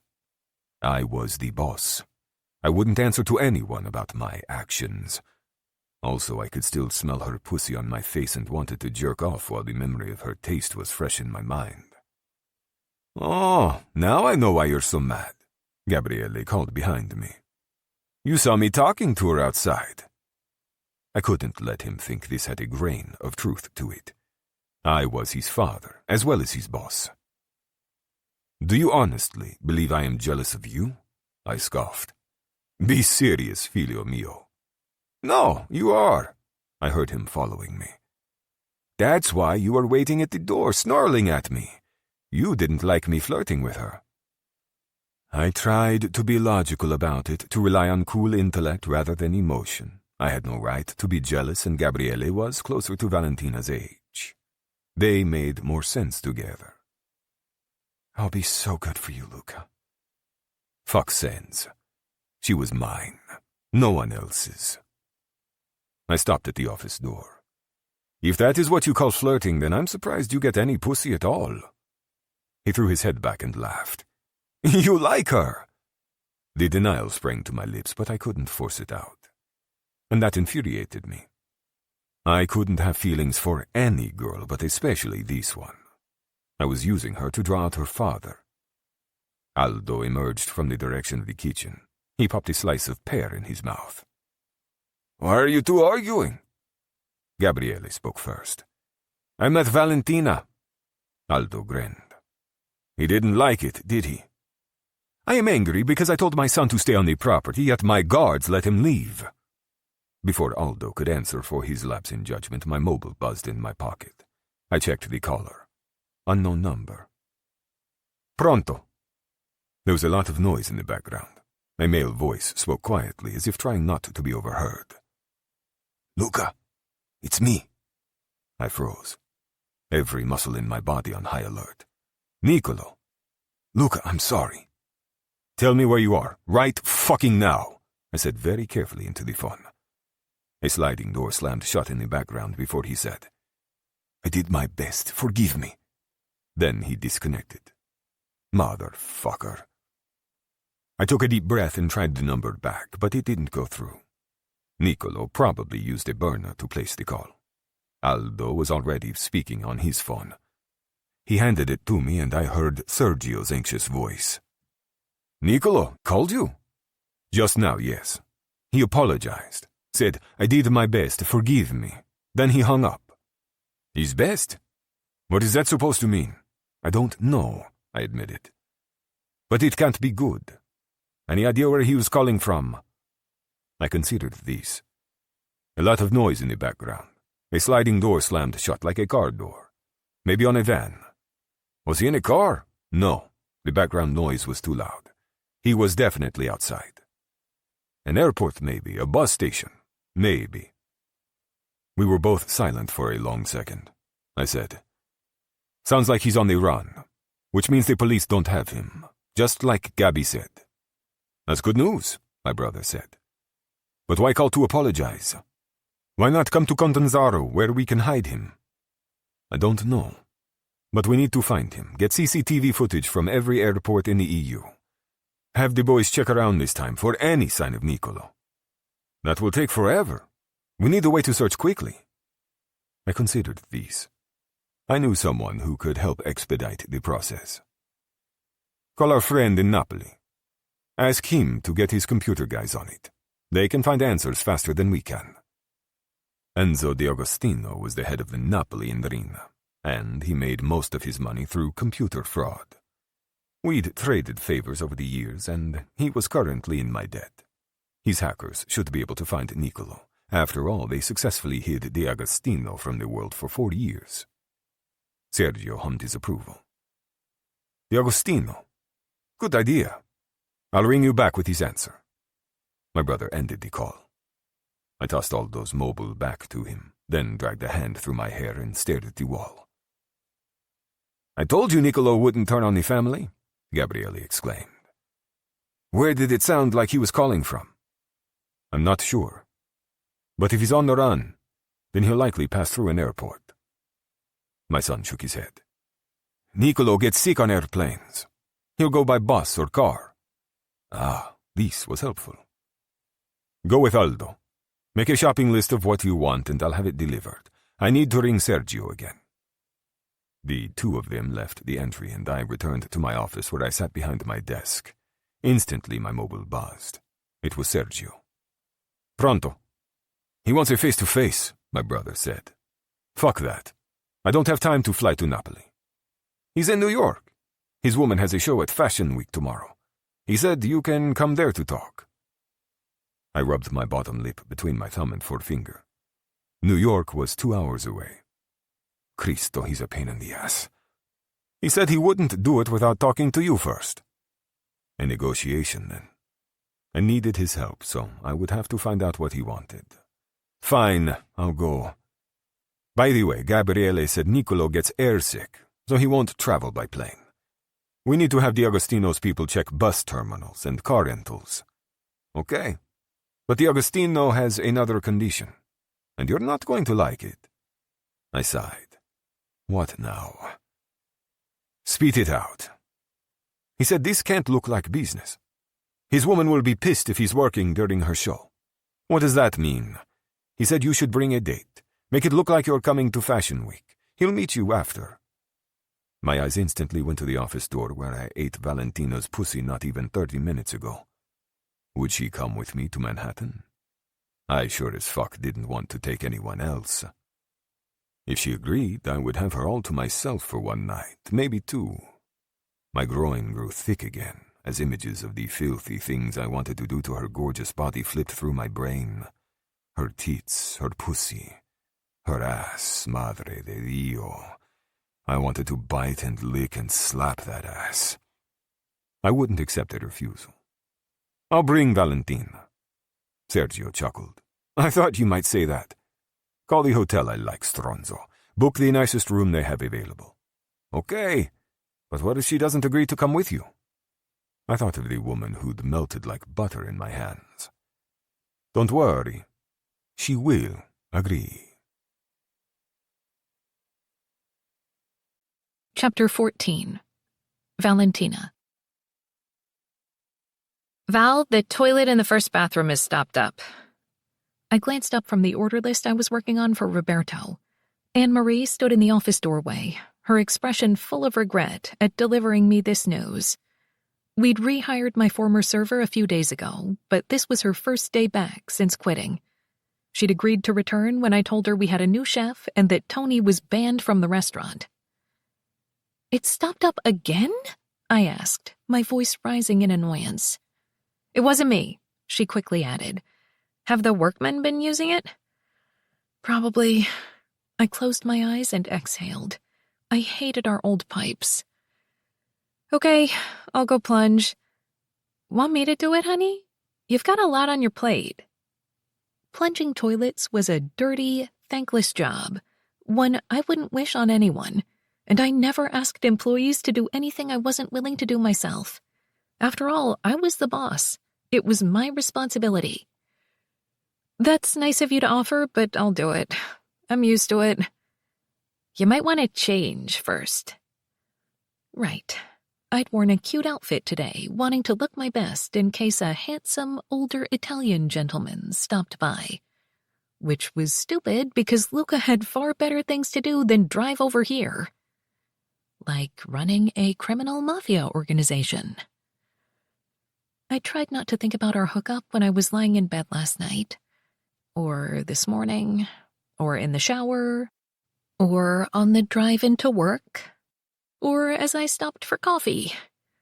Okay, I was obviously failing at forgetting it. I felt like the information was tattooed across my forehead for all to see. I hooked up with a mob boss. Damn it, I said to Anne-Marie. I don't have a change of clothing here. Then let me do it. She gestured to her jeans and t-shirt. I'm dressed for dirty work. I stood up. No, that's all right. God knows it's not the first time I've plunged while wearing a dress. If you're sure, then I'll go back to unpacking the new glassware with Roberto. Good luck. In the bathroom, I caught my reflection in the mirror. This dress really was cute. I discovered it while scrolling on a social media app late one night. This sleeveless wine-colored sheath dress had a tiny bit of ruching on the side, and I looked sophisticated in it. A woman in charge, like my mother. Not like a silly 21-year-old virgin. Bottom line, nothing was going to ruin this dress. I locked the bathroom door, then carefully unzipped my dress and stepped out of it. I carefully hung it on the side of a wall sconce, far out of the way. I stared down at myself and tried not to laugh. I now wore only heels, a thong, and a lace bra. It was ridiculous, but what choice did I have? Besides, this would be over soon, and no one would ever know. A long curse crossed my lips. At some point, I really needed to get these old pipes dealt with. No matter how many signs you put up asking people not to flush paper towels or feminine products, rude assholes still did it anyway. Just as I turned to the small supply cabinet for the tools needed to tackle the job ahead of me, a frightening bang on the door was accompanied by an equally frightening shout. What the fuck? I froze. That wasn't Anne-Marie. It was a man I'd hooked up with yesterday in his office. And he sounded pissed. Luca? Valentina? He growled. Open this door. I'm right in the middle of something, and stop shouting at me.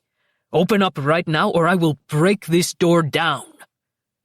Oh, hell no. Where did he get off ordering me around? And what the fuck did he have to be so mad about? Don't talk to me that way, and you are not coming in here. Alora, I will break the door down. His footsteps came closer, and I panicked. No, don't do that. Jesus, then I'll have to replace the door. I turned the lock, cracked the door, and peeked through the sliver of space, as worried about who might see me as Luca's anger. Stop right there! The planes of his face were sharp. Eyes narrowed dangerously as he thrust his hands on his hips. He was wearing a dark navy suit, and even as foolish as I felt right then, I couldn't help myself. My God, he looked fucking hot. The white dress shirt showed off his olive skin, and the dark blue tie that contrasted the color of his eyes. His wavy dark hair fell effortlessly in elegant sweeps, like it had been styled by a professional. As I was studying him, I forgot that he was also studying me. He looked slightly calmer, but no less intense, as he said, Stand back. I'm coming in. Why? Because I said, Andiamo, Valentina. Not a good enough reason, Luca. I'm busy with something in here. Leaning in, his voice went soft. You need to learn your place, Fiore. I'm coming in right now. Capisce? My place? The fuck? Now I was pissed. That asshole wanted to see me? Okay, fine. I hoped he enjoyed the show, because that was all this high-handed fucker was ever getting out of me. I stepped back and he took full advantage, barging into the bathroom. Happy? I felt foolish, nearly naked, but then Luca's gaze performed an excruciatingly slow sweep of my body. I could feel his regard like a caress over my bare skin, the heat of his stare burning me. My nipples tightened, and tingles spread along my thighs. He looked at me like I was something to be savored, a cold treat on a blistering hot day. Cazzo, madre di Dio, he whispered. It's even better than I remember. He wasted no time locking the bathroom door behind him. The click of the metal echoed in the tiny space like a gunshot, and my mouth dried out. My breath came shallow and fast in the mask, my muscles trembling with anticipation. I had no idea what was about to happen, but I certainly wasn't angry any longer. I was something else altogether. His long stride ate up the distance between us. He captured my face in his hands and leaned in close.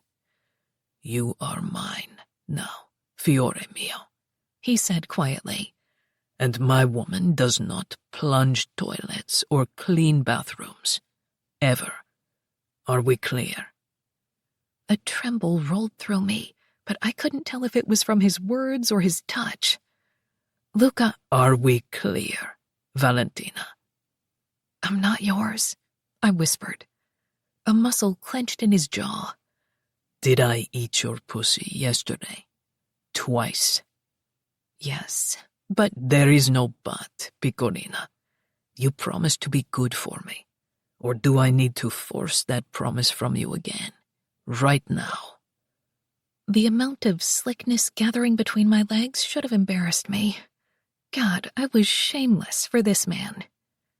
No. Are you sure? Because I have no problem tonguing your clit in this bathroom for all to hear. I could see it. Me, leaning on the sink, with Luca's dark head shoved between my thighs. I swayed toward him, teetering from the lust rushing through my veins. He chuckled. You want that, don't you? He pressed his lips to my forehead. Soon. I'm going to give you everything you need very soon. Then he surprised me by stepping away. Get dressed. I'm taking you to New York City. Wait. What?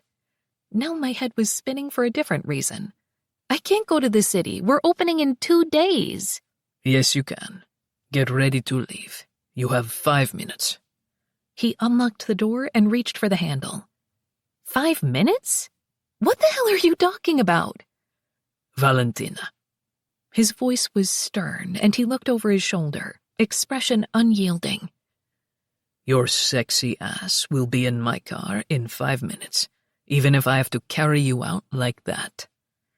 He tilted his chin toward my mostly naked body. Though I'll have to kill any man who looks at you. Is that what you want, fiore mio? A bloodbath? I couldn't tell whether he was serious or not. Luca generally meant what he said, but would he really kill someone who saw me in my bra and panties? No, but can you please explain? There's no time. I'll explain on the drive. Luca. I stepped out of the toilet, hoping my dick would calm down soon. I wasn't sure I could drive a car in my current state. Mamma mia, her body was a fucking crime. If we weren't already behind schedule, I would have taken off that flimsy bra and sucked on her teats for a few hours. Later, I had a hotel suite waiting where I could have her all to myself. As I entered the restaurant, I searched for Roberto. I found him at the bar, unpacking glasses with a woman I recognized from my first night here. She was the waitress who'd quit on Valentina. Signora, I greeted coolly. Table 7, she said with a smirk. Nice to see you again. I ignored her and pointed to Roberto. A word. Then I strolled to the front door where he and I could speak privately. He soon joined me. Is there something wrong, signore? I pointed to the toilets. She doesn't plunge, and she doesn't clean. Get plumbers in here today to fix whatever the fuck is happening with those pipes. I don't care if they need to be ripped out and replaced with solid gold. See that it's done and send me the bill. Are we clear? Si, Don Benetti. Of course. I didn't realize what she was doing. I'll see that it's taken care of. Good. I'm taking her to New York overnight.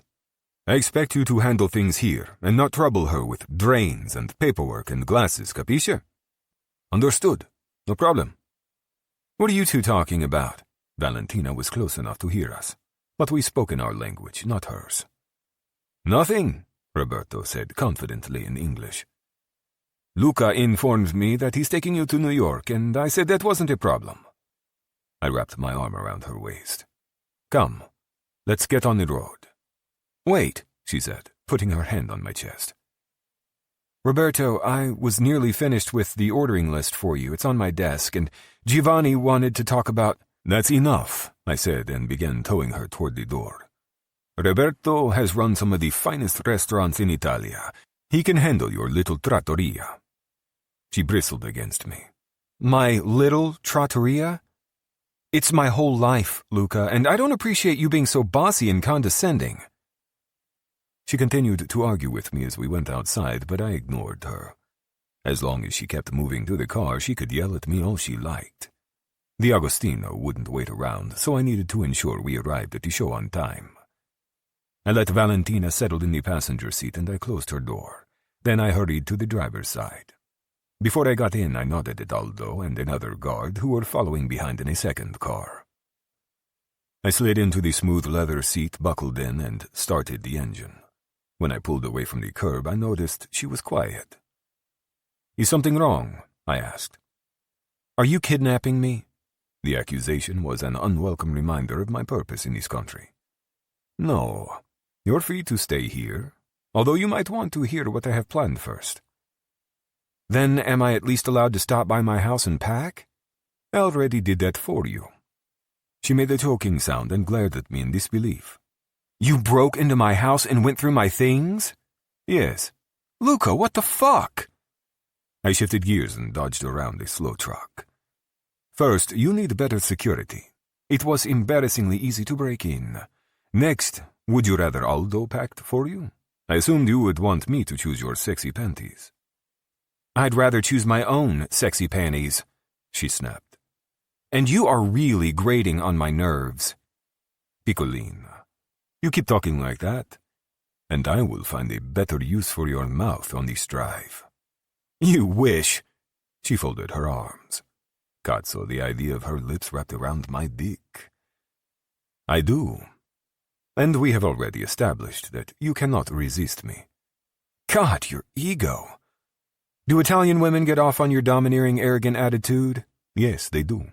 Almost as much as American women. Have you... She closed her mouth abruptly, but I knew what she was going to ask. I said, not on this trip, but yes, years ago. Silent, she mulled that over for a long second. Then she said, I thought Mafia bosses were always in hiding. Smart Mafia bosses go wherever they like. It is the stupid ones who get caught. Frowning, I tapped my fingers on the steering wheel. Because I'd fucked Palmieri's wife, everything was now at risk. Who was the stupid one now? She was busy exploring the car, and for once I was glad she wasn't paying attention to me. I didn't want to talk anymore about Mafia bosses. After she investigated the contents of the Maserati's glove box, she closed the front. So tell me why you're dragging me to the city. I have a meeting there. From the side of my eye, I watched her angle toward me. You are dragging me 2.5 hours away to attend a meeting with you? I took the ramp onto the motorway. Yes. Luca, are you insane? I can't go to a Mafia meeting. I'm a restaurant owner. I don't want to be a part of your illegal activities. I sighed heavily. I supposed I owed her an explanation, but I wasn't used to someone yelling at me. The men in my life would never dare. There will be nothing illegal about this meeting. I need a favor from someone else, another Don. He's at his woman's show and refuses to meet me unless I bring a date. Why? Because it can't look like work. So I'm your date. Maybe. But only if you stop asking so many questions. She wrinkled her nose and stared through the windshield. You said he's at a show. Broadway? Fashion Week. She's a fashion designer. We're going to a fashion show? The way her voice rose in volume had me looking over. This is a problem? Oh, I don't know, Luca. Maybe because I was at work about to plunge a toilet 15 minutes ago, I feel gross, and now I have to attend a New York fashion show. I put my hand on her bare knee and slid my palm along her skin, moving higher until I reached her inner thigh. You are not gross.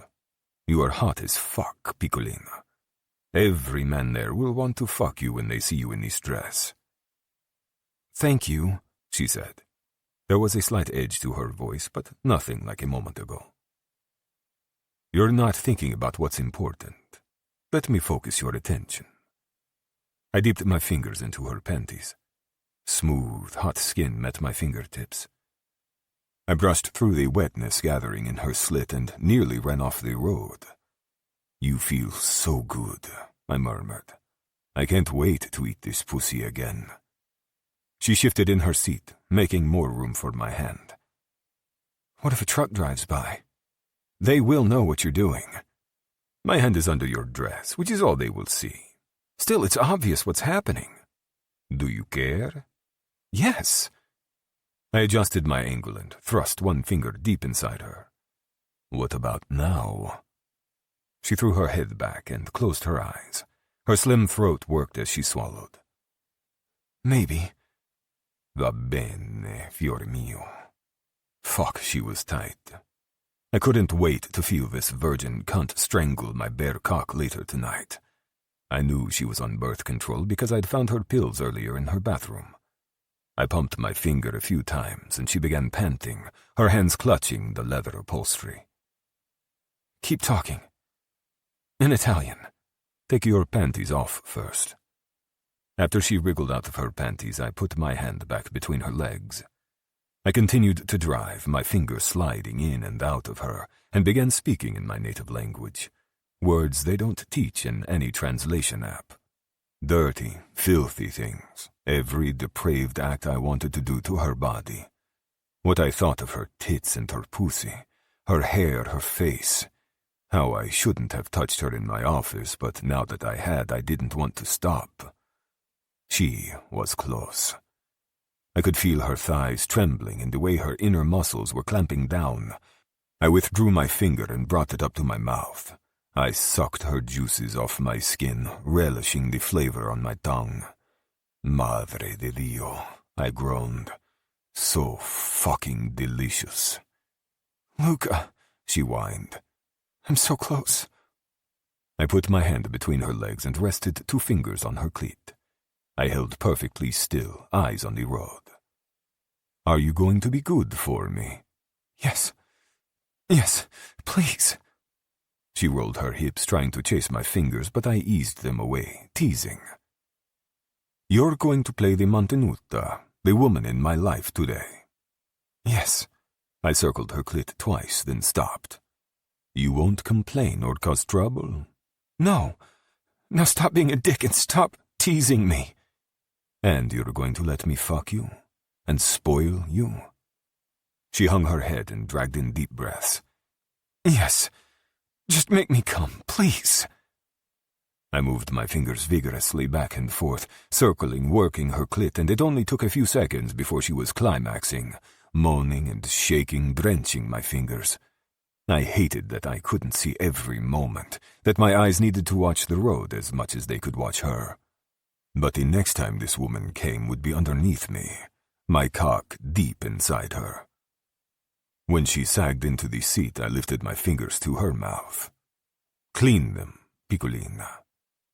Her tongue swiped my skin before she sucked my 2 fingers past her lips and into her hot mouth.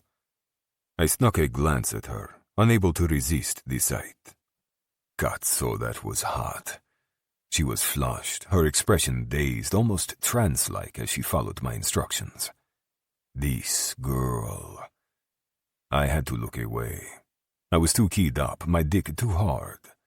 If I wasn't careful, I would pull over and do something stupid on the side of the motorway. I put both hands on the steering wheel and tried to calm down.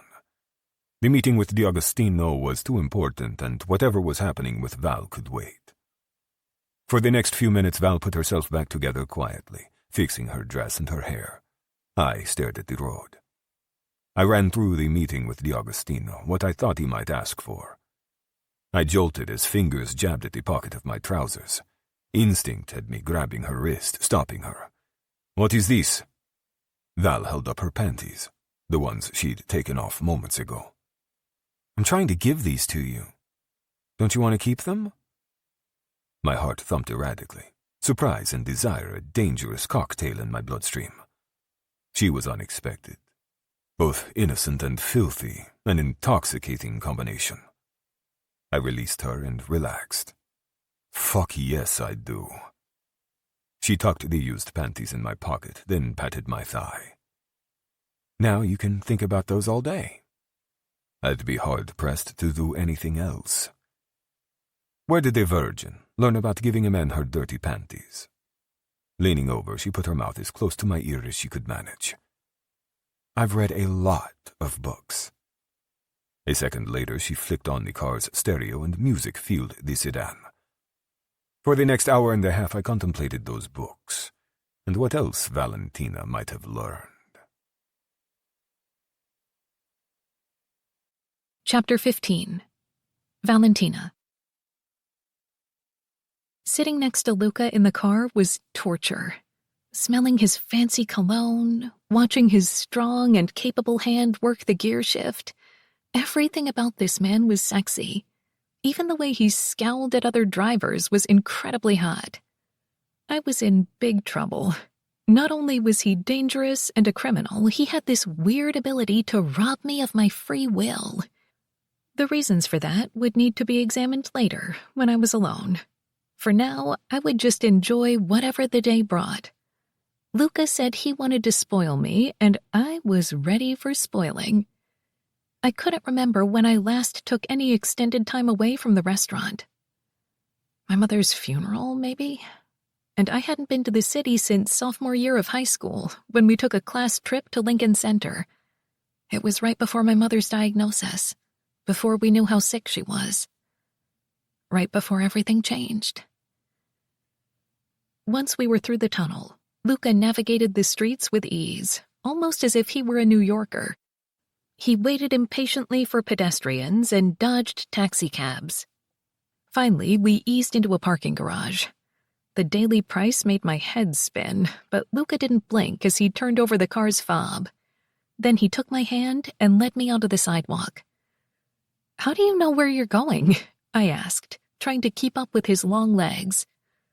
It isn't difficult. Most of Manhattan is a grid. North, south, east, west. "How many times have you been here?" Twice. That was as many times as I'd been here, and I wasn't nearly as familiar with the streets. We passed an old building with people milling about out front taking photos. A red canopy hung over the door, and a black carpet was spread out on the ground. Luca continued past the entrance, though. "Was that it?" We're going in a different way. Oh. Was he trying to avoid the crowd?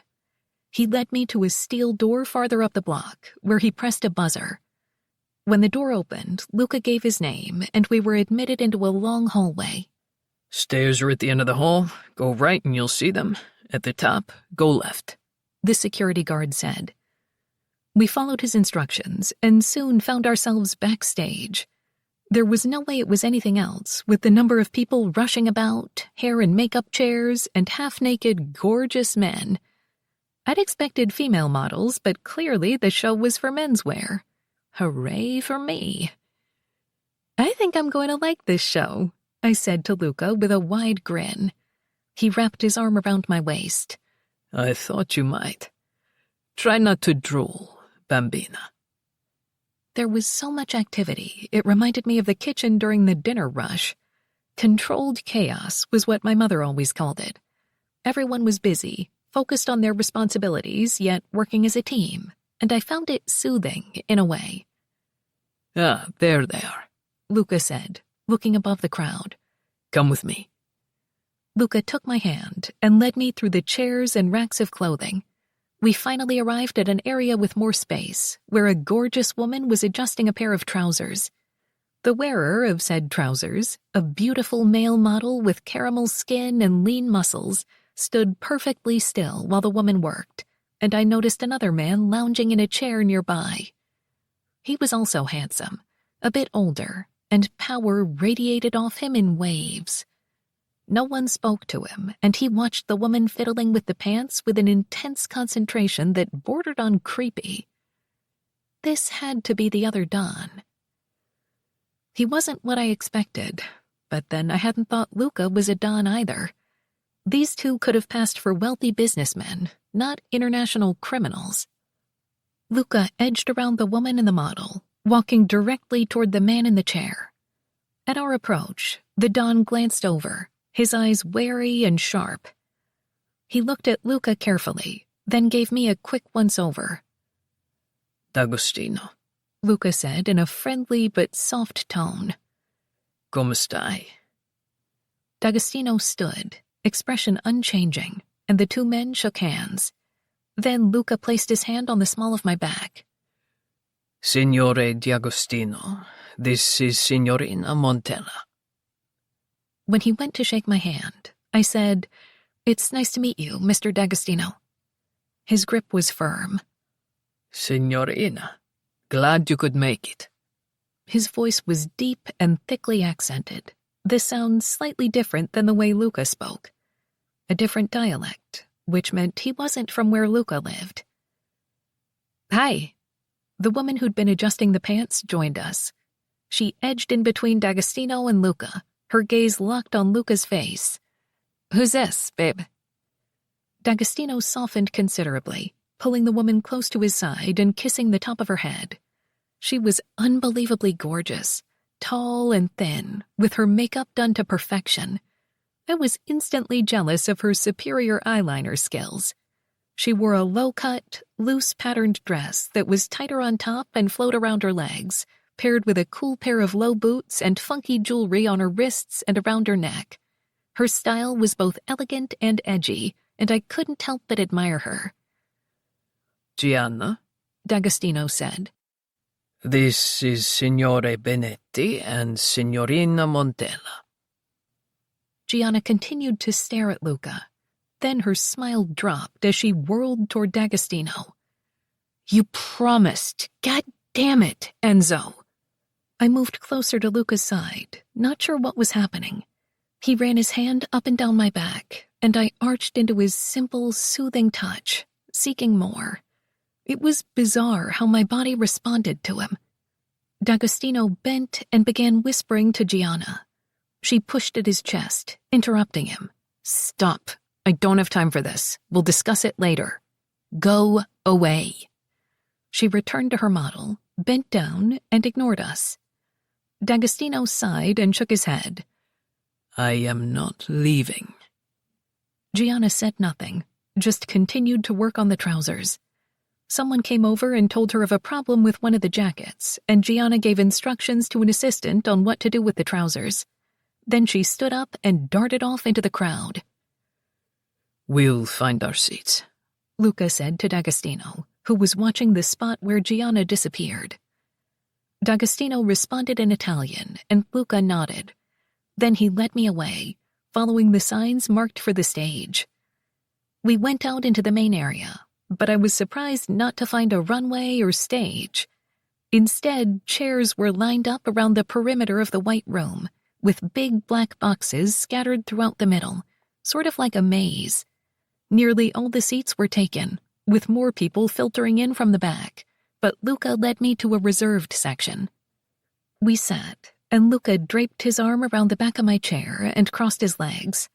I leaned into him, which I seemed to be doing a lot lately.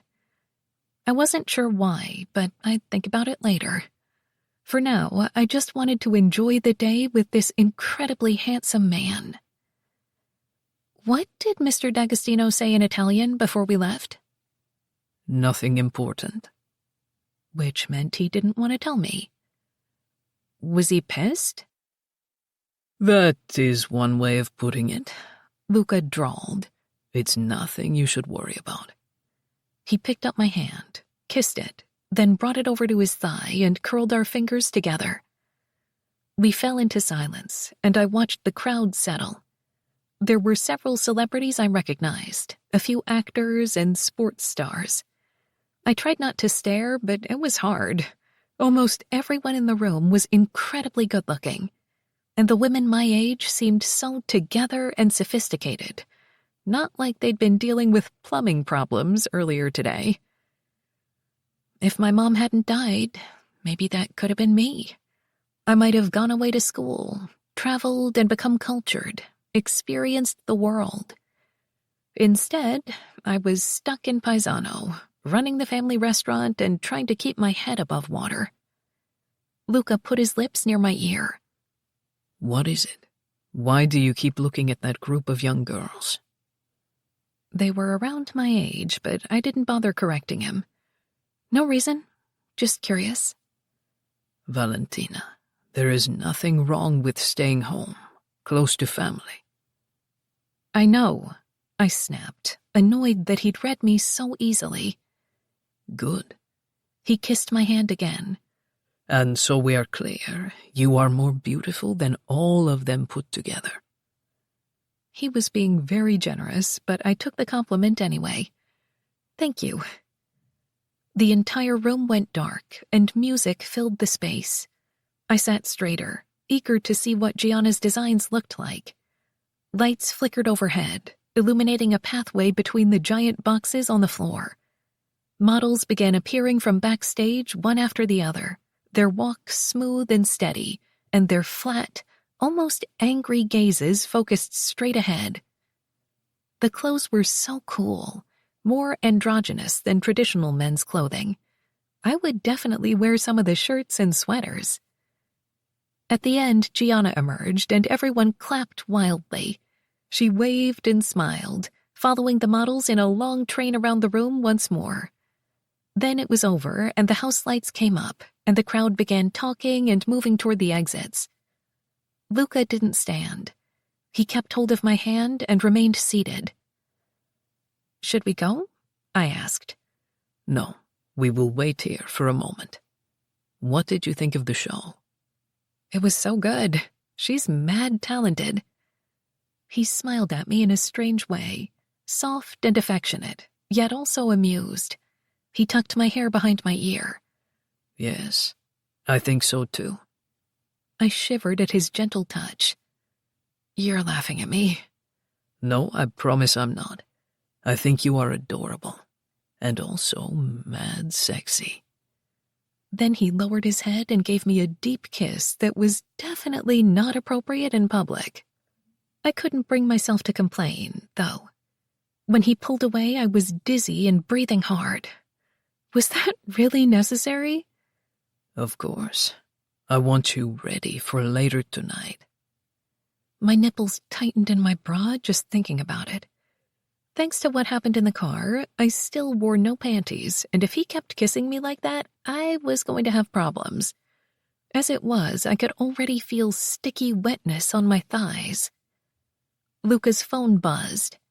He read the screen, then typed something back quickly. Then he put his phone away and pulled me to my feet. Come. I stood and straightened my dress. Are we going backstage again? No, we are going to dinner with them.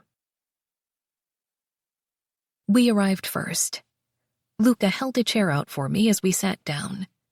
The restaurant was Italian, naturally, and smack in the middle of Mulberry Street's Little Italy. The place was quaint and on the small side, not as touristy as the others we'd passed, and the staff spoke to Luca in Italian when we walked in, which he returned in kind. I struggled for classy nonchalance, but hearing him speak his own language was hotter than hell. No doubt my lust was written all over my face. Needing a distraction, I looked around. I rarely ate out, especially at other Italian restaurants, so I took it all in. A white tablecloth covered the table, a small vase of flowers in the middle. Oil plates and wine glasses were already down, which Roberto hated. He maintained the less on the table to start, the better. I had to admit, the setting did feel cluttered. The black and white photographs on the walls were reminiscent of my restaurant before the remodel. Roberto had insisted we find local Hudson Valley artists and use their art instead of the photographs. It had worked nicely to brighten the space, and the artists were grateful for the exposure. These photographs were dark and dated. The menu was an 8-page heavy book with plastic sheets. Exactly the menus Roberto had tossed in the trash his first day at Trattoria Rustica. He said simpler was better, and Giovanni agreed. The new menu would have limited choices, all fresh ingredients, and printed daily depending on what was in season. I could see now what they meant, but this was what I knew, what I had grown up with. Cluttered tables, photographs, and plastic menus. The new restaurant was a big change from the old way. What if the valley wasn't ready for it? Luca ordered a bottle of wine from the server, gaining my attention. When we were alone, I said, maybe I didn't want wine. He reached over and placed a hand on my thigh. The warm weight of it was possessive and delicious, like he had the right to touch me. I didn't hate it. At all. You will like this wine, he said. It's produced in Calabria by a man I know. Besides, we have already established that your taste in wine is terrible. No, you're just a wine snob. Luca moved closer, his lips near my ear as he said huskily, Are you even old enough to drink wine, Piccolina? Barely. I grabbed his dark blue tie and turned to face him. Does that make you feel like a dirty old man? He hummed in the back of his throat, then angled his head to meld his lips with mine. When he parted my lips, I opened for him eagerly, desperate to feel his tongue once more. I lost all sense of time and space when Luca kissed me, like my mind was a sieve, incapable of holding on to the simplest thought. I see the party has already started. The dry female voice startled me, and I broke off, letting go of Luca's tie. Gianna and D'Agostino had arrived. We said hello, and the mob boss settled the designer in the seat next to me. As D'Agostino lowered himself into a chair, the hostess tried to hand him a menu, only to have D'Agostino sneer at it. He snapped something in Italian, and the hostess scurried off. Gianna bent toward me and whispered, I force him to eat in Little Italy every time we're in New York. She snickered. It makes him crazy. He doesn't appreciate the reminders of home? This is nothing like my home, D'Agostino said. It's an affront to my country, and she does this merely to irritate me. Gianna shook out her napkin and placed it on her lap. How can I resist? You make it so easy, il pazzo. D'Agostino picked up Gianna's free hand and brought it to his mouth. I expected him to kiss her hand, but he bit her fingers instead. She just laughed and flipped open her menu. What are we ordering? I'm fucking starving. The server returned with the wine and presented the bottle to Luca. D'Agostino's brows lowered menacingly, and he said something in Italian to Luca. I didn't understand it, but D'Agostino was not happy. Luca merely smiled and directed the server to pour for the table. Oh, good choice, Gianna said. I love the Ravazzani wines. It's nice to support the family business. Your family has a winery? I asked her. My sister's husband. Then she asked the server to bring an Italian beer for D'Agostino. Enzo would rather die of thirst than drink this wine, she explained to me. Your show was amazing, I blurted when the server left. I know nothing about fashion, but I loved every piece. Oh, thank you. That is nice of you to say. Gianna smiled wistfully, her eyes a bit sad. It's always a letdown when the show is over, like I'm letting go of my little babies. Meanwhile, I'm already designing 3 shows ahead. The fun never stops. Yet you're doing very well, Luca said. I saw you were picked up by several stores recently. Yes, and I've been asked by a European chain to design some pieces, so I'm definitely busy. She picked up her wine and regarded Luca. I'm sorry I was so rude before, Mr. Benetti, but I have a clear no-work policy when it comes to Fashion Week, which Enzo is more than aware of. Mi dispiace, signorina, Luca said, hand on his heart like he was making a pledge. If this were not an urgent matter, I never would have intruded. How did you know? I couldn't help but ask her. We could have been at the show for a totally different reason. Gianna rolled her eyes. Girl, when you grow up in the life, you learn how to spot these guys a mile away. And yet, Enzo said smoothly, leaning over to kiss her temple. You did not spot me, Micina. Gianna's olive skin flushed as she pushed Enzo back to his side of the table. I'm still mad at you. Go away. Enzo smirked and sat back, his hand resting on Gianna's forearm on the tablecloth. The server returned, and I couldn't help myself. I had to order chicken parmigiana to see if it was better than mine. Luca asked the server a bunch of questions about the fish. Where had it been caught? How long ago? Was it ever frozen? He then ordered a pasta dish, apparently not liking the news regarding the fish. I couldn't blame him. Getting decent fish was tricky in the restaurant business. Enzo and Gianna ordered. Then we were alone again. So what's your story? Gianna angled toward me. Let me guess, you're a student at NYU, and you met this one, she gestured to Luca, in a coffee shop while you were doing homework. Not even close. I own a restaurant in the Hudson Valley. It's been in my family forever. Luca came in to eat one night. I shrugged. That's pretty much it. You own a restaurant? Damn, I wouldn't have guessed it. Is it Italian? She blew out a breath. What am I saying? Of course it's Italian. I laughed. Yes, it's Italian. Best chicken parm in the state. Which is not Italian, Luca muttered under his breath. I considered kicking him under the table. Stop! Our Italian-American culture has become something that is ours, not yours. I'm sorry if that offends you, but take it up with the millions of immigrants who moved to this country in the 19th and 20th centuries. Gianna began chuckling. Oh, I like her. I have to remember that the next time I get a craving for spaghetti and meatballs. Also not Italian, I mimicked in a deep Italian-accented voice. Gianna laughed loudly, and even Enzo cracked a smile. Luca didn't smile, but the warmth in his eyes wrapped around me like a soft blanket. I tried not to blush under his attention and wished that I could kiss him again. The conversation flowed easily from there. I learned that Gianna was from Toronto, but split her time between Naples and New York. She had a sister who lived in Sicily and another in Siderno and a pack of nieces and nephews. And there was now a large diamond ring and wedding band on her ring finger, which I hadn't noticed before. "Were you wearing your rings earlier? I feel like I would have noticed them." She wiggled her fingers, admiring the giant stone. "No, I never wear them when I'm working. The stone gets caught on the fabric." "It's absolutely gorgeous. But aren't you worried you'll, I don't know, lose them or something?" I kept all my mom's jewelry in a safety deposit box at the bank. My house was way too messy and I was never home to organize it. Gianna shrugged. "If I did, I'd make him buy me another one, I guess. I never really worry about it." Oh, wow. I felt stupid. Of course she wouldn't worry.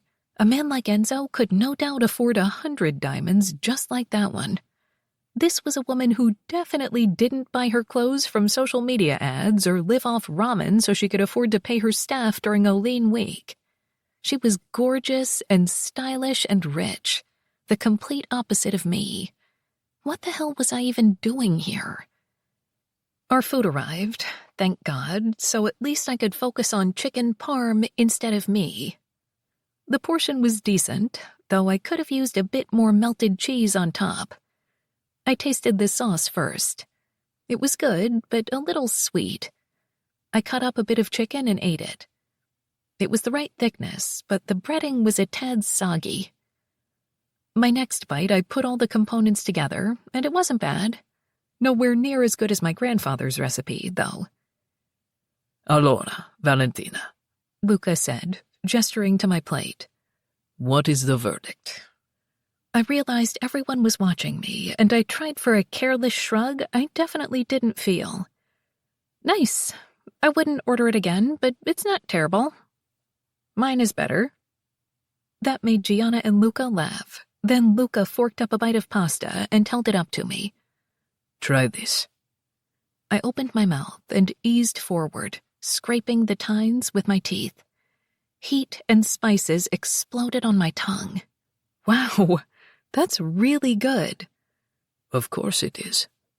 Not as good as the pasta dish you make, though. Gianna set down her wineglass with a thud. "Wait a minute. Luca cooks?" She glanced over at D'Agostino.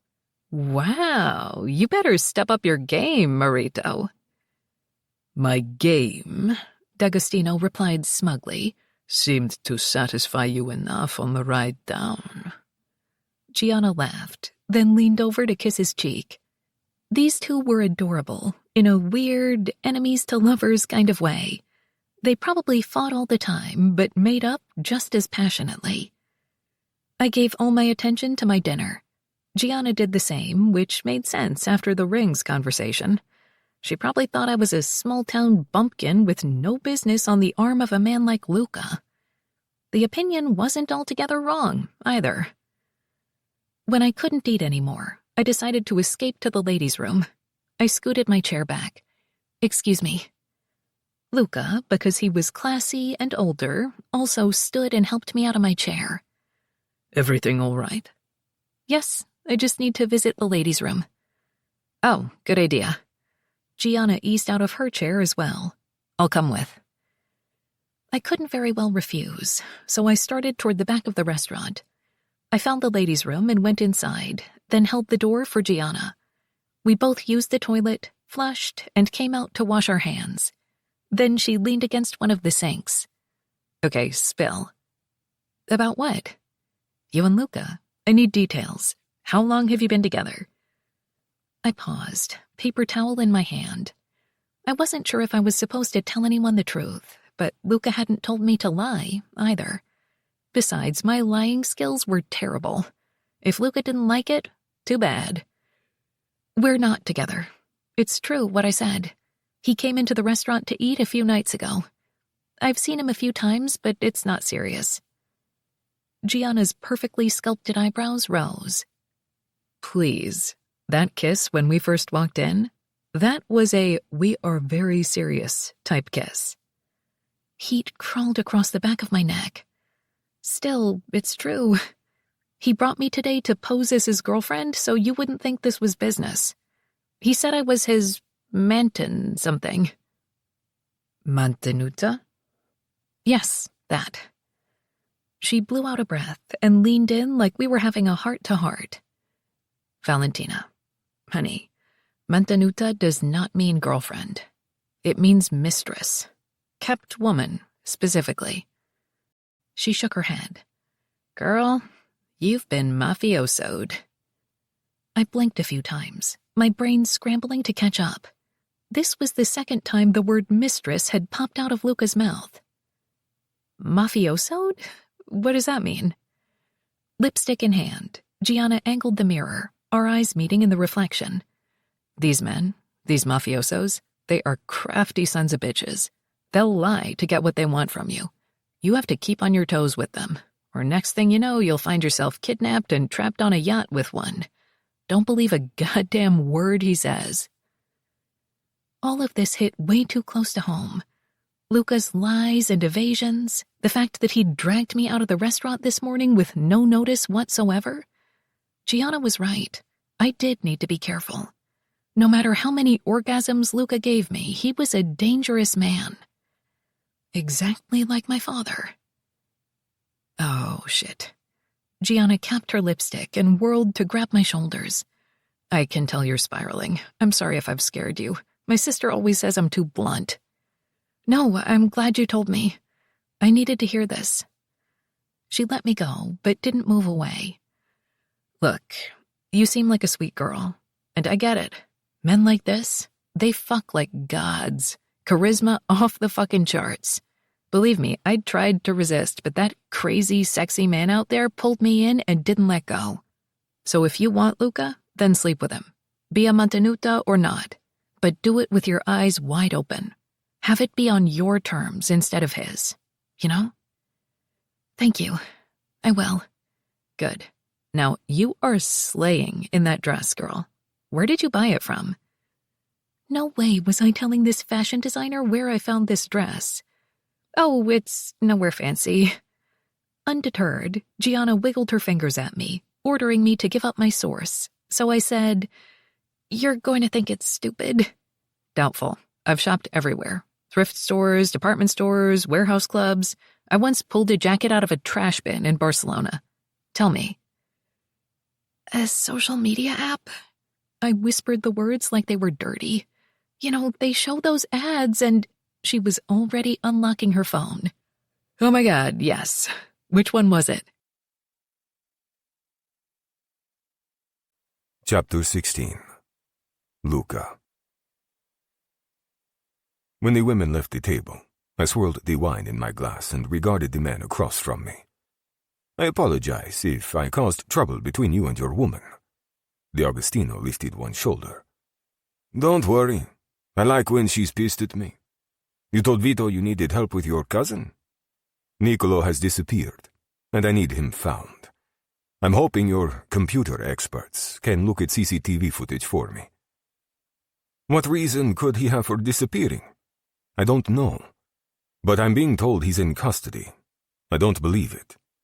If it's true, this would be very bad for you, the Agostino said. It would, which is why I need to find him. Your people can use facial recognition software on video of the trains, parking lots, whatever. He can't be that hard to find. This takes time. He met my gaze pointedly. And money. I have plenty of the second, but not much of the first. The Agostino stared off into space, and I wondered what he was thinking about. We didn't know one another well, but I'd heard of his troubles with Ravanzani, the torture he'd endured. Many men wouldn't emerge sane from such an ordeal, so I respected the Agostino. I don't want your money, he finally said. I want a marina. The big one. Roccoletta? I gaped at him. Fuck off. No way am I giving up control of that marina. And why do you need a port? You're already on the water. Ravanzani controls most of the marinas on the eastern coast. Save yours. It's only a matter of time before he approaches you with a deal. His smile turned predatory. I would like him to negotiate with me instead. What makes you think I would give up any of my marinas, let alone the biggest? Ravansani's empire grows larger with each passing day, which is bad for the rest of us. If he tries, then I'll reject his deal. You think I'm unaware of his efforts to put a stranglehold on everyone else? No, but you can't withstand him alone. You'll need allies. An ally like you. D'Agostino rolled his hand meaningfully. There are worse friends to have, Don Benetti. You can't have the entire marina. Then I don't know why we're here. I sipped my wine, and then carefully wiped my mouth. Name something else. There is nothing else I want. I have a son close in age to your daughter. His brow wrinkled with disapproval. Gia would have my balls if I agreed to an arranged marriage. She is fond of my children. No, I want a marina. I didn't think Gabriele would be fond of the idea either, so I didn't push it. I have construction contracts, business contacts, members of the Italian government. Name it. I have already named it. Merda. I curled my hand into a fist, my mind racing. The marina was used for both illegal and legal imports, and every vessel paid a fee to me. Giving it to D'Agostino would be a huge loss. It's hardly a fair trade. Your men find my cousin, but I lose the marina for good. You ask too much. But we can compromise. Meaning? You can use it freely. My men will continue to oversee the traffic there, except for your business. He rubbed his jaw, long fingers stroking over his rough skin. A fingertip was missing from one of his fingers. I'll agree if there's no time limit. And if you promise to come to me first if Ravansini ever offers you a deal. Agreed. I offered my hand and we shook. I'll have my brother called Vito to work out the details. Va bene. Just then the women emerged from the washroom and walked toward our table. I leaned toward D'Agostino and lowered my voice. You hate him, don't you? More than you can ever know. But I also respect him, which is how I know he won't be satisfied until we're all out of business. We both rose and helped the women into their seats. Valentina remained quiet for the rest of the dinner. Even during dessert, she pushed the tiramisu around on her plate, not participating in the conversation. What happened in the washroom to sour her mood? I paid for dinner and the group of us gathered on the walk to say goodbye. Surprisingly, Gianna hugged Valentina. Remember what I said? D'Agostino's woman whispered in Valentina's ear. I frowned. Had Gianna said something about me? I shook D'Agostino's hand. Sergio will be in touch. Good. I'll tell my brother to expect his call. They got into the limo and drove off. I considered my options and went with the simplest. Aldo and Carlo were talking at the curb, so I caught their attention and pointed north. Aldo nodded, and I took Valentina's hand and began leading her up the block. She glanced over at me. Have they been here the whole time? Yes. How did I not notice? It is their job to make sure no one notices them. Where are we going? You didn't like your tiramisu, so I thought we would try gelato. You know a gelato place here? I needed her closer. Letting go of her hand, I put my arm around her waist. There must be one nearby, no? We soon found a gelato shop, and they served the treat the true way, in a cup with a spoon, not a cone in sight. Valentina chose chocolate, while I got blood orange. After I paid, we walked and ate silently, letting the sights and sounds of New York City surround us. I sensed she was working something through in her mind, and I didn't want to push. Besides, she knew where I stood on the issue of her and me. My plans for the night hadn't changed one bit. I like Gianna, she said. I thought you might. She's a ball-buster like you. Did you and Enzo work out whatever the issues were? Yes. D'Agostino hadn't made it easy on me. I needed to warn Sergio of what we'd promised in exchange for D'Agostino's help. Which means you have my attention for the rest of the trip. She said not to believe a word you say. I didn't like it, but it was decent advice, considering her history with D'Agostino. Have I lied to you? Yes, about my name. But I told you why I needed secrecy. And you've already agreed to be mine. You cannot take it back. Of course I can. I can change my mind any time I like. I'm not going to be your mistress. Ah, now her attitude shift made sense. This was what Gianna had warned her about. I have a mistress, back in Catanzaro. I don't need another. Valentina gasped, then hit me in the arm with her gelato spoon. Luca, what the fuck? Did you think I was celibate? No, but I'm not getting involved with you when you're already involved with someone else. I am not involved with her. I fuck her when it's convenient for me. Oh my God, she muttered around a mouthful of gelato. Do you pay her? It doesn't work like that. Then explain how it works, please. I'm a busy man. My free time is infrequent and unpredictable. I don't have the energy to find a woman every time the mood strikes, so Chiara is available when I need her. And yes, I pay for her villa. What does she do the rest of the time when you're not around? I don't know and I don't care. We do not talk about our lives.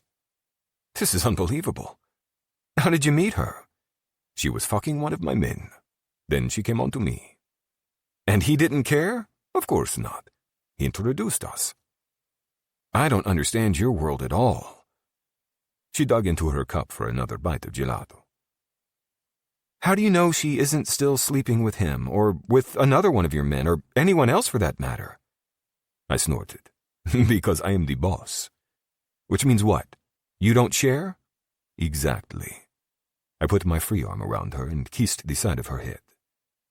I don't share, Bella. Ever. But I'm expected to share. Why would you care? Because it's gross and wrong and misogynistic. I don't understand. She is back in Catanzaro. What does this have to do with what is happening here? It just does, she snapped.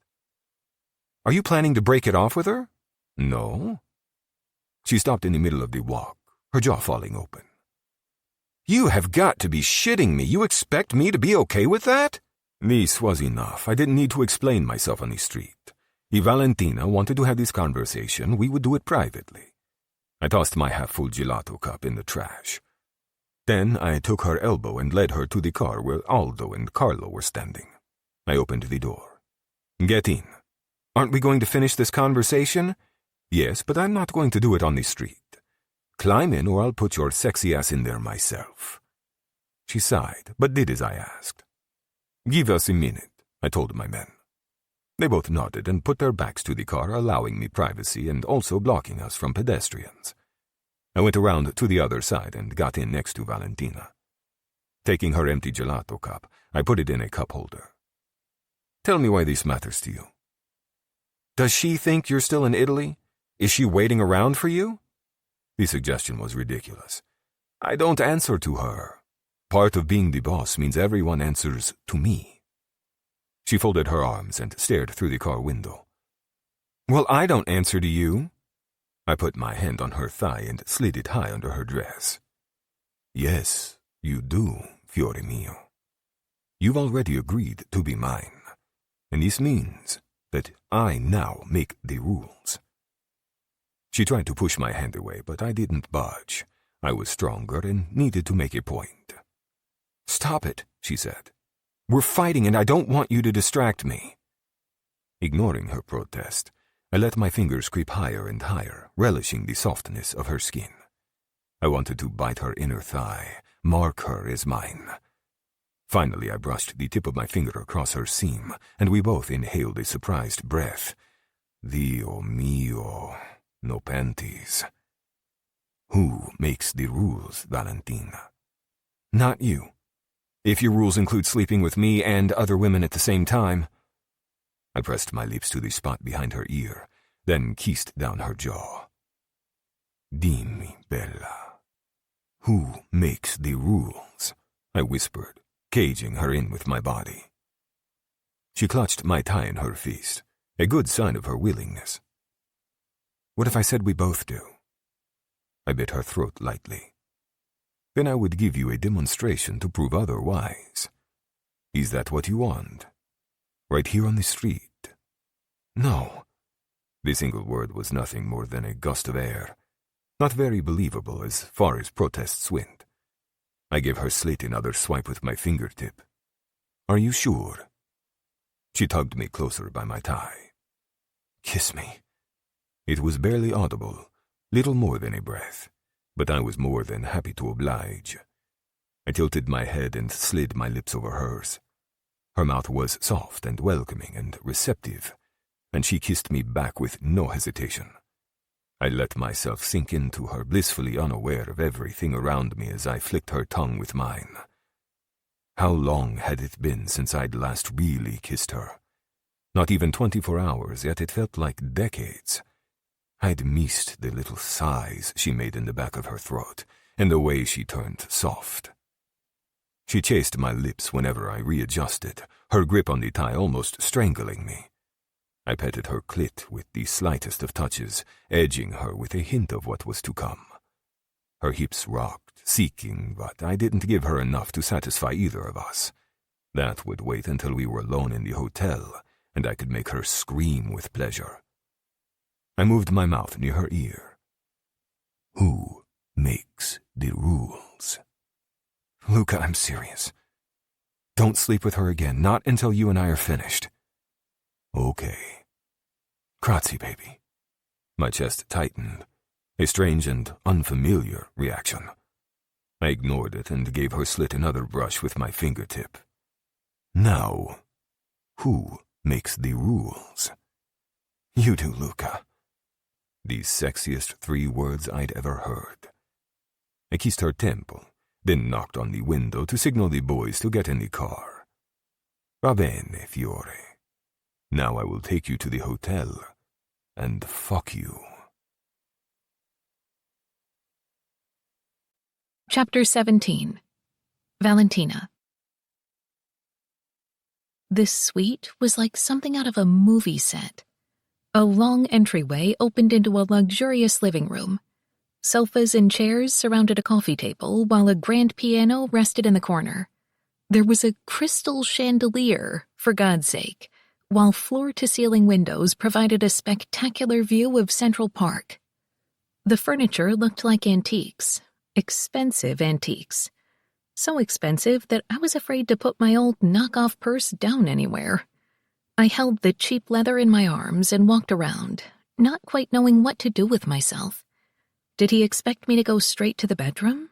Start stripping off my clothes? More nervous than I wanted to admit, I wandered to the windows. The park stretched out below, the best view in the entire city, one I'd never seen except online. In person, it was far more impressive. The room was silent. Why wasn't he saying anything? Were we waiting on something? Are they bringing our bags up? I asked. That happened earlier, when Carlo checked us in. Who's Carlo? My other guard. Right. Luca traveled with guards because he was a mob boss and people might try to kill him. I couldn't think about that right now. I caught his reflection in the mirror. He was watching me, his hands in his trouser pockets, appearing calm and confident as always. But his gaze was anything but calm. Even in the glass, the intensity of his dark stare made me shiver. Who makes the rules? I licked my lips, moistening them. What are you thinking about right now? How I'd like to fuck you against that glass. Mouth dropping open, I spun around. Tingles ran all up and down my body, and I really hoped it was from horror. But you won't, right? All those people would see. Put your bag down on the chair and come here. I examined the closest chair. It belonged in a museum, not a hotel room, and it had no business holding my raggedy purse. I put my bag on the floor and walked over to Luca, who was watching me carefully. Why did you put your bag on the floor? Because it's old and costs probably as much as a bar of soap in this place. He shook his head and slid his hands onto my hips. The chair can handle it, but we'll deal with that tomorrow. Right now, I have plans for you. Are these naked plans? Yes. He wrapped one hand around the back of my neck. Relax. You will like them very much. Without waiting for me to comment, Luca dipped his head and sealed his mouth to mine. This was a much different kiss than the car. That had been coaxing, teasing, almost like a game between us. This was fierce and relentless, and I could sense his determination with every swipe of his lips, every flick of his tongue. His heat and strength wrapped around me, bolstering me, chasing away my fears, and I leaned into him, letting him hold my weight. He broke off, and I was happy to hear his breathing was as labored as mine. Go find the bed, Piccolina. Arguing or refusing never even occurred to me. I was going to have sex with this gorgeous and sophisticated older man tonight. I'd deal with everything else tomorrow. My head swam with so much desire that my limbs shook with it. I nearly tripped as I made my way into the bedroom. Luca was right behind me, silent, with not even his feet making noise on the floor. But I knew he was there because my skin prickled the way it did whenever he was in the same room. Something about this man felt inevitable, a temptation I'd never been able to resist, a reward for so much loss and heartache. I deserved this in a very temporary, non-mistress kind of way. In the bedroom was a perfectly made king-sized bed, white sheets, fluffy pillows. Classy, exactly like Luca. I sat on the edge of the mattress as instructed and waited for whatever happened next. He stopped a few feet away, his mouth curving wickedly as he removed his suit jacket. God, that tie did crazy things to me. Actually, any time he wore a tie. Something about the power and confidence of it made me want to wrap that long silk strip around my fingers and never let go. His shoulders shifted as he removed his cufflinks and slipped them in his trouser pocket. Did any man my age even own a pair of cufflinks? Certainly none I'd met. Luca's hands went to his throat, and he loosened the tie, then slid it off his neck in a whisper of silk.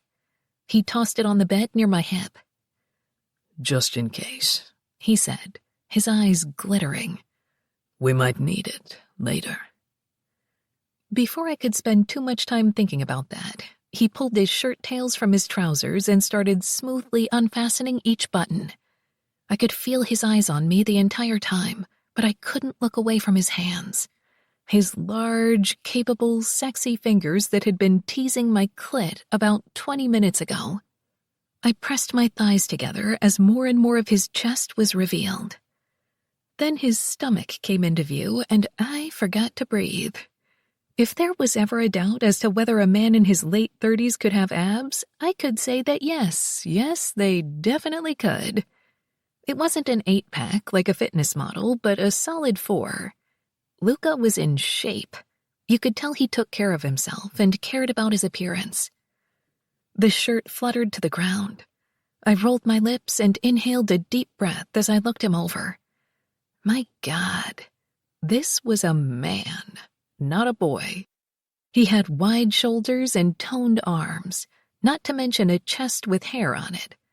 His muscles moved beneath the skin, veins popping in all the best places, and I wondered if he'd unlocked some kind of forearm kink in me.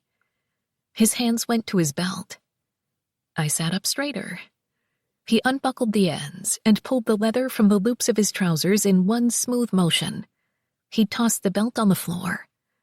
When his fingers went to his trousers, I couldn't miss the large bulge behind the fabric. I edged forward. This was the best, most erotic striptease I'd ever seen in my life, and I was dying to see the rest of him. The way you weren't watching me, he whispered as he stepped out of his shoes. So eager and attentive.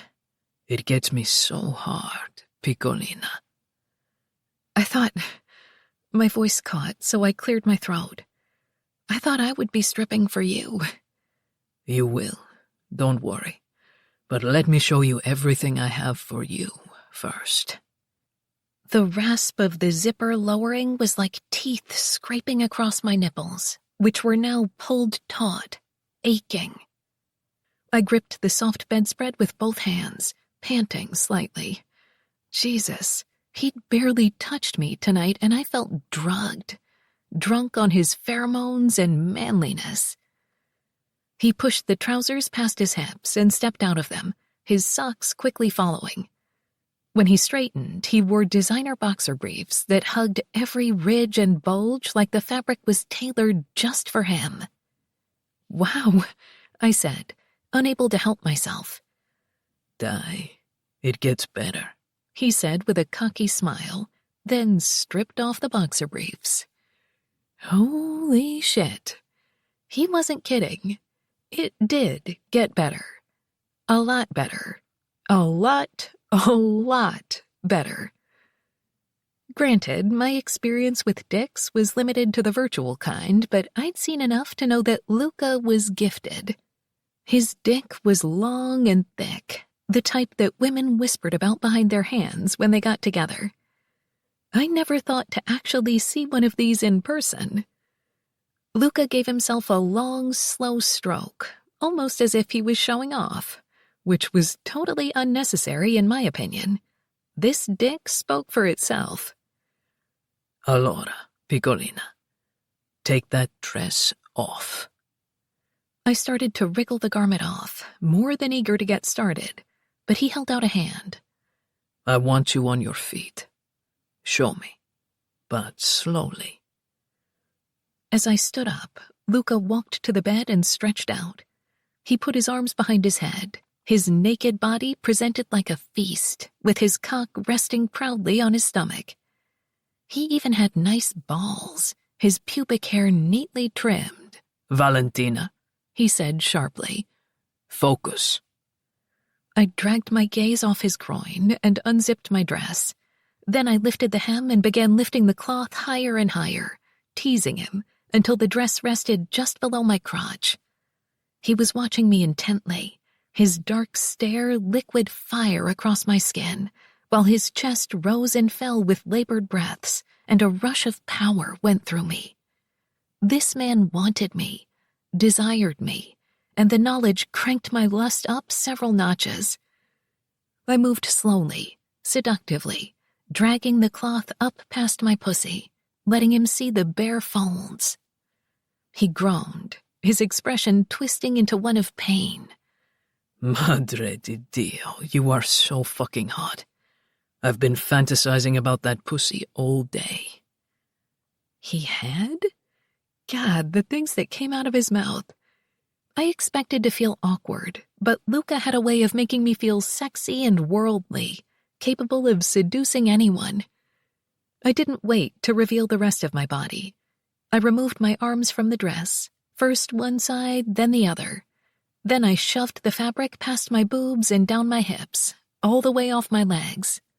I straightened and started to remove my bra. "Leave it on. Get over here." Luca's voice sounded strangled, like he was barely keeping it together. I let my arms fall and came over to the bed. Before I could lay down, he grabbed my wrist and pulled me on top of him. I sat on his stomach, with my legs on either side of him. He smoothed his palms up and down my thighs. "Fuck, that bra. It is a gift from God, Piccolina." "Thank you." It was a splurge. I bought the bra in an actual store rather than from an app. Maggie had been with me and she practically forced me to buy it. "Take it off." I pulled the loops off my shoulders and down my arms first. Then I reached back and opened the fastening. It took some dexterity because I wasn't a dainty bra girl, not with these boobs. I flung the bra onto the ground and Luca was already reaching for me.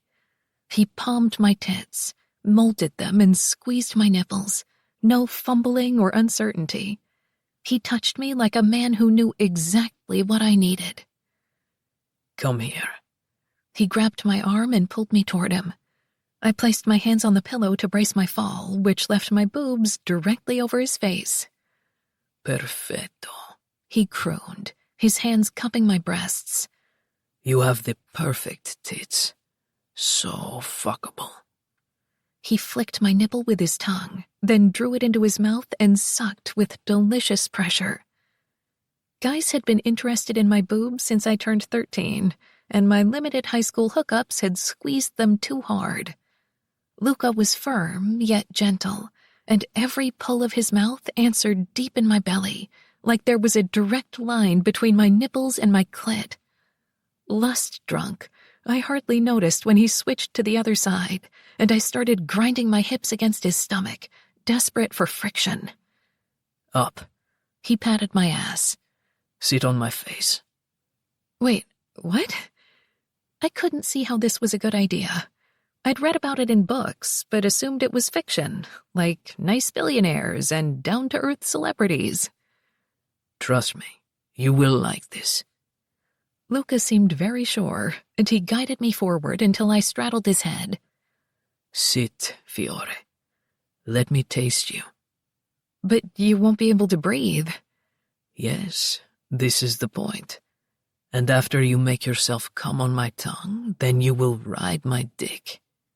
How? He didn't let me finish that thought. He pulled on my hips, and I dropped onto his face, smothering him. I was worried for half a beat, until I heard him groan like he'd just tasted tiramisu for the first time.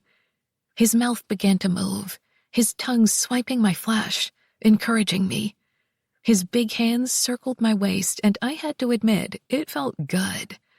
Better than good. Holy shit, he was everywhere, hitting all the best spots. I started rocking, grinding, the pleasure coiling inside me. Oh, God, I breathed. Luca. He growled and continued to use his tongue, sucking in air occasionally as I chased the high. He reached up to hold both of my breasts and pulled on my nipples, and my thighs began to shake.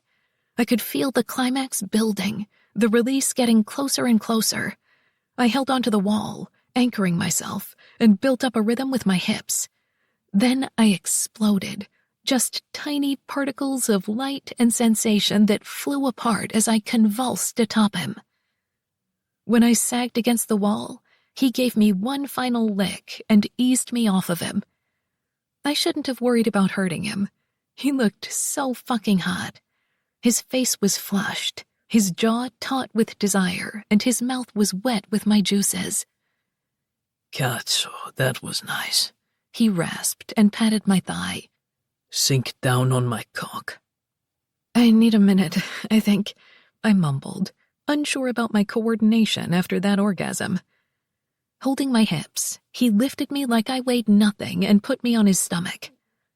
Now, Piccolina, your pussy is soft and wet, and I need to feel it strangling my dick in the next 10 seconds. I knew what to do, but I hadn't expected to be on top my first time. Wouldn't it be easier if you did this? Not for you. This way you set the pace, capisce? He reached between my legs and grabbed his shaft, then maneuvered me until the tip of his dick met my entrance. Take me inside. Let me show you how good it can be. Wait, the post-orgasm high receded enough for some of my intelligence to return. You're going in bare? What the hell? I'm clean and you're on the pill. Andiamo, Valentina. He lifted his hips, and then he was inside me. Not a lot, but enough for me to feel it. Luca. Pausing, I dug my fingernails into his chest.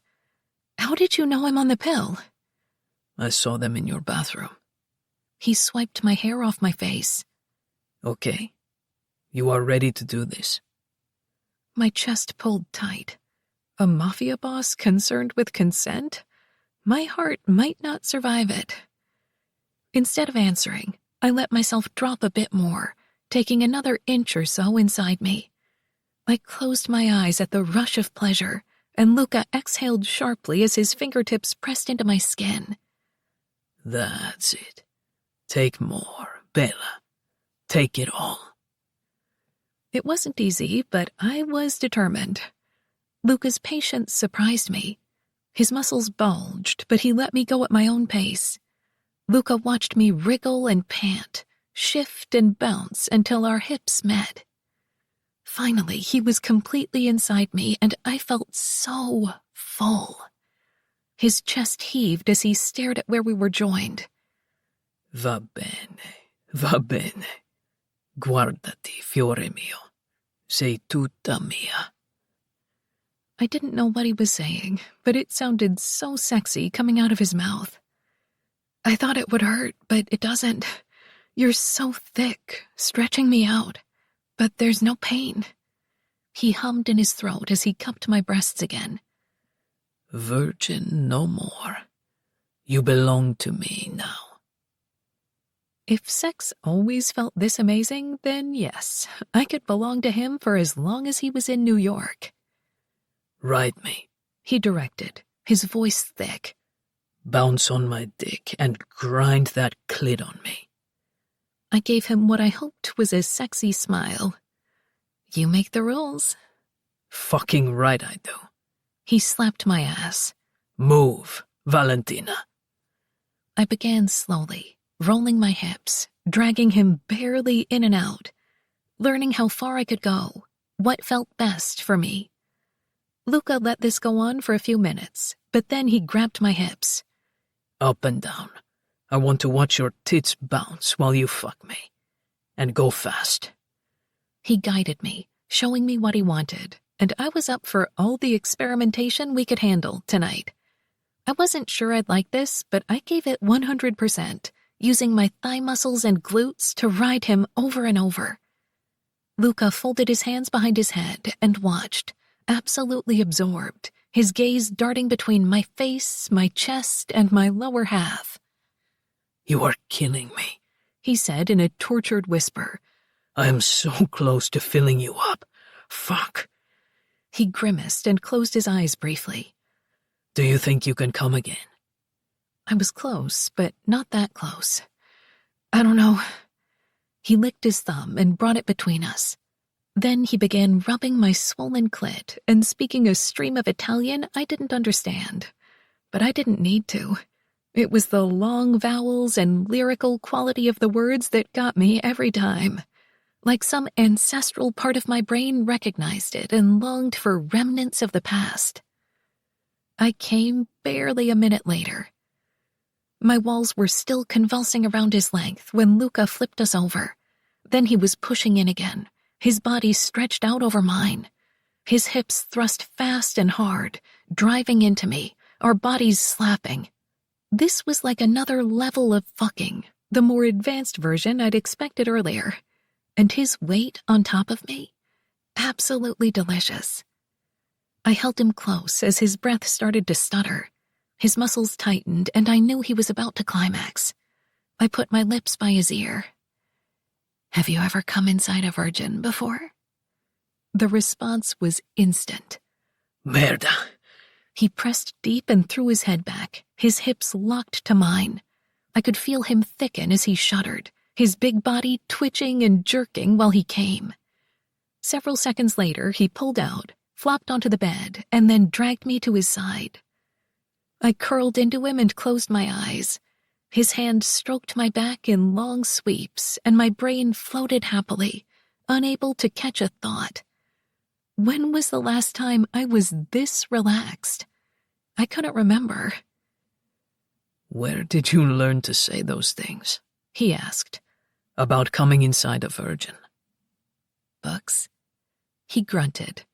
I am increasing your book allowance. I smiled into his skin. I thought you might like it. Dio mio, Valentina. He rubbed his eyes with his free hand. If I had liked it any more, you might have killed me. That would give me a lot of explaining to do, I said with a snicker.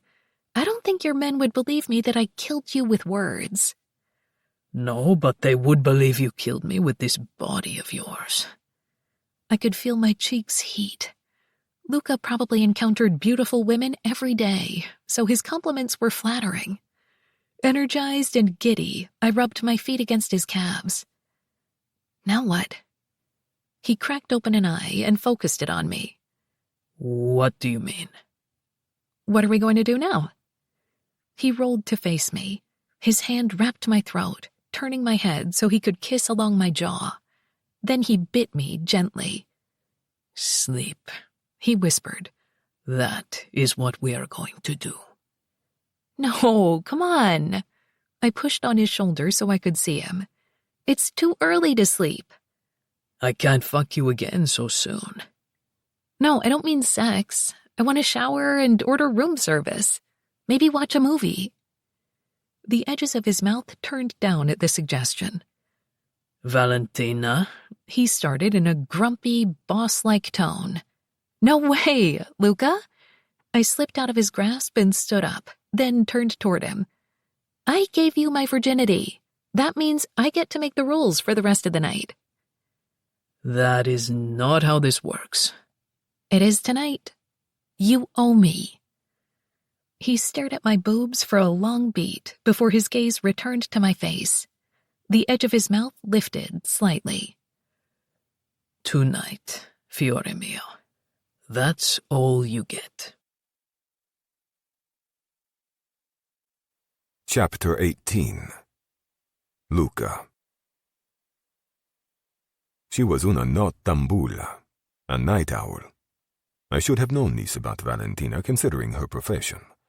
Most everyone in the restaurant business kept odd hours, but I wasn't prepared for how much energy this girl had at 1 o'clock in the morning.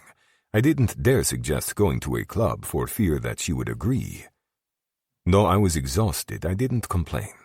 Yes, I was jaded, a hardened criminal, but how could I not indulge her? It was clear she hadn't stayed in a hotel this luxurious before, nor had she ever ordered room service. Her delight at the ability to summon a grilled chicken sandwich, French fries, and a hot fudge sundae in the middle of the night had been adorable. Now I was wearing a hotel robe, eating greasy food and watching a mindless reality show on the television, all because she wanted me to. She licked her spoon, then pointed it at me. Admit it, you like this show. It's terrible. A bunch of young and dumb people were on an island together, and the only point I could see was that they were trying to fuck each other. They need to go on a TV show to get laid? Dai, Valentina. Her foot pushed against my leg. It's not about getting laid, they're looking for love. I rolled my eyes and withheld my opinions. Would you go on one of these shows? Her eyebrows rose dramatically. What if it was Mafia Island, where they put a bunch of mob bosses together? You could compete in challenges like racketeering and blackmailing, or who has the prettiest mistress. I shook my head. Your imagination, it is incredible. Her attention returned to her sundae, but her brow wrinkled as her mood seemed to darken. What was she thinking about? What is it?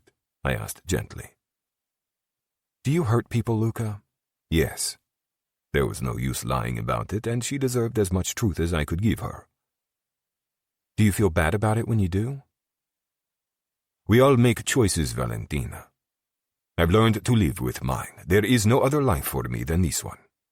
But the people you hurt, they deserve it, right? I knew what she was doing, but I could not have her romanticizing me or my life. I do what needs to be done to get what I want. Always. She peeked over at me. That's harsh. The world is harsh, no? Aren't you worried you'll be killed, or one of your sons? If that is meant to be, then I can't stop it. I have prepared my sons, raised them to be strong men. But no one escapes this world without pain and sorrow. I'd lost family members, friends, and Valentina lost her mother to a terrible disease, yet we kept going. Life was not for the weak. The metal spoon scraped on the ice cream dish as she finished her dessert. She peeked over at me. My father is in the Mafia. I hid my surprise. It was a fact I already knew, but I was shocked she was confiding in me. Here in New York? No, in Italy. Oh. I don't recall any Montellas. He has a different last name. Segreto. She studied me. Flavio Segreto. Do you know of him? Well, I hadn't encountered Segreto personally. I certainly knew of him long before Rossi forced me into this mess. I kept my voice even as I answered.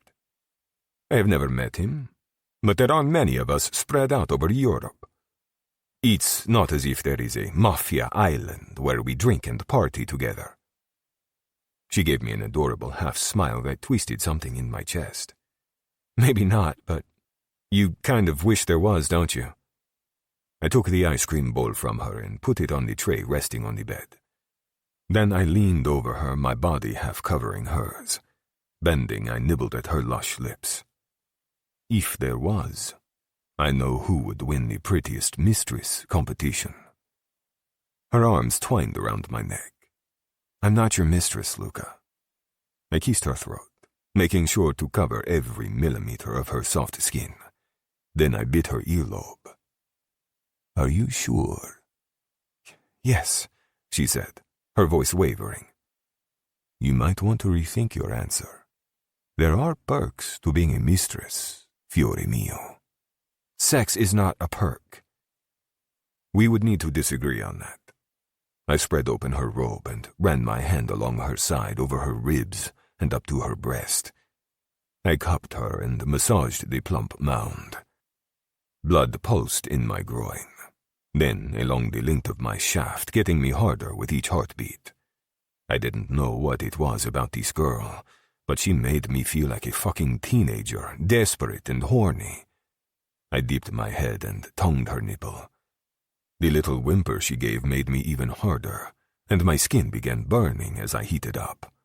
The damn robe had to go. Rising up on my knees, I shrugged out the heavy piece and tossed it to the ground, leaving me naked. Valentina dragged her hands over my chest, exploring. You are so sexy. You know, for an old guy. The teasing smirk she wore instantly made me think evil thoughts about her mouth. Old, is it? I straddled her body and dragged my dick through the valley of her breasts. Push them together, I ordered. Smother my cock with your teats.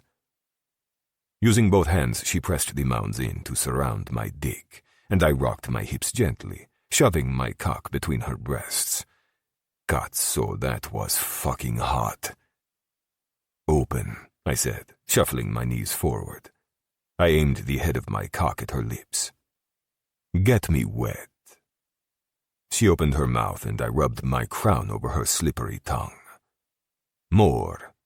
I don't know which one of us said it, but I slid in deeper, feeding her my length until she was sucking me down eagerly. The sight of her pretty lips wrapped around me, not to mention the tight suction, Madre de Dio, it was perfect. I kept going until she gagged. Saliva pooled over my shaft and my balls squeezed. I eased back slightly. That is what I want. Nice and wet, Piccolina. Again. We repeated this a few times until I was coated in spit. When I pulled out and moved away, she whimpered and clawed at my thigh. No, Luca, come back. It was tempting. I liked a girl who was eager to suck on my dick. In a minute. I'm going to fuck your tits first. I put my drenched cock between her breasts. Squeeze me. Biting her lips suggestively, she pushed the mounds together, and warm, soft flesh encased my cock. Fuck, that was nice. I started moving, dragging my length through the slick channel. It didn't feel as good as fucking a woman's pussy, but there was something about the visual of this woman's tits swallowing me up that got me off.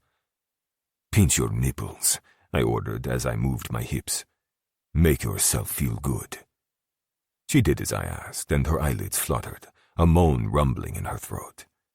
I answered with a groan of my own. This girl was so beautiful, so responsive. I was crazed, feverish to have her again. I braced my hands on the headboard and rocked, the underside of my shaft rubbing her sternum, my foreskin and her spit allowing me to slide easily. Then she lifted her head and stuck out her tongue, giving my crown a swipe every time I moved forward. My gut cramped as pleasure arced through me. Merda. How did she know exactly how to drive me fucking out of my mind? I moved faster, a man possessed. Are you eager to taste my cum, Bella? Keep licking me. Show me how much you want it in your mouth. Her eyes flicked to mine. Please, Luca. I couldn't wait. The orgasm was building, undeniably close. Rising up, I angled toward her lips. Circle the root in your fist. I want to fuck your mouth. She wrapped her fingers around my base and I slid my shaft into her hot, wet mouth. I didn't hold back, thrusting into her face, my balls slapping her fist. Her hand kept me from hurting her at this angle. Next time I would show her how to take me all the way in, deep into her throat. Her free hand cupped my ass, guiding me, and her fingernails dug into my skin. The sting arrowed through my balls, and I rocked faster, fierce need coiling inside me. Then her fingers wandered into the crevice between my cheeks, and the idea that she might play with my ass was like a shot of white-hot lightning to my groin. I was lost. Cum shot out of my dick, my hips stuttering as my muscles tightened. She sucked me, moaning as I poured into her mouth, and I nearly blacked out. This girl, Madonna. When I was drained, I withdrew and dropped onto the bed beside her. Fuck, Valentina. That was fun. She cuddled up next to me. Do you think I'd win the Whose Mistress Gives the Best Blowjob competition on Mafia Island? My mouth twitched at her choice of words. She was coming around to the idea, which pleased me very much. Without a doubt, Piccolina. That's good. Do you know which competition I'd like to see? Which one? Which mafia boss gives the best head? Without missing a beat, I rolled her over and settled between her legs. If there is still any doubt, then I had better show you right now. Valentina. Let's go shopping. I finished applying a second coat of mascara and glanced over my shoulder. Luca stood there, already dressed in a dark suit and looking good enough to eat. I was tempted to climb him like a tree and never let go. But the restaurant was reopening tomorrow. It was my responsibility to see that everything was ready. I need to get home, Luca. This afternoon. First, I am taking you shopping. You don't need to do that, and I really need to get to the restaurant as soon as possible. He came toward me, his eyes never leaving mine in the mirror as he approached, his big body sealed to my back, while the marble counter pressed into my hip bones. My mouth went dry. Even though we had sex again in the shower this morning, I still craved him. Would I ever get enough? His hand wrapped around my throat, and he leaned down to kiss the soft spot behind my ear. Who makes the rules, fiore mio? The words in his deep voice, pure sin. A full-body shiver went through me. You do, Luca, I whispered. That is my girl. Now finish getting ready so I can take you shopping and spoil the fuck out of you. How long will it take? I needed to let Roberto know when I would return. He eased back and slapped my ass. As long as I fucking say. Hurry up, woman. Biting my lip to keep from grinning, I reached for my phone. I'll text. The phone suddenly disappeared from my fingers, and Luca slipped it into the pocket of his suit coat. I have already let Roberto know of your schedule. Andiamo, Valentina. You have 5 more minutes before I drag you out of here. He walked out and shut the door.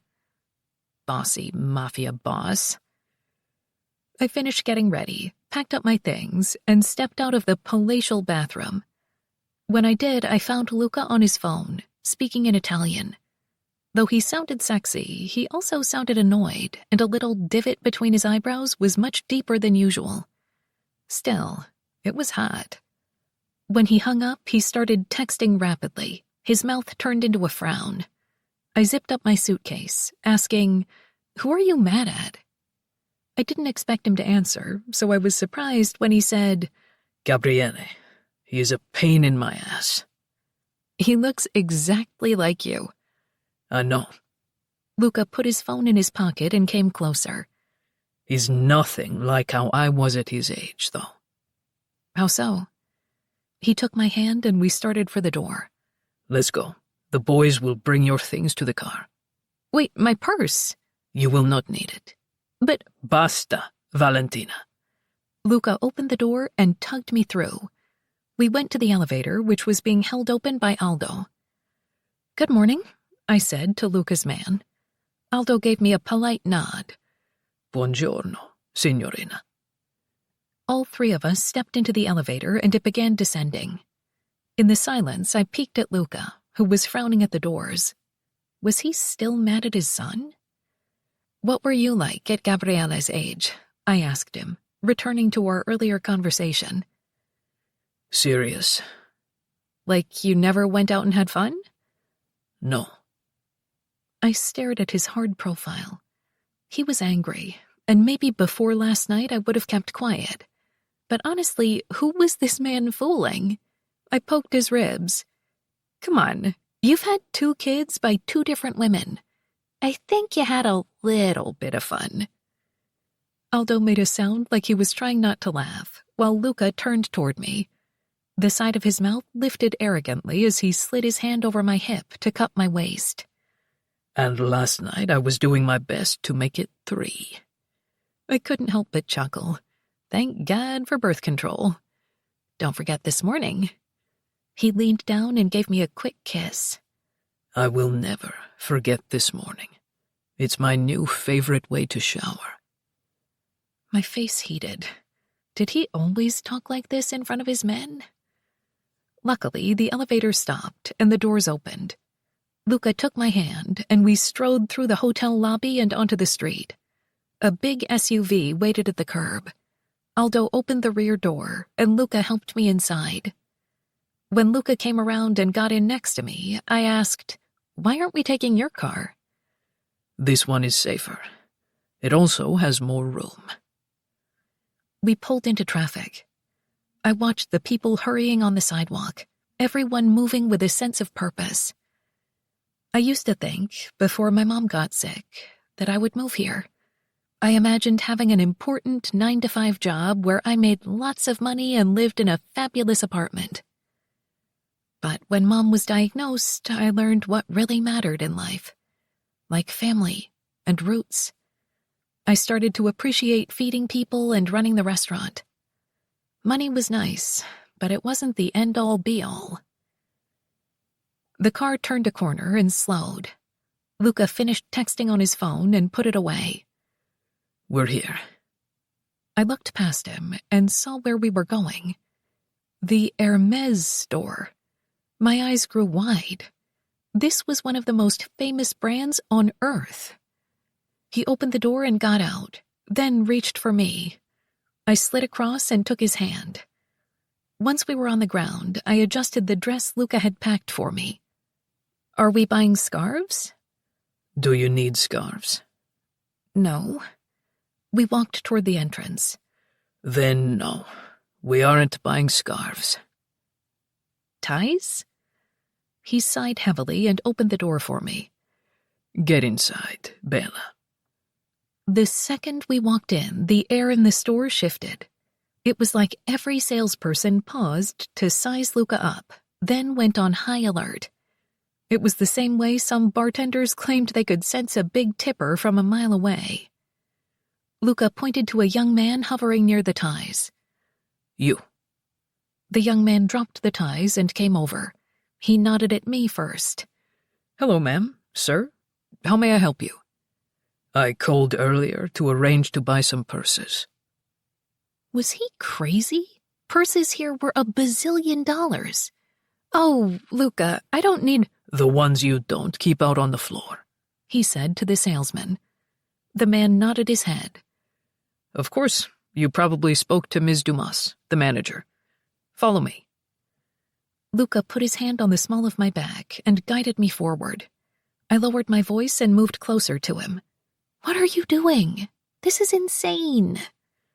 He didn't respond, and then I lost the chance to argue because we were shown into a back room where a woman waited behind a small counter. She was polished from head to toe, the kind of elegant lady who could contour like a pro and never, ever plunged toilets. "Mr. Benetti," she greeted. "Miss, welcome. I'm Ms. Dumas, the manager, and I'll be happy to assist you this morning." Thank you, Luca said. we appreciate it. We? I wasn't on board with this outing. Ms. Dumas slipped on a pair of white gloves before reaching into a locked cabinet. She pulled out the most exquisite beige leather handbag, the kind you heard whispered about on social media but never saw in person. Ms. Dumas set the tote on a cloth in front of me, and I couldn't look away. It was gorgeous. With a simple design, the bag was a decent-sized rectangle with small handles. The other woman flicked the gold clasp on the front, and the top flap opened. "Each Birkin bag is made from rare heritage leather and has unique character." She continued on about the saddle stitching, but I zoned out, my brain trying to wrap itself around what was happening.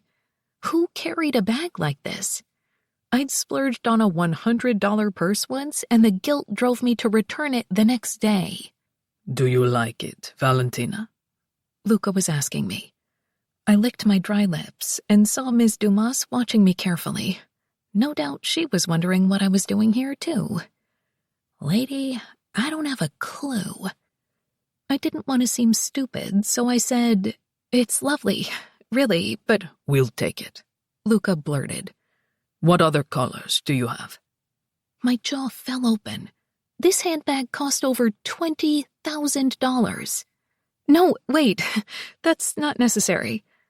Luca put a hand on my back, the alpha male signal for "I'm handling this." But I couldn't let him buy me even one of these handbags, let alone other colors. It was outrageous. Ms. Dumas carried on like I hadn't said a word. "We don't have any others in the store. In fact, I was actually saving this one for myself." "Oh, then I couldn't possibly—" Luca squeezed my waist, and I quieted. He said, "Which is why we are paying double for it. Show us smaller handbags, then. Clutches, everyday bags." With a nod, Ms. Dumas left, and I clutched Luca's arm. My voice was a desperate whisper. "What the fuck? Have you lost your mind? This is too much." He shifted toward me and cupped my face in one hand, the other resting on my waist. "I told you I was going to spoil you. What did you think that meant?" I put my hands on his chest, his dress shirt smooth and soft beneath my fingers. "Honestly, a mochaccino and a chocolate croissant. Maybe some French toast if we were feeling especially wild." The scowl he usually wore disappeared, and I could feel his big body relax. "You think a lot about food." "Doesn't everyone?" "Not around you. I'm too busy thinking of ways to defile your sexy body." A rush of lust tightened my nipples into painful points, and I edged closer to him. "And when you do, I'll need my strength, which means I need food. See how that works?" Luca's chest shook as he chuckled. "I will buy you French toast, fiore mio, as soon as we finish with the handbags." Ms. Dumas returned, and I jumped away from Luca guiltily, like we'd been caught planning a robbery and not discussing brunch. He didn't let go of me, just continued to look amused. Over the next 10 minutes, he picked out a black clutch, a white coin purse, and a leather and canvas navy tote. I stopped protesting after a while. It did no good, because he wasn't listening. Finally, he handed Miss Dumas a credit card, and she disappeared. I stared at the row of handbags, my mind spinning. While I loved math, I was scared to calculate the final bill. This is too much. He lifted a shoulder in a casual yet arrogant way. "I'm rich, Valentina. It's something you need to accept, capisce?" It wasn't only that he was rich. Luca's money was Mafia money. It wasn't exactly clean. And what did he expect in exchange for all this? I tucked a strand of hair behind my ear and lowered my voice. My mother spent her whole life refusing my father's financial help. She said his money came with strings. Luca slipped his hands in his trouser pockets and cocked his head. You've seen my strings. Are you telling me you hated all the orgasms I gave you? No, I said quickly, glancing over my shoulder for Ms. Dumas. But I don't want there to be debts between us. You're already doing too much for the restaurant. There are no debts or expectations that accompany my gifts. When I first helped you, we weren't sleeping together, so you should believe me when I say I do it because I can. All you need to do is to say grazie once in a while. What else was there to say? I could protest, but I sounded ungrateful. If he wanted to drop a mint on handbags for me, then okay. Grazie, Luca. Oh, he liked that a lot. His eyes darkened, just like earlier when he pinned me against the shower wall before sliding his dick inside me. He dragged the backs of his knuckles along my collarbone. See, this pleases me, Piccolina. Here you are, Mr. Benetti. Ms. Dumas placed a slip on the counter for Luca to sign. I closed my eyes. If I saw the total, I might throw up. When Luca finished, he told the manager to have the handbags boxed up and someone would come by to pick them up. Then he took my hand and strode into the main part of the store. Now, we go for French toast, he declared as he held open the front door for me. Good, and it's my treat. He ushered me toward the SUV. I will allow you to buy breakfast. Then he put his mouth near my ear. Because maybe then you will not complain when I take you to the jewelry store. Chapter 19. Luca. She was quiet on the drive back to Paesano. We were in the SUV with Aldo behind the wheel while Carlo drove my Maserati back. I held her hand, perfectly content to sit in the silence and watch the scenery. Valentina had been a pleasant surprise today. I wasn't used to a woman being so frugal around me, or this funny, or affectionate. Valentina touched me a lot. Little brushes of her hand, grabbing my arm to make a point, rubbing her foot against my leg under the table at breakfast. I liked it. We had a nice day together, shopping and eating in the city. I couldn't remember the last time I stayed off my phone for so long, but work had been the furthest thing from my mind today.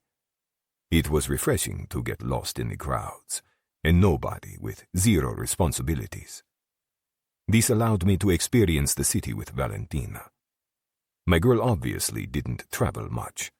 As we walked after breakfast, she marveled at everything from the horse and carriages for hire to the street vendors, to the different accents and cultures on every corner. At our last stop, I bought her a pair of diamond earrings, though she refused to let me get the matching bracelet. I bought it anyway. I hadn't spent this much money on a woman in a long time, not since Carlotta was pregnant with Gabriele. But I liked doing it for Valentina. She deserved it. This girl busted her ass all day long, even cleaning bathrooms, to keep her family's legacy alive. I could relate. Yawning, Valentina put her fancy juice drink in the cup holder. God, I'm so tired. Come here. I tugged her down so she was lying across the seat. Put your head in my lap. She didn't argue, just flipped her hair out of the way as she settled on my thigh. Why am I always sleeping on you? My chest expanded on a deep breath and I smoothed her hair, letting the long strands run between my fingers. The night of her book club, she'd begged me to sleep next to her. I won't feel safe without you. What demons haunted her? Segreto? Or had something happened in her childhood? I vowed to find out. Now that I have secured D'Agostino's help, I might be able to locate my cousin quickly. This would keep Valentina out of this mess. Because no way was I letting Palmieri or the GDF get their hands on this woman. Minutes passed and Valentina's breathing evened out. I stared down at her profile while my fingers continued to stroke her head. Part of me didn't want to return to Paesano. I didn't want her in that tiny home all the way across town. The place wasn't safe, not to mention that I wanted her with me. Could I move her into the mansion? Never thought I would see it, Aldo murmured in Italian from the front seat. I glanced up and met his gaze in the mirror. Like a teenager. Fuck off, I said quietly. She's a good kid. Works hard, cares about people. I knew this about her. It was part of the reason I liked spoiling her. Ungrateful, entitled people thought the world owed them everything, but this world didn't owe any of us shit. Valentina knew this, and she was a fighter, tough like me. Yet she was also sweet and innocent, and that twisted me up inside. I want her things moved into the mansion, I ordered. See that it's done. Aldo shook his head. She won't like that. The house belonged to her dead mother. You've seen it. The mother might as well still be living there. Your girl is not ready to let go of the past. I sighed. I would need to handle this carefully. But after our stay in New York, I was confident that I could convince her. My phone buzzed with more messages. I eased the rectangle out of my pocket and spent the rest of the ride answering questions and checking in with my brothers. Then I texted Leo, as he'd been quiet the past few days. That wasn't uncommon for my firstborn. He was responsible, more serious and independent than his brother. Leo answered immediately, saying he'd booked a trip to Sardinia for a few days. I told him to have fun at the beach with his girlfriend and ring me when he returned to Catanzaro. Valentina stirred when we were a few minutes out of town. I rubbed her back and continued to read a quarterly report from one of our legitimate businesses. "Where are we?" she murmured sleepily. "Just outside Paesano." "Damn, I hadn't expected to sleep that long. Why didn't you wake me up?" "Because you're obviously fucking tired." She pushed herself up. "More like I'm tired because of fucking." A huff of laughter escaped my lips. "Madonna, that mouth of yours." "Are you saying you don't like it?" The devilish glint in her eye called to me like a cape to a bull. I leaned in and gave her a deep kiss. "I like it very much," I said when we broke apart. She patted my chest, then glanced down at her watch. "I really should get to the restaurant. Aldo, can you drop me at the trattoria?" He looked at me in the rearview mirror for confirmation. I supposed it was only fair. I'd monopolized her time enough for today, and I knew she was reopening tomorrow. I gave Aldo a subtle nod. "Of course, miss." Aldo began pressing buttons on the car's navigation. I pulled her close to my side and kissed the side of her head. "I'll take your packages to my house. Or you could drop them at mine, seeing as how locks are no issue for you." Ignoring that, I said, "Come to the mansion when you're finished today. We'll have dinner together." "Just dinner?" A grin tugged at the corners of my mouth. "Maybe more." When we pulled up to the trattoria, she tried to open the car door herself. I grabbed her arm. "Wait, Piccolina. I'll come around and help you." "That's not necessary, and I need to hurry." I gave her a look, one that had intimidated dangerous men across Europe. Valentina just rolled her eyes. "Fine, but hurry up, Luca." I got out of the car and buttoned my suit coat. Then I came around and helped her to the ground. Instead of letting her go, I grabbed her hand and started walking her inside. "You're annoying," she said under her breath. "Are you saying you don't like it?" I asked, throwing her words back at her. She bumped her shoulder against mine. "I might like it a little." "Good." I opened the trattoria's door and held it for her. "We'll talk later about where you're sleeping tonight." "I'm sleeping at home." She tugged on my tie as she walked past. "We're reopening tomorrow. I need to be on my game." I followed her inside, then stopped in my tracks.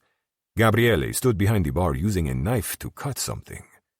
Che cazzo, what was my son doing here? Dropping Valentina's elbow, I strode directly to the bar until I was standing in front of him. He had the nerve to keep slicing lemons instead of addressing me. I spoke in our language so no one would understand how furious I was. "What the fuck are you doing?" "Ciao, Papa. How was New York?" I grabbed the knife out of his hand. I asked you a question, Filio. He shrugged. I asked to be a bartender. I thought it might be fun, and I'll get to eat here for free. Have you tasted Giovanni's food? It's so fucking good. You are not working here. I sensed her a second before Valentina appeared at my side. She reached across the bar to offer her hand to Gabriele. Hey, Gabby.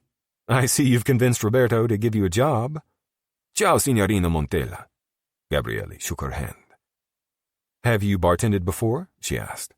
He's not bartending here. I pointed at Gabriele. Get your sheet. I'm taking you back to the house. Luca, wait. Valentina put her hand on my arm. Why can't he work here? My son is not a bartender. He has far more important duties than pouring drinks for frat boys and lonely old women. She drew herself up and gave me a withering stare. Oh, so you think he's too good to work here? Before I could explain myself, she faced Gabriele again. Welcome aboard. We're happy to have you, Gabriele. My son grinned and leaned toward her, too close, almost flirtatiously. You can call me Gabby. Turning, I spotted a young man polishing forks. Find Roberto, now! He got up and sprinted for the kitchen. I drummed my fingers on the bar, waiting, seething. Valentina and Gabriele were chatting, ignoring me. Apparently, there were laws in New York about alcohol, and Gabriele was too young to serve drinks. I didn't give a fuck, because he wasn't staying.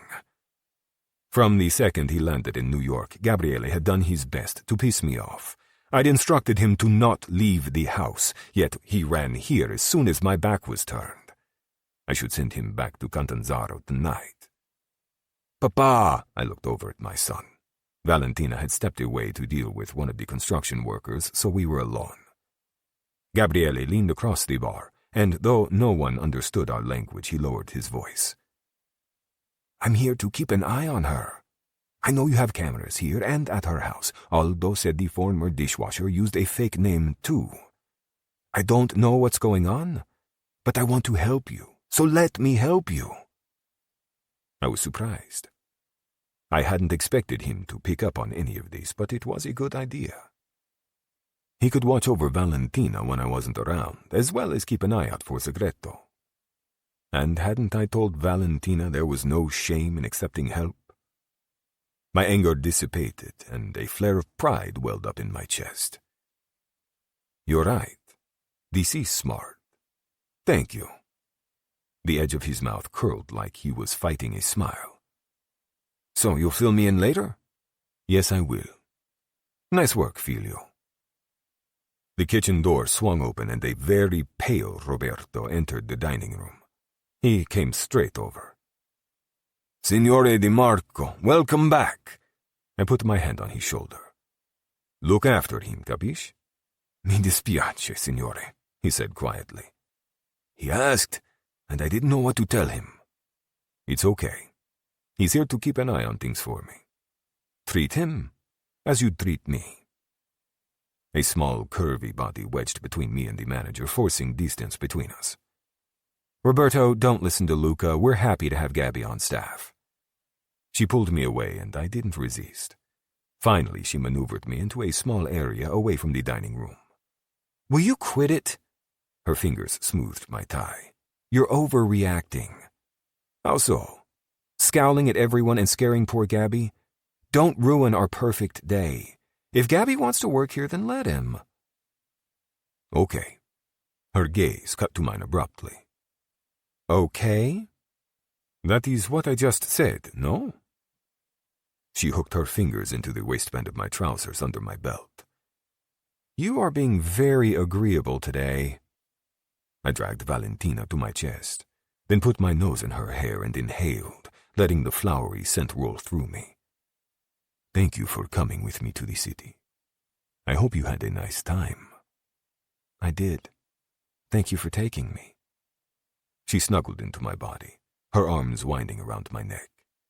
She tilted her head and kissed my chin. Are you coming for the opening tomorrow? Of course. We will have dinner together. Luca. Moving away, she frowned at me.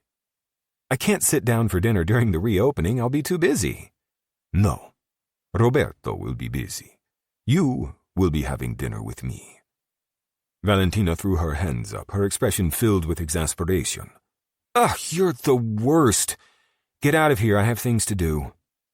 She turned to walk away, but I grabbed her waist and pulled her back against my chest. I ground my hips into her ass, letting her feel me. Then I put my mouth to her ear. "You will come to me when you finish tonight. Capisce?" She swayed, then softened, almost letting me support her weight. "Okay." "Va bene, piccolina." I let her go, then slapped her ass. "Go and do your things." I watched her hurry away, enjoying the view of her body in the skirt and heels she wore. Fuck, she was hot. I couldn't wait to bury my dick inside her again. Once I was back in the car, I asked Aldo, "Did you know Gabriele went to the trattoria for a job?" His eyes flew to mine in the mirror. "No! He did?" My mobile buzzed, so I took it out of my pocket. "He wants to be our eyes and ears inside the restaurant." Glancing down, I saw the call was an unknown number. Not unusual in my world, so I hit the button to accept. "Pronto?" A strange voice began cursing at me in my language. "Che cazzo credi di essere? Who the fuck do you think you are? You dare to fuck my daughter? You parade her around the city like you're Mantenuta? You fucking pig, Benetti!" Flavio Segreto. I gripped the glass and metal rectangle in my hand, yet my voice was calm. "Segreto, it's nice to hear from you. Maybe we could meet in person and discuss your issues with me." "Are you so eager to die, then? The only reason I didn't put a bullet in your head today was because my daughter was with you." I snorted. "Don't act like you care about her. You've ignored her for years. You don't know shit, Benetti. Stay the fuck away from her. Do you think I'm afraid of you? A coward who stole money and then disappeared? Ma dai, stronzo. Again, you don't know shit. If you don't leave Val alone, you'd better watch your back, because I'm coming for you." He disconnected. Aldo spoke up in the front seat. "Was that Segreto? What did he want?" I nodded. "He's obviously nearby, watching her. He followed us to the city." Thinking, I tapped my mobile on my leg. If I could get my hands on Segreto, I could find out why Rossi wanted him and what that had to do with Palmieri. I rang my brother. Sergio picked up on the first ring. Before he said a word, I ordered, "Get your ass to New York, and bring 24 men with you." Chapter 20. Valentina. I was barely awake when Luca lifted my leg and pushed his very hard cock inside me. I was wet, but not entirely ready, so it took him 3 thrusts to get all the way inside. "Oh, yes," he whispered in my ear, his warm chest tight to my back. "This is what I need. Your pussy strangling my dick." He didn't move, just stayed still, letting me adjust. His hand cupped my breast, and strong fingers plucked at my nipple, rolling it. We were in his bed at the mansion because he'd won the argument about where I would sleep last night. At the moment, I wasn't regretting that decision in the least. Ribbons of pleasure unfurled in my belly, my senses overloaded with the way he surrounded me both inside and out, like how his breath heated my skin, the coarse hair from his chest and legs rubbing against me. I could feel myself growing wetter, my need building, so I arched and wrapped an arm around his neck. "Baby," I breathed, incapable of saying more. He groaned and rocked his hips. "Fuck, amore." I knew that word. Love. Italians used it as an endearment, but Luca hadn't said it to me before. And hearing him utter it in his sexy bedroom voice, I melted like warm butter. "I need you," I said over my shoulder. "Get on your knees. I'm going to fuck you hard." As if in a daze, I got up on my hands and knees, and he positioned me where he wanted me. Then he was pushing inside again, and I moaned loudly into the sheets. The pressure, the heat. God, it was so good. He was taking up all the space inside me until there wasn't room for anything else. No thoughts or worries. No responsibilities. I was focused solely on him and me and the way we fit together. This was the best stress relief ever created. He started moving then, hips slamming into me repeatedly as his cock sawed in and out of my channel. It was brutal, punishing, with each thrust rattling my bones. And I loved it. "Don't stop," I demanded. "Oh God, Luca." He drove deep and hit the perfect spot every time. I floated, lost in the rhythm, with each stroke better than the last. All I could do was dig my fingers into the mattress and hold on, muscles tightening as I climbed higher. Were there people who thought older men didn't have stamina? Jesus, Luca could prove them wrong. "Reach down," he said between thrusts. "Play with your clit and come on my cock."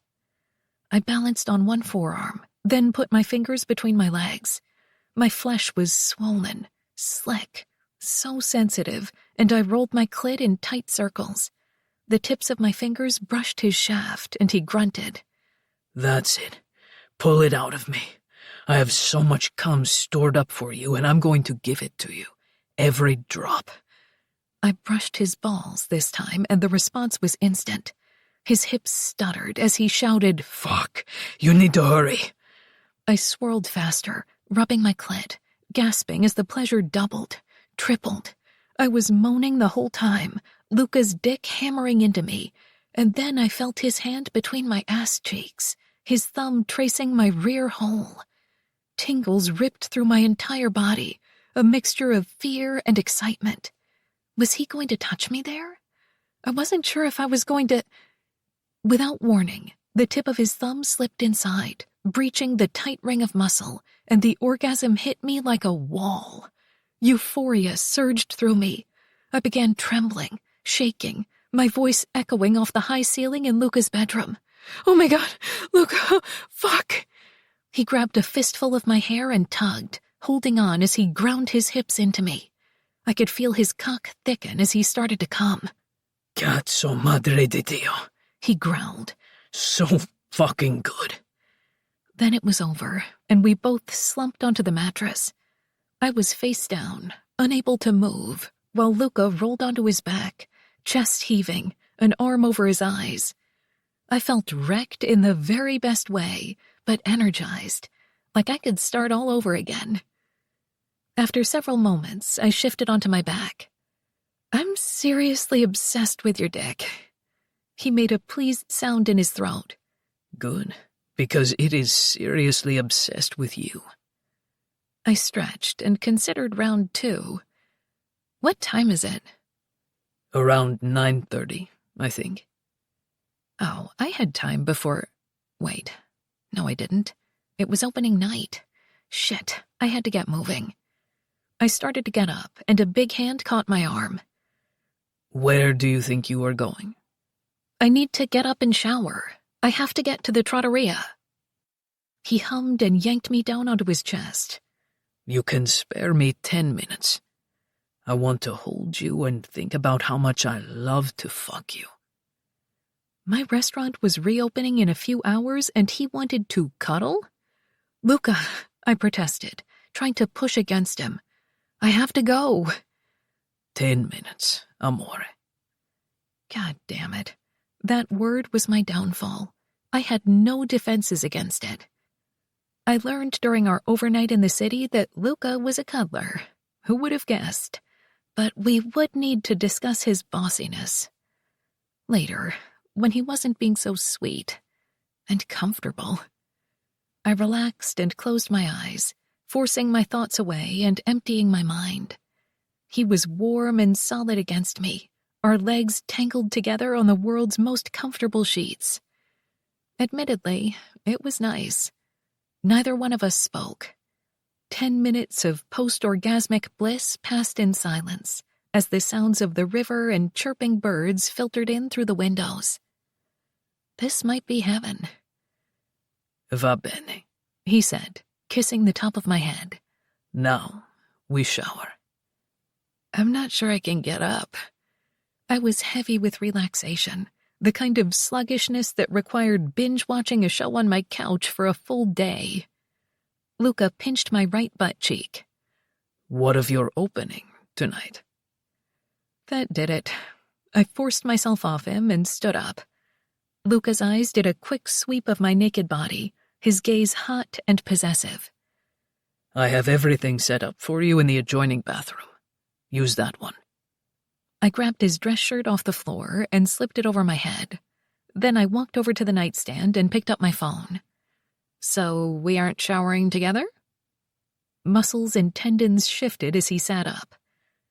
I thought you needed to hurry to the restaurant. I do. I was just wondering why. Get moving, fiore mio, or I'm going to eat your pussy in my shower and make you very, very late. Everything inside me squeezed, and for half a second, I considered it. Damn, that sounded nice. But I really did need to get to the restaurant. Any other day, I would take you up on that, I said on my way out the door. The second bathroom was as big as Luca's, decorated in a similar over-the-top style. I used the toilet as the shower heated and then hurried under the spray. The bath products were familiar, the same shampoo, conditioner, and face wash I used at home. There was even a razor like mine. Had Luca peeked inside my bathroom yesterday? Sweet, but strange. I took as long as I dared, then got out and dried off. Someone must have unpacked my suitcase from the trip because my makeup bag was on the counter. I tried not to be too mad. I'm sure Luca was trying to be helpful, but I could unpack my own damn suitcase. So I didn't freeze. I slipped Luca's dress shirt back on, then took out all my beauty products and got busy. After I finished with my makeup, I dried my hair with a fancy hairdryer that was definitely out of my price range. Now I just needed to run home and change into clean clothes. I found him in a blue dress shirt and navy trousers, buckling his leather belt in his big walk-in closet. "Hey," I said, "I need to go home to change. Can you drive me or should I order a car?" His upper lip curled, like the suggestion offended him. I don't want you riding in cars with strangers. I will have Aldo drive you whenever I'm busy. Okay, so are you busy? You don't need to go home. Check the closet in the adjoining bedroom. I narrowed my eyes suspiciously. Did you buy me clothes, too? I told you I don't need you buying me things. Just go and look, Bella. Turning, I marched out of his bedroom and into the adjoining one. He really needed to stop. The handbags yesterday cost a mint. Now he'd bought me clothes? Probably designer shit that I had no business wearing around town. Everyone was going to think I'd lost my mind. I stopped in my tracks. The huge walk-in closet was filled with my things. My dresses, my pants, my sweaters. Everything. All neatly arranged on hangers and folded on shelves. My shoes were stacked on one wall. He'd, moved me in? I blinked, sure I was mistaken. He wouldn't do that. Would he? There were drawers, so I opened those, hoping not to find more. Please, God, let me be wrong. Nope, there they were. My panties and bras, all neatly arranged. What the fuck? I usually tried to control my temper, but I came from a long line of loud Italian-American women who took no shit from anyone, and this was absolutely too much. "Luca," I shouted, "get the fuck in here!" Problem, Bella, he answered instantly in an even tone. I whirled and found him casually leaning against the doorframe, his hands in his pockets. Had he been standing there this whole time? Yes, there is a fucking problem. I waved my arm toward the hangers. You moved all of my shit here. Are you insane? Your house isn't safe. I told you earlier how easy it was for me to break in. Anyone could come in there and hurt you. I put my palms together and prayed for patience. Luca, no one in this town is going to hurt me. I grew up here. I've been here my whole life, and we have, zero crime. But forgetting all that, you can't just move me in here without at least asking me first. I knew you would say no. He lifted a shoulder, his demeanor so calm and arrogant that I wanted to throw something at him. And so I made the decision for you. Holy shit. I had been mafiosoed, just like Gia warned me might happen. My skin grew hot, fury gathering steam in my chest as I glared at him. I want my stuff moved back. Now. You had no right to do this. He pushed off from the doorframe and strolled toward me. I straightened my spine and braced my feet for a fight. I knew he was going to try to work some mob boss mojo on me, and I wasn't having it. Once we were close enough, he placed his hands on either side of my throat and brushed his thumbs over my jaw. Amore, there are still things in your house. I didn't move you out, and you may go back there any time. I thought you might like having some of your things here for when you sleep over. Okay. Phew. I relaxed, feeling foolish for overreacting. I was worried there for a minute. But, he continued more forcefully, I would prefer it if you stayed here with me, where I can keep you safe. So you want me to stay here all the time? Or occasionally? The edge of his mouth curved, secrets dancing in the depths of his espresso-colored eyes. Do you want me to answer honestly? I shoved him away. Ugh, get out of here, you overbearing man. I need to get dressed, and I don't have time for this conversation. We'll finish it tonight over dinner. I expected him to leave, but he walked over to the hangers and began flipping through them. Wear this, he said, pulling out a low-cut black dress.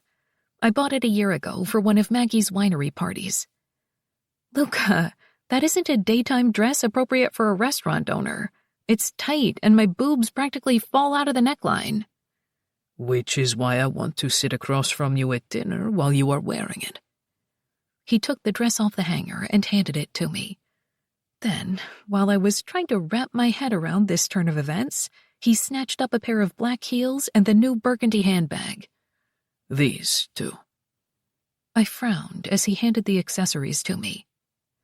You're pissing me off. Then it's too bad you are seriously obsessed with my dick, because it is attached to me. He leaned down and kissed me briefly. You look beautiful in whatever you wear, Pecorina, but do this once for me, okay? Fuck, he was hard to resist. Fine. This one time. I bit my lip and moved in closer. But if you're picking out my clothes, can I pick out your tie? Of course. Get dressed and come back to our bedroom. He rubbed the pad of his thumb over my lips, then walked out. Our bedroom. What in the fresh hell? And why was I smiling as I finished getting ready? Chapter 21. Luca. I held Valentina's hand as we descended the stairs. She was as gorgeous in the black wrap dress as I'd imagined, maybe more so. Long, smooth legs, small waist and generous hips, and tits for days. I was already anticipating peeling the dress off her later.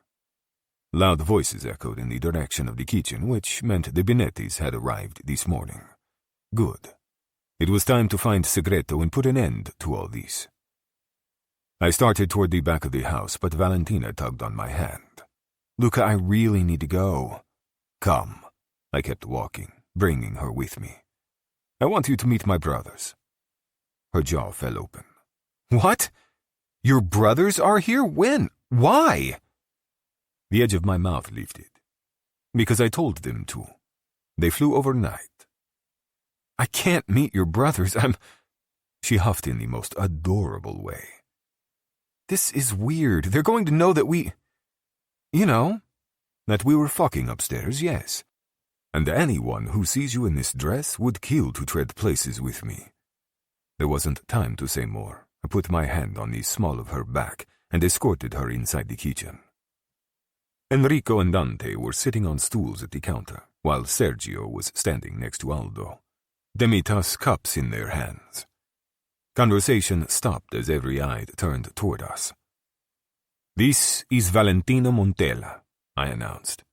"Bella, these are my brothers, Dante, Enrico, and Sergio." "Hello," she said shyly. "It's nice to meet all of you." No one else spoke, and I could sense my brothers trying to make sense of what they were seeing. Our world revolved around trust, and I didn't have much to give. Consequently, I didn't invite women to my home.